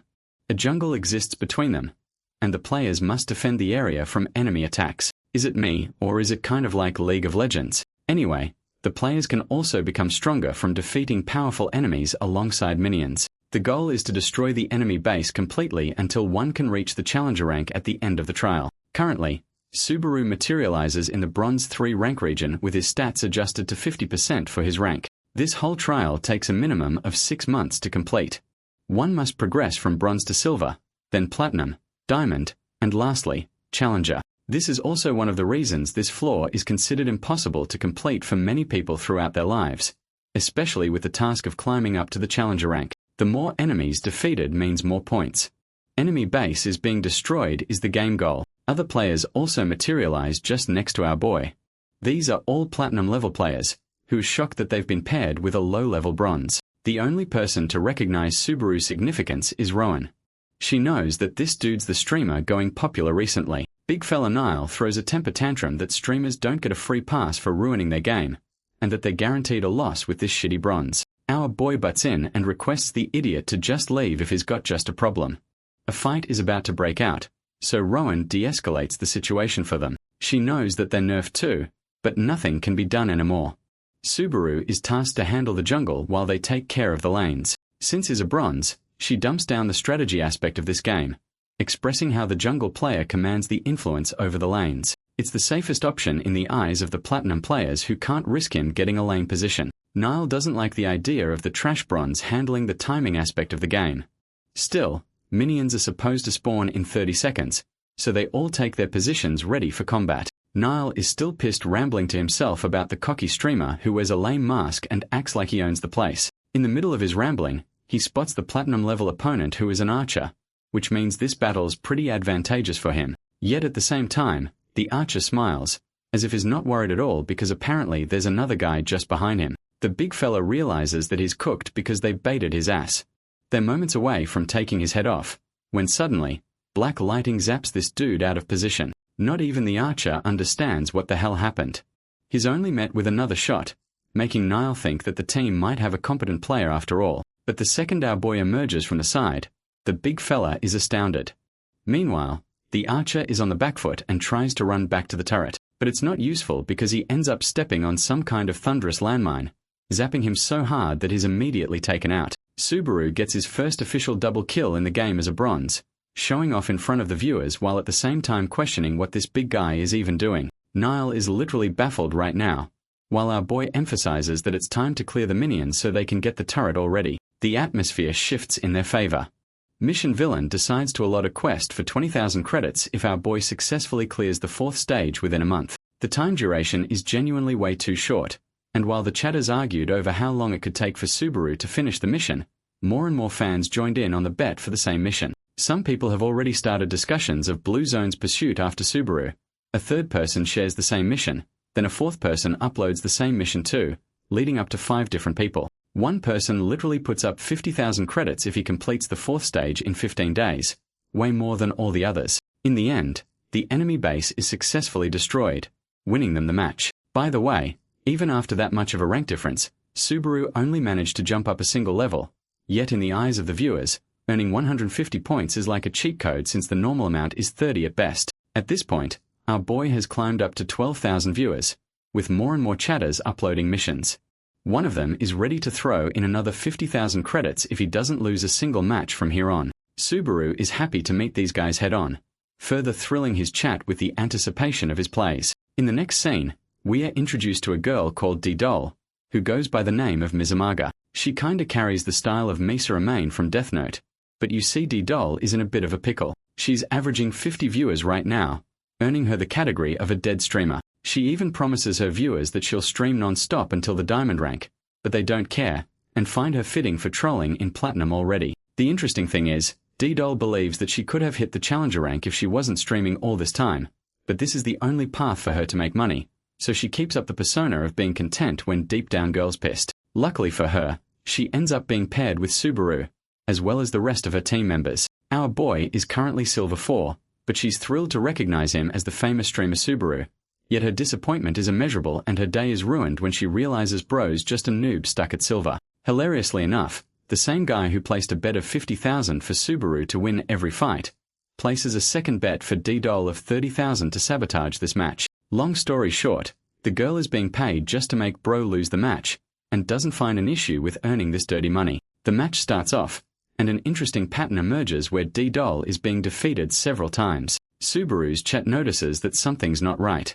Our boy plays it cool, and knows he's close to her anyway. He watches from the distance how she's handling the fight. D-Doll pretends to make a mistake, but she's not smart enough to fool our boy who recognizes her trolling. As suspected, the girl is defeated another time with a smile on her face. Subaru understands what she's doing here, which begs the question of who she even is. One chatter reveals critical information about how some guy gave her a mission to lose on purpose. Subaru is more than happy to disappoint the viewer behind all of this. He holds onto his sword and promises his chat that he'll make sure D-Doll doesn't get the credits like they planned. For his next opponent, Subaru runs into a guy who is well familiar with who the streamer is. Big Guy wonders if this kid got a mission for this one-on-one confrontation. Our boy of course denies this, though he wishes for such a mission to be an easy win. The big guy thinks it's pointless since Subaru would fail regardless. A diamond can't possibly lose to a silver and under any conditions.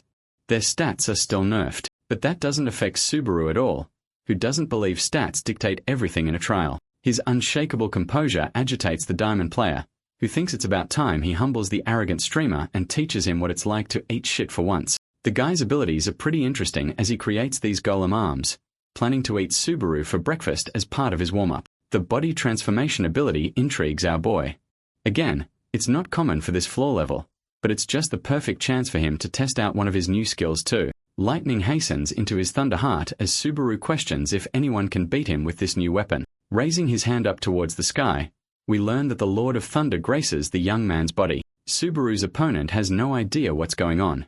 All he could see was thunder raining down on the kid out of nowhere. Emerging from the smoke, the trial for the Lord of Thunder officially begins. And sure, the build-up might have been strong, but the viewers are kind of underwhelmed that not much happened. His diamond player opponent doesn't care much and goes on the offensive, believing none of Subaru's shenanigans will work in the Forest of War, hurling a dozen different boulders towards the silver streamer. Subaru's Thunder Heart counteracts the effects of the Lord of Thunder, while Wedge of Greed counteracts the effects of the Demon Blade. 4 of his abilities are acting up at the same time, reducing the penalty of Lord of Thunder by a whopping 30%. Thanks to his newfound speed, Subaru blitzes past the boulders as if is lightning itself. This man is out here trying to become the next Minato Namikaze as he hurls up with his blade right in his opponent's face. The golem dude tries to block the attack as fast as possible, but Subaru's clean hit packs so much power that the guy is sent back. Still, it's not enough to cause any form of lasting damage. The diamond player goes on the offensive. Goromak boosts his stats by double. His durability way surpasses past the diamond level. At this moment, Subaru calls for the might of the Lord of Thunder, who acknowledges this cry for an even stronger strike. The unstoppable force meets the immovable object.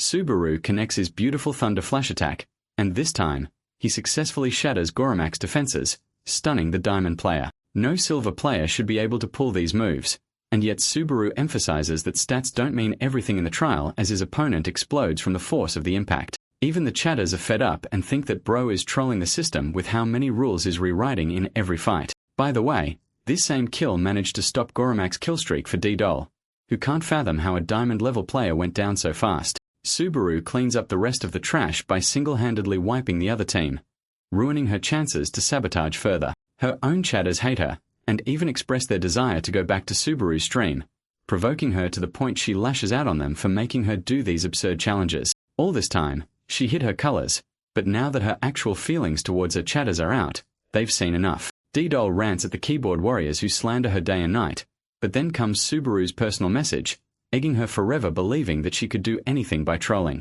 Troll Girl's dreams are destroyed when she sees the enemy team raising up their flag for a surrender, ending the match. Feeling satisfied with his run, our boy ends the stream, expressing that he'll do another tomorrow, temporarily shifting to a daily schedule for his missions. With the live stream finished, our boy walks stress-free at night, where a certain voice calls out to him. It's his lovely manager, who waited for him all day just to hand him a schedule as promised. Wicca is serious about her job and has one more matter to discuss with him. Our boy inquires what's up, and though she expresses her praise for his streams for reaching 13,000 viewers, there's just a level of unease that's starting to set in the more she watches his streams. This conversation is going nowhere. Subaru mocks her for being drunk or something. Wicca deflects it and shares her observation. She senses some kind of desperation in Subaru, as if he's being chased or chasing something. All this time, the manager has wondered about the kind of burdens that he's carrying in secrecy. Obviously, our boy refuses to answer such a private question for the time being.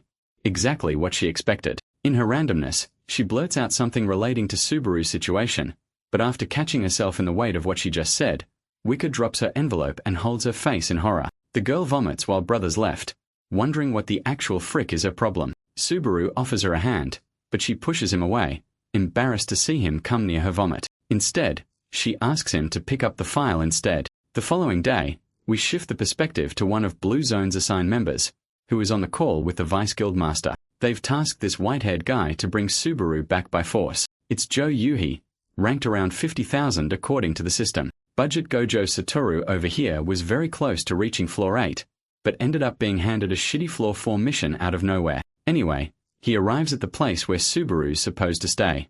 The whole mission is pissing him off already. The first thing that Yuhi eyes down is a gorgeous woman sitting at the table. It's Wicca lost in her thoughts, giving this hornball a reason to suddenly like his new mission. Currently, Wicca's busy having a headache watching our boys stream with our bazookas out of view. Of course, they attract the attention of this wannabe cool guy who takes a seat just opposite to her, inviting her suspicion towards the stranger. Playing it cool, Yuhi stares at her with a smile and asks for her name. Frustrated that he's not being straight to the point, she gets up to leave, refusing to state her identity. But that little effort gets her startled when the man suddenly teleports right in front of her. Wicca couldn't even sense when he moved, let alone appear in front of her like that. Yuhi tries to win her with charm, expressing that he was really happy to meet such a beautiful woman, and that he doesn't have any intentions of being shady. Hilariously enough, the girl's feelings creep the hell out with his advances, until she read the card he just handed her. Hailing from the Blue Zone Guild, Wicca expresses a shock, which makes this douchebag think that he's got her under his control. Bro thinks just flexing his card will be enough to sway a girl. What really bothers her is why a Blue Zone ranker is doing on this level. Continuing to be suspicious, he refuses to not only answer her question, but tells her that they should get closer instead. Annoyed, the manager turns the opposite direction, crushing this man's ego a second time until he grabs her arm. At this point, Wicca's pissed off, roaring that he shouldn't casually touch her like that. That's until Yuhi decides to ask more pointed questions, inquiring why she was asking that stream earlier. Instantly, the girl knows she's caught. Yuhi can tell that she had some connection to the streamer because she was staring at the screen like crazy. Offering a more threatening tone, Yuhi calls Narukami Subaru outdated, and this new faker is nothing more than a copycat. Wicca checks him again, wondering if he can really speak like that, but he assures this woman that not everyone worships her great hero. Wicca recommends this guy to remember his place because Narukami Subaru's original guild is the real reason Blue Zone now even exists. Of course, it matters little to Yuhi, who thinks they're both a thing of the past. He's of the opinion that the rankers of today eclipse the rankers that once existed in the Blue Eyes Guild, and is proud enough to LARP as one of them. Wicca's about to retort once more, so he decides to tell her a little fun fact, some private information only the higher-ups at Blue Zone know about. Yuhi whispers that there's a rumor of one of the original Blue Eyes members teaming up with demons and still making waves in the present, drawing another shock from Wicca. Let's switch perspectives back to our boy, who concludes the stream and replays it a bit to check his view count. Currently, he's doing well with about 15,000, but while he's busy checking, Budget Gojo shows up and calls him for a chit-chat. Subaru takes a minute to give a good look at the guy who's trying too hard to pose and call him Junior. Yuhi reveals that he's a sub-ranker from the Blue Zone, and maintaining his trash talk, he repeatedly calls our boy Junior to berate him, offering him a chance to join their guild. He's annoyed by now, he's declined them far too many times.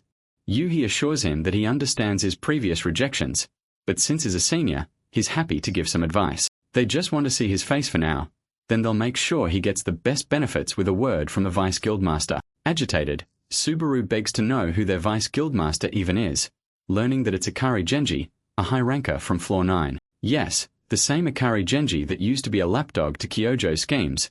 That same bastard ended up breaking past not only Floor 9, but also achieving Vice Guildmaster. Budget Gojo tries to be forceful by removing his mask.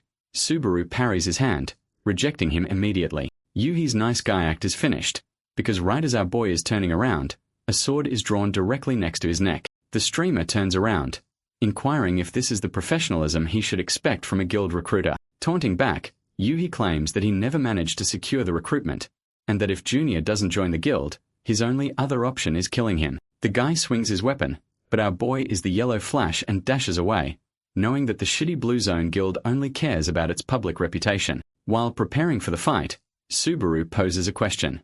How will a battle of this scale reflect on the guild's behavior? It's a great question, but Temu Gojo was already prepared for that. He pulls out a Walmart domain expansion that covers a good chunk of the city.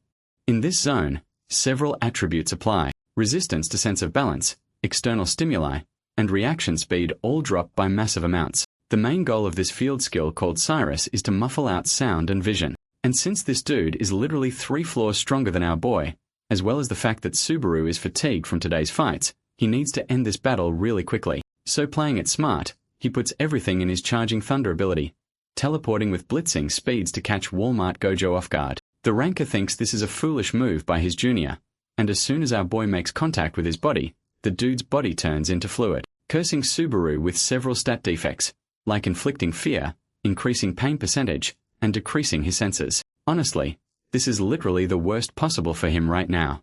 There's just no way out. Imposter Gojo is even proud to claim that his domain is the ultimate trap with no escape. Subaru, on the other hand, is realizing how ugly his situation is. This man is literally out here fighting a Gojo with Itachi's genjutsu at this point. With so many targets, it's impossible to even begin to fight back, making it one of the trickiest battles for Subaru yet. Meanwhile, Wicca is worried sick waiting for our boy's return.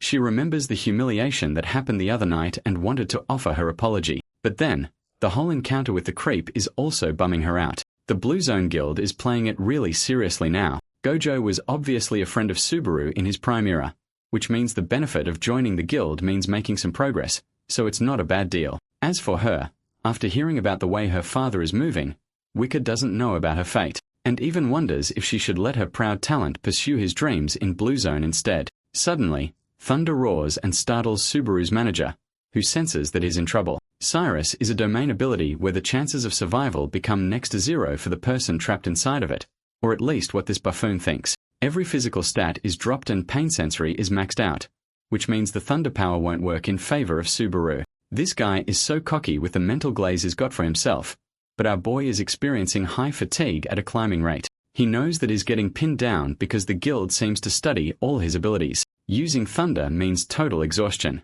That's why Subaru has to make more desperate choices and hold back on his main abilities. Instead, our boy decides to activate Cloud's stride to flail past the illusory Yuhi's, impressing the man for having survived long enough inside the domain. Even then, this guy believes that it won't matter since Subaru's collapse is inevitable. Well, he's pretty wrong because our boy is ripping apart the illusion copies to shreds without even the use of his thunder powers, stunning this guy. Subaru gives him a demonic glare, and that's when this guy reaches a critical realization.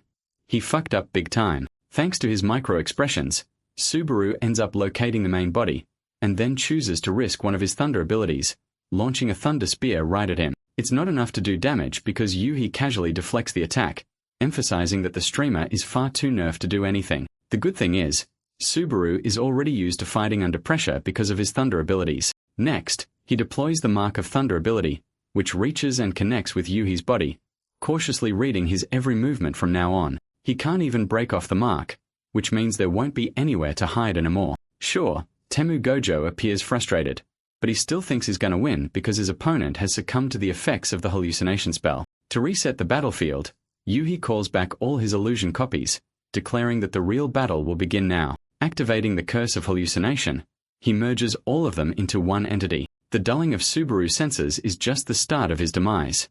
The actual worrying part is the hallucination aspect. A gigantic behemoth has formed in front of our boy. This hallucination curse only creates something the target would fear the most. Subaru is supposed to look at the image of someone undefeatable in his mind, and well, when the shadows clear, a man's voice haunts his ears, chanting that is the sorrow, hatred, and fear dwelling within Subaru. He is everything that our boy is afraid of. It's Kyojo's face, enough to stun our boy momentarily. The guildmaster claims that their game was fun for a bit, and then suddenly grabs Subaru's body while he's still in shock. Unfortunately for the illusion, seeing Kyojo's shitty face just reminds our boy of everything he lost, that he will never join Blue Zone even if his life depended on it, as he'd betray his own teammates. Having all the reasons to survive and fight for what he lost, Subaru pushes past his fatigue limits to the max, believing that he can endure Lord of Thunder for 10 seconds if he does. The countdown begins as zaps of thunder escape Kyojo's fist. This gamble won't work for long, and the clock is down to 7 seconds already. Our boy's countdown reaches a final collapse. Lord of Thunder cuts off its eventual output, and his enemy has no idea why he even stopped. Yuhi's illusion thinks this is the ideal situation, believing that his opponent has given up. But right as is about to finish our boy with a final hit, a certain someone intrudes the domain out of nowhere. This person demands that he lets Subaru go, and it happens to be Waker with her blood boiling seeing this sight. The ranker of the Blue Zone realizes that he's already met this woman. It's shocking enough that she can perceive and penetrate his domain as normal people can't. What's even more interesting is that the same effects that applied to Subaru can't even be applied to her because Yuhi lacks the mana to suppress her. This causes a forcible stoppage of the Curse of Hallucination spell, leaving Yuhi in a trapped position. He's curious, and asks the girl how she managed to find them, or why even. Waker then reveals that she supports this streamer as his manager, and though she never had the intention of tricking him, she also never revealed this information earlier. Budget Gojo genuinely thinks he's still got the upper hand.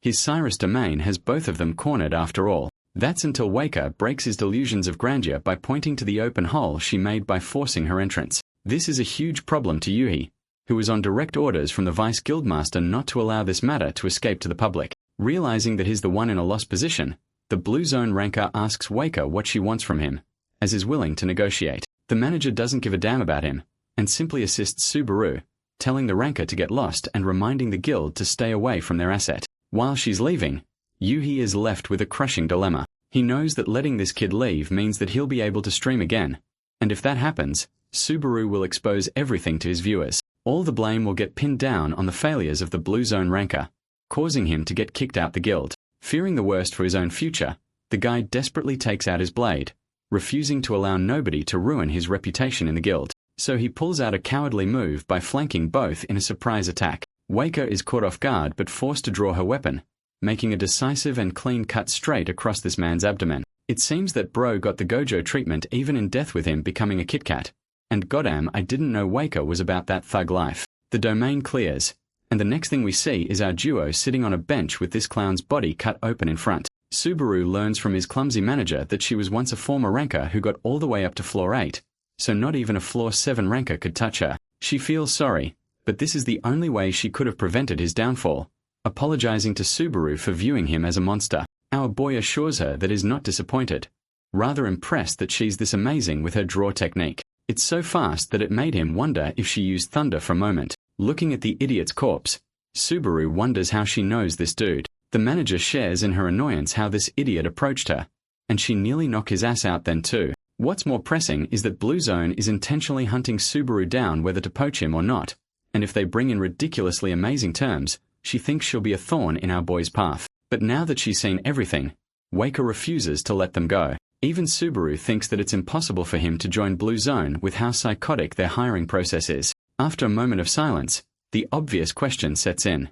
How do they fix things? They just killed a ranker, so maybe they should report to the agency first. However, the streamer suggests a completely different idea. In the next scene, we are taken in another one of our boys' live streams, who states that he's been attacked by assassins out of nowhere. This is a bomb drop announcement to his viewers. Subaru states that he has no idea of the person behind the incident, but he can comfortably say where they're from. For now, he intends to keep this matter quiet, and the reason our boy is intentionally saying those words is to make sure the Vice Guildmaster in Floor 8 gets to hear this news. The man drinks his whiskey wondering what went down. There's just no way Subaru could have managed to defeat a ranker from their guild beyond his level. One baddie, the Guildmaster's assistant, shows up to share a request for a meeting. By the evening, Wicker asks if the guild has already caught hold of his newest livestream. Subaru can comfortably say that at least one of their members must have seen it. A massive guild that represents a whole world has a reputation to worry about, and if there's any leaks of an assassin trying to hunt a streamer,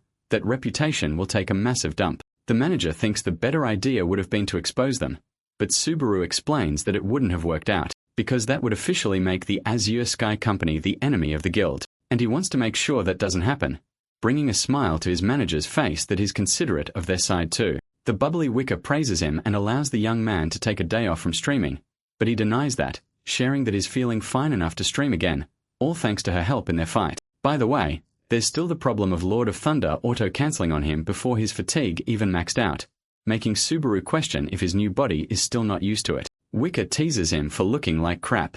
That part is a little obvious since my guy literally came running to this place after the end of the trial, so he's bad at. That aside, Wicca suddenly reveals that Blue Zone seems to suspect there being a survivor from Blue Eyes. This revelation stuns Subaru, who begs to know where he can find the survivor. He's so desperate and his heart's pacing fast, but unfortunately Wicca doesn't know anything beyond basic information. The only thing she hears from Yuhi is that this survivor sold their soul to the demons.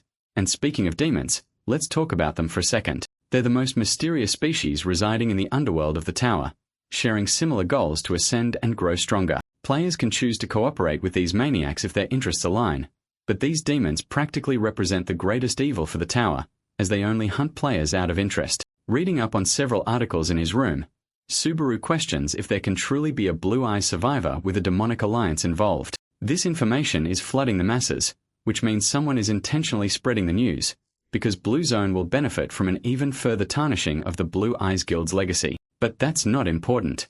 What's important is for our boy to find this mystery survivor long enough to find them. Let's cut to Rain aside, who reads upon the same news regarding the survivor.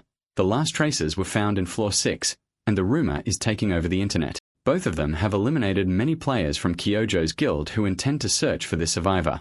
It's without a doubt a trap being set up by the guildmaster. Shu can read up on the intentions here, but he wants to confirm the theory with his own eyes, so that's where these two are going to be headed, ensuring that whoever casts the bait regrets it. Back in the Vice Guildmaster's office, the guy's feeling overwhelmed from all the work he's been getting. The chief of Wicca's company calls him, immediately apologizing for being unable to climb to Floor 8 for his own inadequacies, so a virtual meeting is the best they can offer. The Vice Guildmaster is pleased to meet the man, knowing that this chief is the reason the Azure Sky Company succeeded. John Tail worked for the Heresy Guild 15 years back. He was an architect who is nothing more than just a department head of an entertainment company. The Vice Guildmaster suspects something sketchy and keeps his guard up. The chief returns the pleasure of knowing about the Vice Guildmaster, whose contributions are only second to the leader. This specific piece of wording bums this guy out a bit. John decides to get straight to the point here, assuring the man that they haven't made a formal report on the situation, not yet at least. Sure, the Blue Zone streamer attacked their streamers, and while the Vice Guildmaster acts like it wasn't on them, John Tail strongly declares that he'll act with more deliberate choices if the guild sends another assassin. The Vice Guildmaster confirms the situation and peacefully resolves it with him, giving his word. The meeting closes with the chief celebrating the fact that this wasn't in person, since he would die from anxiety alone. His assistant is pretty impressed that this man managed to speak all that talk to Akari Genji of all people. John wasn't ever going to let these guys get away with their actions. Both of them suspect that Subaru must have taken a day off from streaming today. John is in the middle of worrying about our boy when suddenly, his assistant reveals that Subaru has already kickstarted another stream. This is a shock to both of them as they expected him to stay out for a day, but our boy's fully hellbent on clearing Flower 4 today, believing he's got no time to waste anymore. At Floor 6, we have the wasteland. The desert is cruel, and the players who've been sent from Floor 3 to directly here suspect that there's some kind of trace to be found. Some of the players have full trust in their guild, but one dude is genuinely frustrated why they have to deal with a demonic Blue Eye survivor, because that story feels like it's bogus and made up. Every member inside that guild was equal to Kyojo's level, which is why making a deal with demons makes no sense. The girl quiets him down as they look upon the man in the distance. The Vice Guildmaster has personally descended to Floor 6 just for this mission, looking all dripped out, so this mission means serious business. 3 days zoom past and eventually our boy finally hits the Challenger rank in the Forest of War, buffing his stats by a few points. 2 reasons why he advanced so quickly is because of his own low rank status paired against higher ranked players. The second reason was that the players he usually fought began to give up against him, causing the matches to end much faster. Thanks to these, Subaru completes the various bundles of missions that he was tasked by his viewers, earning hundreds of thousands of credits in the process. This marks his journey to successfully reach floor level 5, which is the world of Burin that we all know. It's practically the equivalent of a Murim dimension. Burin fights for the top year in the global tournament, and it was one of the first to establish its base in the 5th floor. Thanks to that, floor level 5 mostly became the world of the martial artists. Subaru has just stepped inside this world as the system calculates his set ranking. It goes on for a bit before grinding out the numbers, allotting 122,082 as his rank. For a streamer, this is pretty impressive, because this range of ranks is only accessible for floor 7 and above rankers. Anyway, our boy meets Kayaharu, who is supposed to be his temporary manager for this level. Subaru doesn't get the deal, but the manager explains that Wicca can't come here for the time being. For now, he leads the guy inside for a nice meal. The table is full of delicious options that are making me salivate through the screen. Kayaharu starts munching down without shame. Subaru is just impressed with his appetite, and asks if this guy is a friend to Wicca. The new manager gulps down his bite and frames the two of them as childhood friends, having done everything together. They were tiny after all. Thanks to arriving in Burin, Subaru reflects that he may be able to dig up some information on Wicca after all. He gets up to leave for another meeting elsewhere, telling Kayaharu to send Wicca his regards. Arriving at a completely different location of floor 5, the Manjo Peak, we see our boy all alone, all but a gorgeous black cat meowing past him. This is Tama, and he seems to know the little guy. Just as Subaru is petting the cat, the owner roars at the young man who has come here, interrupting his peace. Our boy responds back that he doesn't want to enter this person's house without permission, because he won't ever be able to leave. The fact that he knows this information makes the mysterious voice realize that this guy is different. It allows Subaru to enter with permission safely. So that's what the streamer does. But at once, he's sucked in by the sight of an unprecedented view. It's like he's unlocked a whole new world with the clearest skies. This is the Lucent Mirror Plains. Finally, the voice speaks to address the young man who has shockingly found his way here. Subaru keeps it vague that he heard a rumor about a virtuoso formation artist, which is why he came to visit. The mysterious person is revealed to be one of the strongest rankers in the whole world, Shin Yuen, who looks like a character straight out of Frieren. Back when our boy was panting in exhaustion in his floor 7th trial, Subaru had nowhere to go. He was completely on his own until Shin Yuen met him for the first time, shocked that the young boy managed to clear the whole dragon habitat by himself without dying. The same man noticed how Subaru's body was covered with thunder scars etched in his skin, and while in his near-dead state, our boy asked the old geezer to stop yapping and start helping. Shin Yuen is a bona fide troll, however, and smacks his head instead, expressing that this is no way to talk to someone of his mighty caliber. Still, as a believer of meaningful encounters, the mighty Shin Yuen believed that it was fate for them to encounter each other, and with his giant paintbrush, he revealed himself as the strongest formation technique master. Shin Yuen then painted the fortune formation to save the young man's life, telling him to add his own power too. At present, that's why Subaru's here.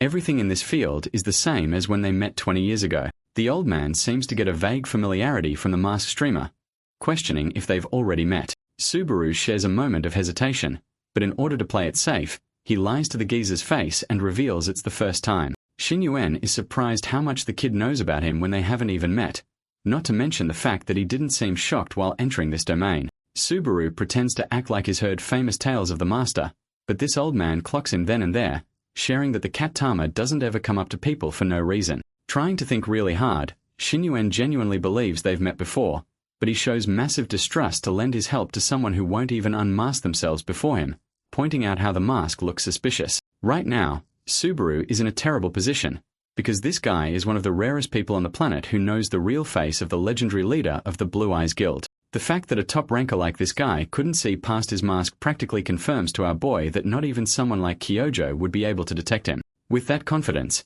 our boy removes his mask to experiment once and for all. When the mask comes off, what's left behind is an innocent face. Shin Yuen appears really surprised but hilariously bonks the dude's head for looking nothing like the guy he was thinking about. This means that he couldn't connect the dots that both Subarus are the same person. By the way, it seems that even this legendary master has been secretly watching the streamers of Narukami Subaru, who is suspected to be related to the original one. But with this, the old man is certain that these two don't look similar at all. Shin Yuen even talks about how he knew the original Subaru, who eventually died, despite promising them another meeting someday. Hearing those words makes our boy laugh, because bro must be thinking how this idiot old man still hasn't connected the dots yet. Subaru manipulates Shin Yuen by making it seem like the old man has gone senile in nostalgic memories. Watching him yap however he pleases annoys the master, so he bonks his head again. The only reason he was even allowed entry into this domain is because Tama takes a liking to the new Subaru. Our boy thanks the little guy, posing cool and all for no reason in the process. Let's jump to the part where they are discussing the treatment, which costs 1,000,000 whopping credits. One problem, our boy only has 200,000 on him, and hilariously there's no discount just to make sure there isn't bad luck or a curse involved. Shinyuan expresses that for the time being he'll only treat what the amount is worth, which is a favor to our boy by a lot. Inspecting his thunder scars, the old man shares that Subaru's foundation is decent, even prodigious for holding up to level 5. Since there are several treatments, ultimately what Subaru wants will decide his trajectory. Struggling with stamina, our boy highlights that it's been a pain in the ass for him, so he needs enough endurance to withstand at least 10,000 thunder attacks. The old master keenly reminds him that even the original Subaru suffered death from thunder, so he might end up regretting his decisions. Our boy argues otherwise, stating that if thunder is meant to kill him, then it will also be his remedy to save him. Even this piece of dialogue gives off a similarity in Shinyuan's eyes, who begins his work by declaring that it won't be easy. The treatment will be split in many different sessions, and the master recommends that the boy keep coming back as he'll always keep the door open for him.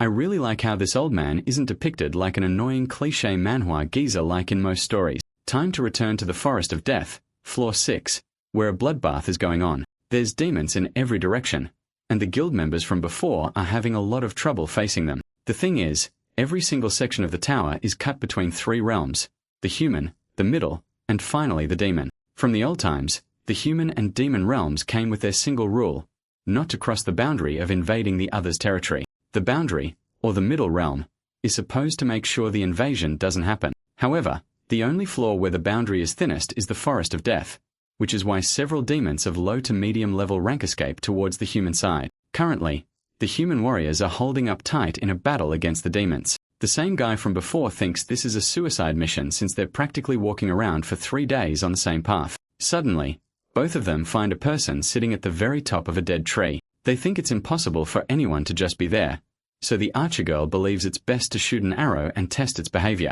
Her friend stops her and instead takes the diplomatic approach, calling out to this entity and asking about their identity. The figure carves a malicious grin before teleporting with immense speeds, appearing right behind them. He toys with a dead man and expresses his anger against the humans who barged in his territory. Sure, the first assumption is that this is the so-called survivor of the blue eyes who made a deal with demons. But this person's vibe seems totally different, even if their face is similar. Suddenly, the archer girl experiences immense pressure and starts choking. The lancer knows that they're gigacooked and can't win against an entity who resembles more like a destructive predator than a human. It's as if they've entered the domain of death and darkness, and they're so weak they can't even do anything about it. Donning a brave approach, this guy has the titanium balls to step up to the fade check, recommending Hanamaki to run the opposite direction. Thankfully, it's right then and there that the vice guildmaster arrives like some kind of superhero, thanking his subordinates for working so hard. Then he goes on to personally apologize to Arashiro K, addressing him as the last surviving member of the Blue Eyes faction. This guy smiles beastly. He's been dying for this day to come, referring to Akari as none other than Kyojo's lapdog. Saying so, he blasts a powerful beam strike, annihilating everything in its path. I don't know what Akari thinks his dual pistols are going to do because, let's be honest, bullets can't stop a goddamn cannon blast. But somehow bro blocks with his bare hands, begging through the skin of his teeth that he isn't here for a battle. The shocking part about all of this is that Akari isn't even putting up much of a resistance. Proving that he's the fraudster in the multiverse of frauds, Akari gets on his knees like a good boy, and without even fighting, asks for a meeting. It's just hilarious to his opponent who can't even process what the hell is going on. Akari shares that he's got the same mutual goal as the last survivor.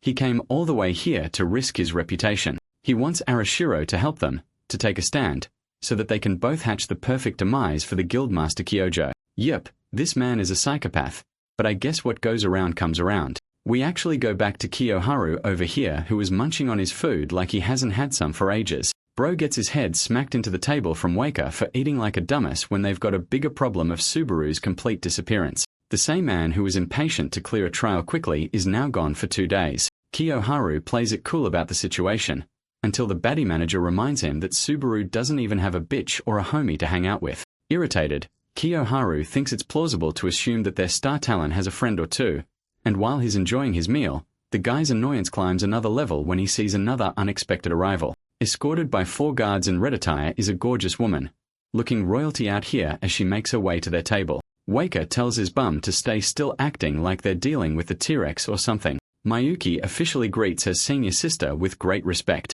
Waker doesn't give her the time of day, and emphasizes that he never recalls sharing a younger sister in her training batch. Mayuki gets to business and states that she can explain everything if they just leave. But Waker's not playing at all. This woman is giving death threats to not only this new chick, but also all her guards. You do not want to mess around with this vixen. Mayuki warns the senior sister that their master won't wait for long. On the other hand, the manager makes it clear she won't be returning, creating more tension as Mayuki reminds Waker she's in no position to decide her future. Once again, the manager slams back with a personal reminder, warning her not to dare meet her eyes ever again as she's an inferior in rank. Threatened, Mayuki quickly bows down in respect, offering to leave after relaying her message, and that concludes the encounter. Time for another scene switch.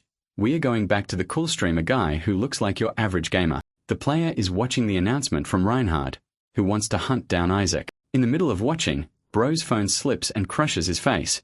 And I know everyone can relate to the same feeling because it happened to all of us at least once. Collecting himself, the dude can't figure out what Reinhard's deal is, why he's deciding to put a bounty on Isaac's head, and even delay streaming for some time. 3 days have already flown by, and there's no update from Narukami Subaru either. There's just no fun content left to watch.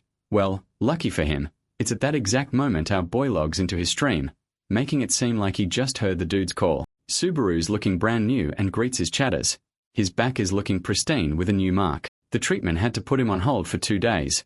Subaru managed to complete the body enhancement procedure, boosting his stamina by 32%, which is huge. It's astonishing to him that he got this for just 200,000, which means the rest of his money will also be well spent. With the live stream started, our boy spends 10,000 credits to initiate Level 5's trial. The premise of Floor 5 involves every player's individual growth.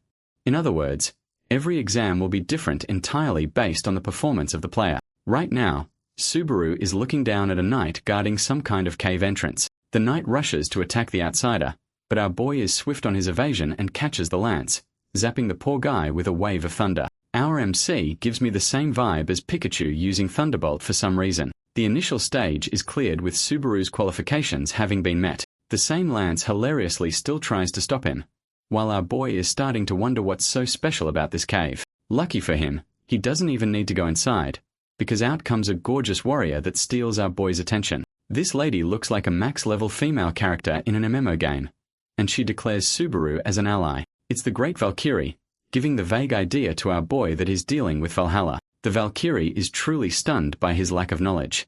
She takes off her helmet, revealing a gorgeous face with blonde, luscious hair. Viola introduces herself properly as a Valkyrie standing near the border of the Conrad Kingdom. To add some more context, let's explore a flashback sequence. You see, this Valkyrie was appointed by her senior for a mission. Viola was happy to carry out her mission for the man she serves. That man is none other than the same person constantly appearing in Subaru's head, boasting ambitions of one day ascending to his father's throne. We are given an epic reveal that is Thor, the Asgardian god of thunder. At floor 8 of the Blue Guildhouse, we arrive at the Central Tower, or the main headquarters. It's here that the Vice Guildmaster officially makes his return, finding it taxing and unable to get used to the idea of Kyojo's Floor 9 Guardian raid. As he's coming up for the meeting, his assistant explains that he's 10 minutes late, but luckily Kyojo himself is yet to arrive. Ikari doesn't give a damn about those other people and argues that he must remain patient always. She politely suggests that he cover his neck to look proper. Ikari realizes that his chest's looking all bruised, so he tightens his tie to appear formal. Inside the council room of the Blue Zone, we have the 7 most important people operating for the executive meeting. The Vice Guildmaster shows up, inviting a snarky comment from Adolf, who taunts the man for skipping out on raids usually. Ikari argues that he had to be busy with his orders given to him by the Guildmaster, but Adolf continues the trash talk and calls the Vice Guildmaster practically useless and unreliable. This comment is provocative enough to invite his anger, but that anger means nothing to Adolf, who gets up to match Ikari one-on-one, roaring that he doesn't mean shit in front of the guys that actually put their lives on the line in the real Guardian raids. To resolve situations patiently, the muscle mommy of the group, rank 18th Pierre, suggests Adolf to not say anything reckless. The only reason Adolf is so angry is because his men were jeopardized and wiped all because of Ikari's foolishness. He even taunts the Vice Guildmaster for wasting time on floor 6th for no reason. That's way too much shit talk for one day, and this man is practically about to swing right here and now. Pierre and her cannon stop him from making the move, holding him back, while Wilfred on the other side de-escalates the situation too. The cool-looking big guy is Didi, who recommends they just all step outside for a fight. Belka is just annoyed to be amongst these people. Ryusei and Nilak are too bummed out to care, only worried about Kyojo's reaction. At long last, the door opens as the guildmaster arrives, inviting respect from everyone in the room. Kyojo sharply reminds them that it's been 2 whole decades since they defeated the 8th floor Hydra, allowing their guild to grow to tremendous heights. Even then, Kyojo shares his frustration that the Hydra battle haunts him everywhere he goes. Everyone wants to talk about the 9-headed snake in the outside world. Taking his high seat as the leader among them, the Blue Zone Guildmaster reveals that time seems to be frozen at floor level 8. Before Pierre could ask a word about the floor 9th raid, Ikari interjects and shares the completion of their mission on floor 6th. What they found were traces of humans, but it's been a long time since then. In other words, he makes Kyojo believe that their target escaped to the human world. The Guildmaster suspects that it's possible for him to be a part of the demon realm now too. For his next orders, he tells Ikari to continue tracking their target just in case he shows up.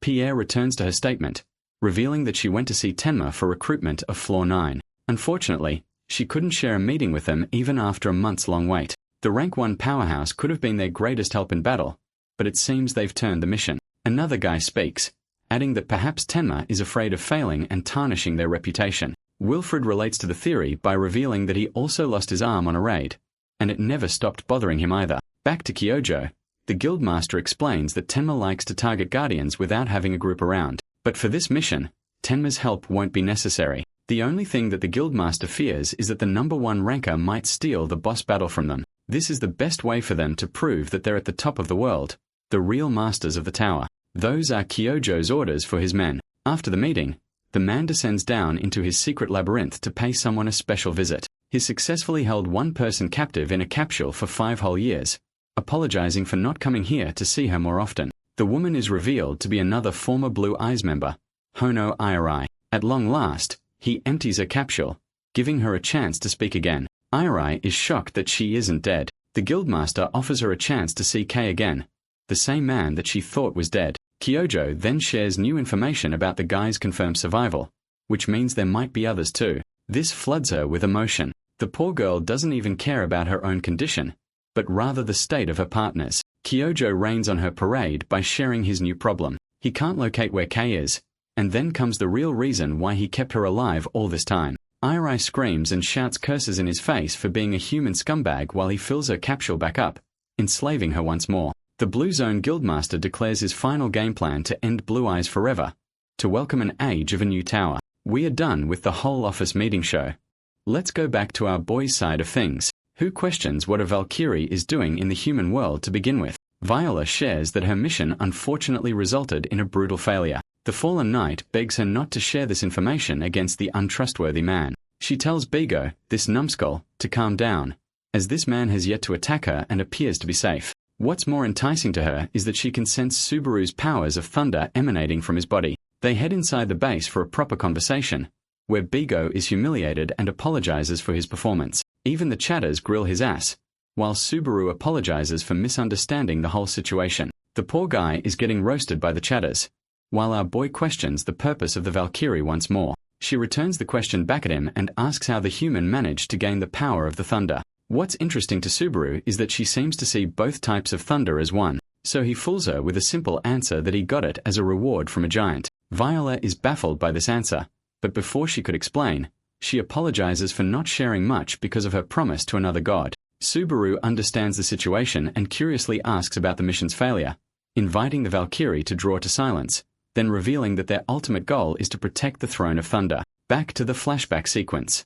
Thor appointed them to protect the seat until the day of his ascension, protecting the Heart of Thunder. The mention of the Heart of Thunder stuns Subaru, who theorized that the throne must have something to do with the Thunder Heart. Tapping into his inventory, he draws out the emptied Heart of Thunder, the same one which he believed was a pointless reward for all the trouble. Viola explains that they're guarding the throne because the special orb is hidden inside it, and our boy asks further to know who they're protecting against. Unsurprisingly, the giants have formed an alliance with the demons. Muspelheim is the enemy realm to Asgard, ruled by Surtur, the king of giants who formed an alliance with the demons. Remembering that Floor 5 always offers a different test for each player, Subaru thinks this exam is way out of his league when it involves Valkyries, Muspelheim, and even demons now. Viola adds that their enemies are fully aware of the Heart of Thunder's location, so they're going to attack eventually. Subaru asks a tactical question to know how many forces they have, and shockingly the Valkyrie shares their only 3, a pitiful number. Another pain in the ass is the system limiting them from drawing their full strength in their ordinary forms. By the way, anytime the gods, demons, or giants try to interfere with the natural order of the humans, the system imposes strong restrictions upon them, acting like a device to protect mankind. That's why only 3 Valkyries could descend at best, which begs the question what became of the throne in the first place. Anger and hate can be seen in Viola's expression, who shares that the throne has been stolen already. Subaru thinks it's a relatively simple mission to retrieve it, but Viola argues it won't be possible, and instead, she asks for something completely different from the young man. Let's put their flirting aside and see what the Golden Lion Guildhouse is up to. Reinhard is busy staring into the abyss, while all the others question if he's doing okay. Bro suddenly begins to weep out of his worry for his son, questioning if they've yet to find the person who brought the boy's demise. There's still no lead on that, as the culprit left not a single trace behind after the kill, but one thing is for certain, they can tell it's a lightning-type user after dissecting Isaac's condition. This narrows down the list, and before the poor assistant could explain his notes further, Reinhard gives the dude the backhand of death. The poor guy crashes into a wall just for providing information. The guildmaster is offended at the idea of a grudge-related incident on the second floor. Suddenly, it all begins to click in Reinhard's head. Once, his son talked of a streamer called Narukami Subaru, who used lightning and pissed him off. The boy expresses his desire to teach Subaru a lesson, and all the pieces suddenly fall into place. Both players also climbed at the same level, which means it's Subaru who is most suspected to have killed his son. Great, so now we've got yet another dude out for blood. I don't want to see his ugly face, so let's go back to the pretty Valkyrie, whose main request is for our boy to use his power of thunder to save her comrades. Without hesitation, Subaru agrees, stunning her with how easy he is. It goes without saying that his powers are connected to them somehow, and since he wants to learn more about his abilities, he's willing to help them so he can uncover the truth. Bigo intervenes once more. This dude just can't stop cockblocking every conversation. He questions Subaru's intentions again and again, stating that there's no benefit in risking one's life without even a reward. To make it seem fair to him, the streamer points to a pretty weapon in the corner for his reward. It's the gorgeous holy sword of the Valkyrie, a perfect object for the completion of the mission. Bigo, being the unsatisfied idiot in every situation, still tries to whine, but Viola is okay with this proposal, believing that her comrades take priority. She is ready to hand over her golden sword to the human, so long as he can promise to help save her comrades, thus initiating stage 2 of the 5th floor. On the 5th floor, we have Wicca receiving an update from Chief John, who shares that he worked out the situation with the Blue Zone Guild. He also asks for an update on her side of things, but she cuts off the call like a girl boss. Also, Wicca shares that the collaboration project involving Subaru has been approved, which startles Kiyoharu, making him wonder if there's been some kind of falling out between the two. The beautiful manager expresses that Subaru himself agreed to the deal, despite the fact that she warned him of the jinx involved. Kiyoharu suggests they're dealing with a psychopath, and is interested in what she's busy doing. Apparently, she got a message from Reinhard for a meeting with Subaru. Kiyoharu never thought a day would come where he'd find her working hard. Finding it an opportune moment to ask, he asks Wicca if she's worried about the God Forging group looming over her. Her job as a manager will get way harder with their involvement, and she might have to quit. Wicca is clearly bothered, but refuses to quit her job anytime soon, stunning him. She admits feeling the most satisfied with her current position in her life, which is why she'll fight hardest to remain here, and she's already aware that they'll try to drag her out knowing her location and all. Though she's personally at risk, she allows Kiyoharu to remain free and do whatever he pleases. Hearing her say those words with such confidence stuns him, and he has no plans of running away either, believing he'd be dungeon monster meat if he did. No way in or out for this guy, so he's happy to follow Wicca all the way to the end. In a way, it really lessens her loneliness, and makes her smile, realizing that this compassionate side of him never changed. And then we go back to the main party again, exploring the forests. Subaru has already told his chatbot that he won't be able to read comments for the time being, which bums some of the chatters out. He stares at his pendant, a necklace of Asgard. Bigo out of nowhere apologizes for his annoyance the other day. Again, He thinks our boy is suspicious for possessing too much power without even being from Asgard. Subaru decides to flip the table around and politely asks what power he possesses. This frustrates the guy even more. Valkyrie taunts him not to eat the bait. Back to scolding Bigo it is. Subaru just enjoys the show but realizes that he needs to learn the truth as much as possible in this second life. There's just far too many obstacles at play.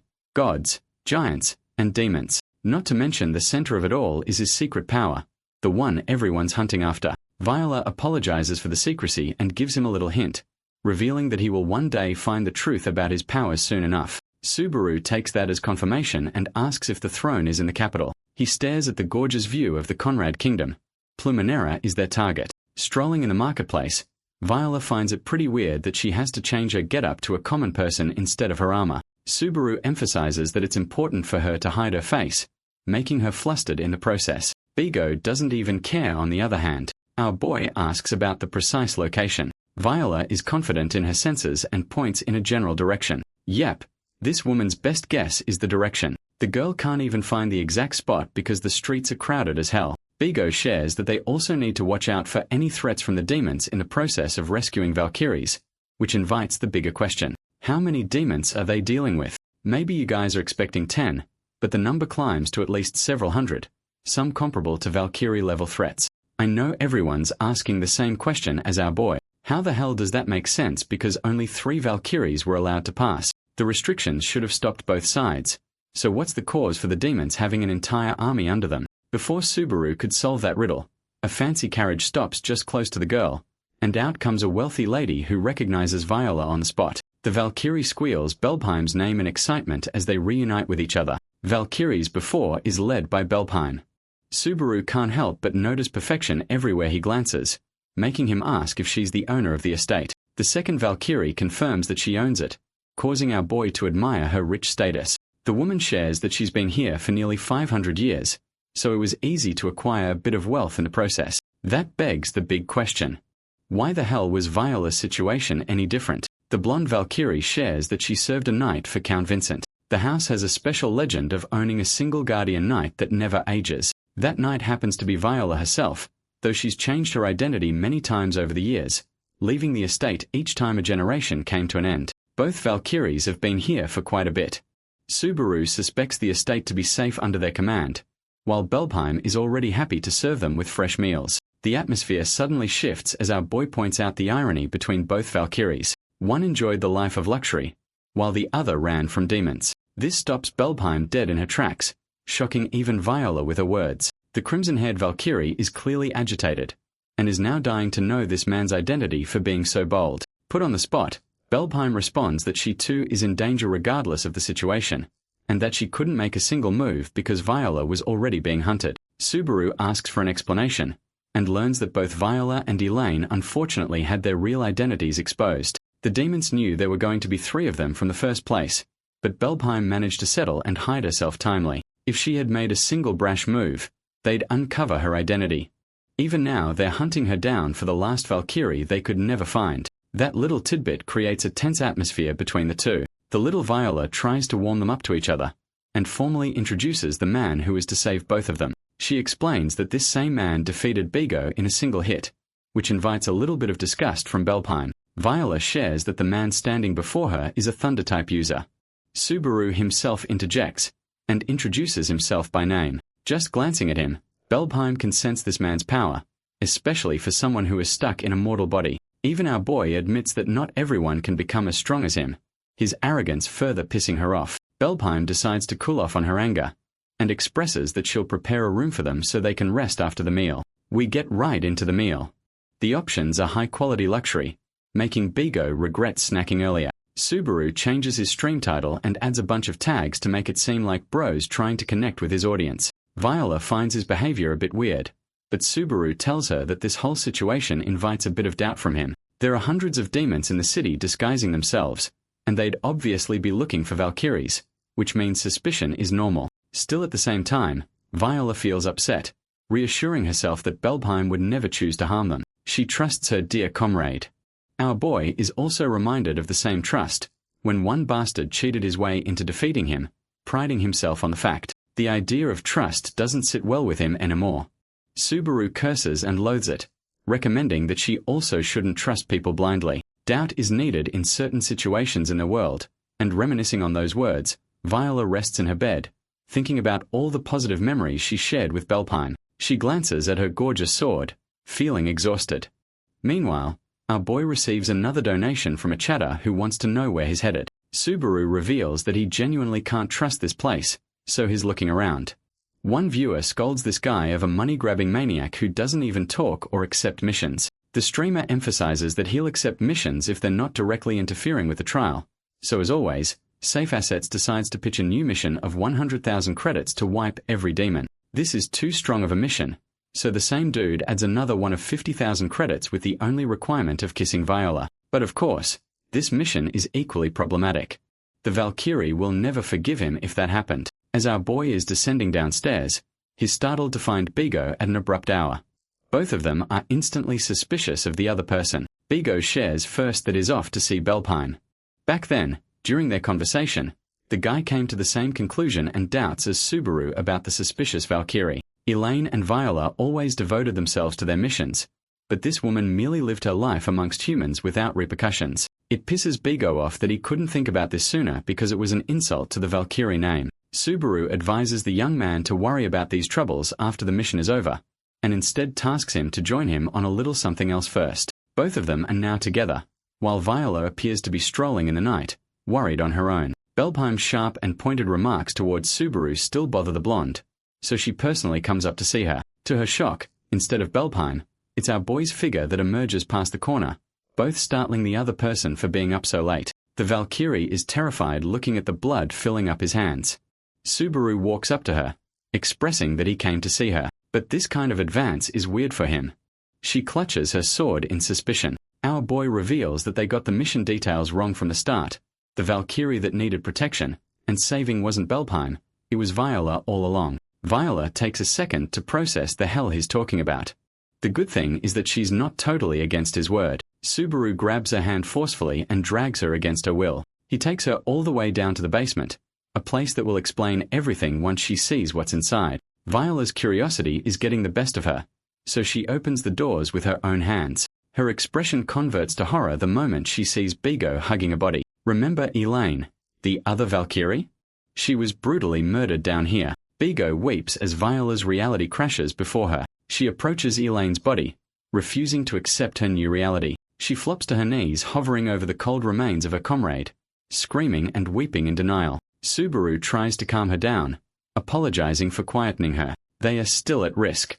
She grabs his arm intensely, making our boy sweat underneath that mask. He doesn't want to fight her, but for now, they need to look for the one responsible for killing Elaine. Thankfully, the blonde regains a little bit of her composure, but she still can't believe that this is the reality. Without a doubt, she instantly blames Belpine for pulling this move. Just by observing the cuts across the abdomen of Elaine's body, it can be deduced that Belpine made those slashes as they've known each other for centuries. Subaru agrees with that assessment too, as skilled swordsmen have a habit of leaving behind a distinct pattern. The only way for them to clear the current stage is to keep Viola out of trouble, slipping the mansion before Belpine can reach them. Or at least that's what they thought, because just behind that door is a presence that causes Subaru's Thunderheart to react uncontrollably. He asks the Valkyrie if she's interested in revenge. Viola confirms that she intends to learn the truth, that she's even ready to go all by herself if necessary for this mission. Subaru recommends her not to forget something important, the Throne of Thunder that all the Valkyries were trying to protect. It startles her.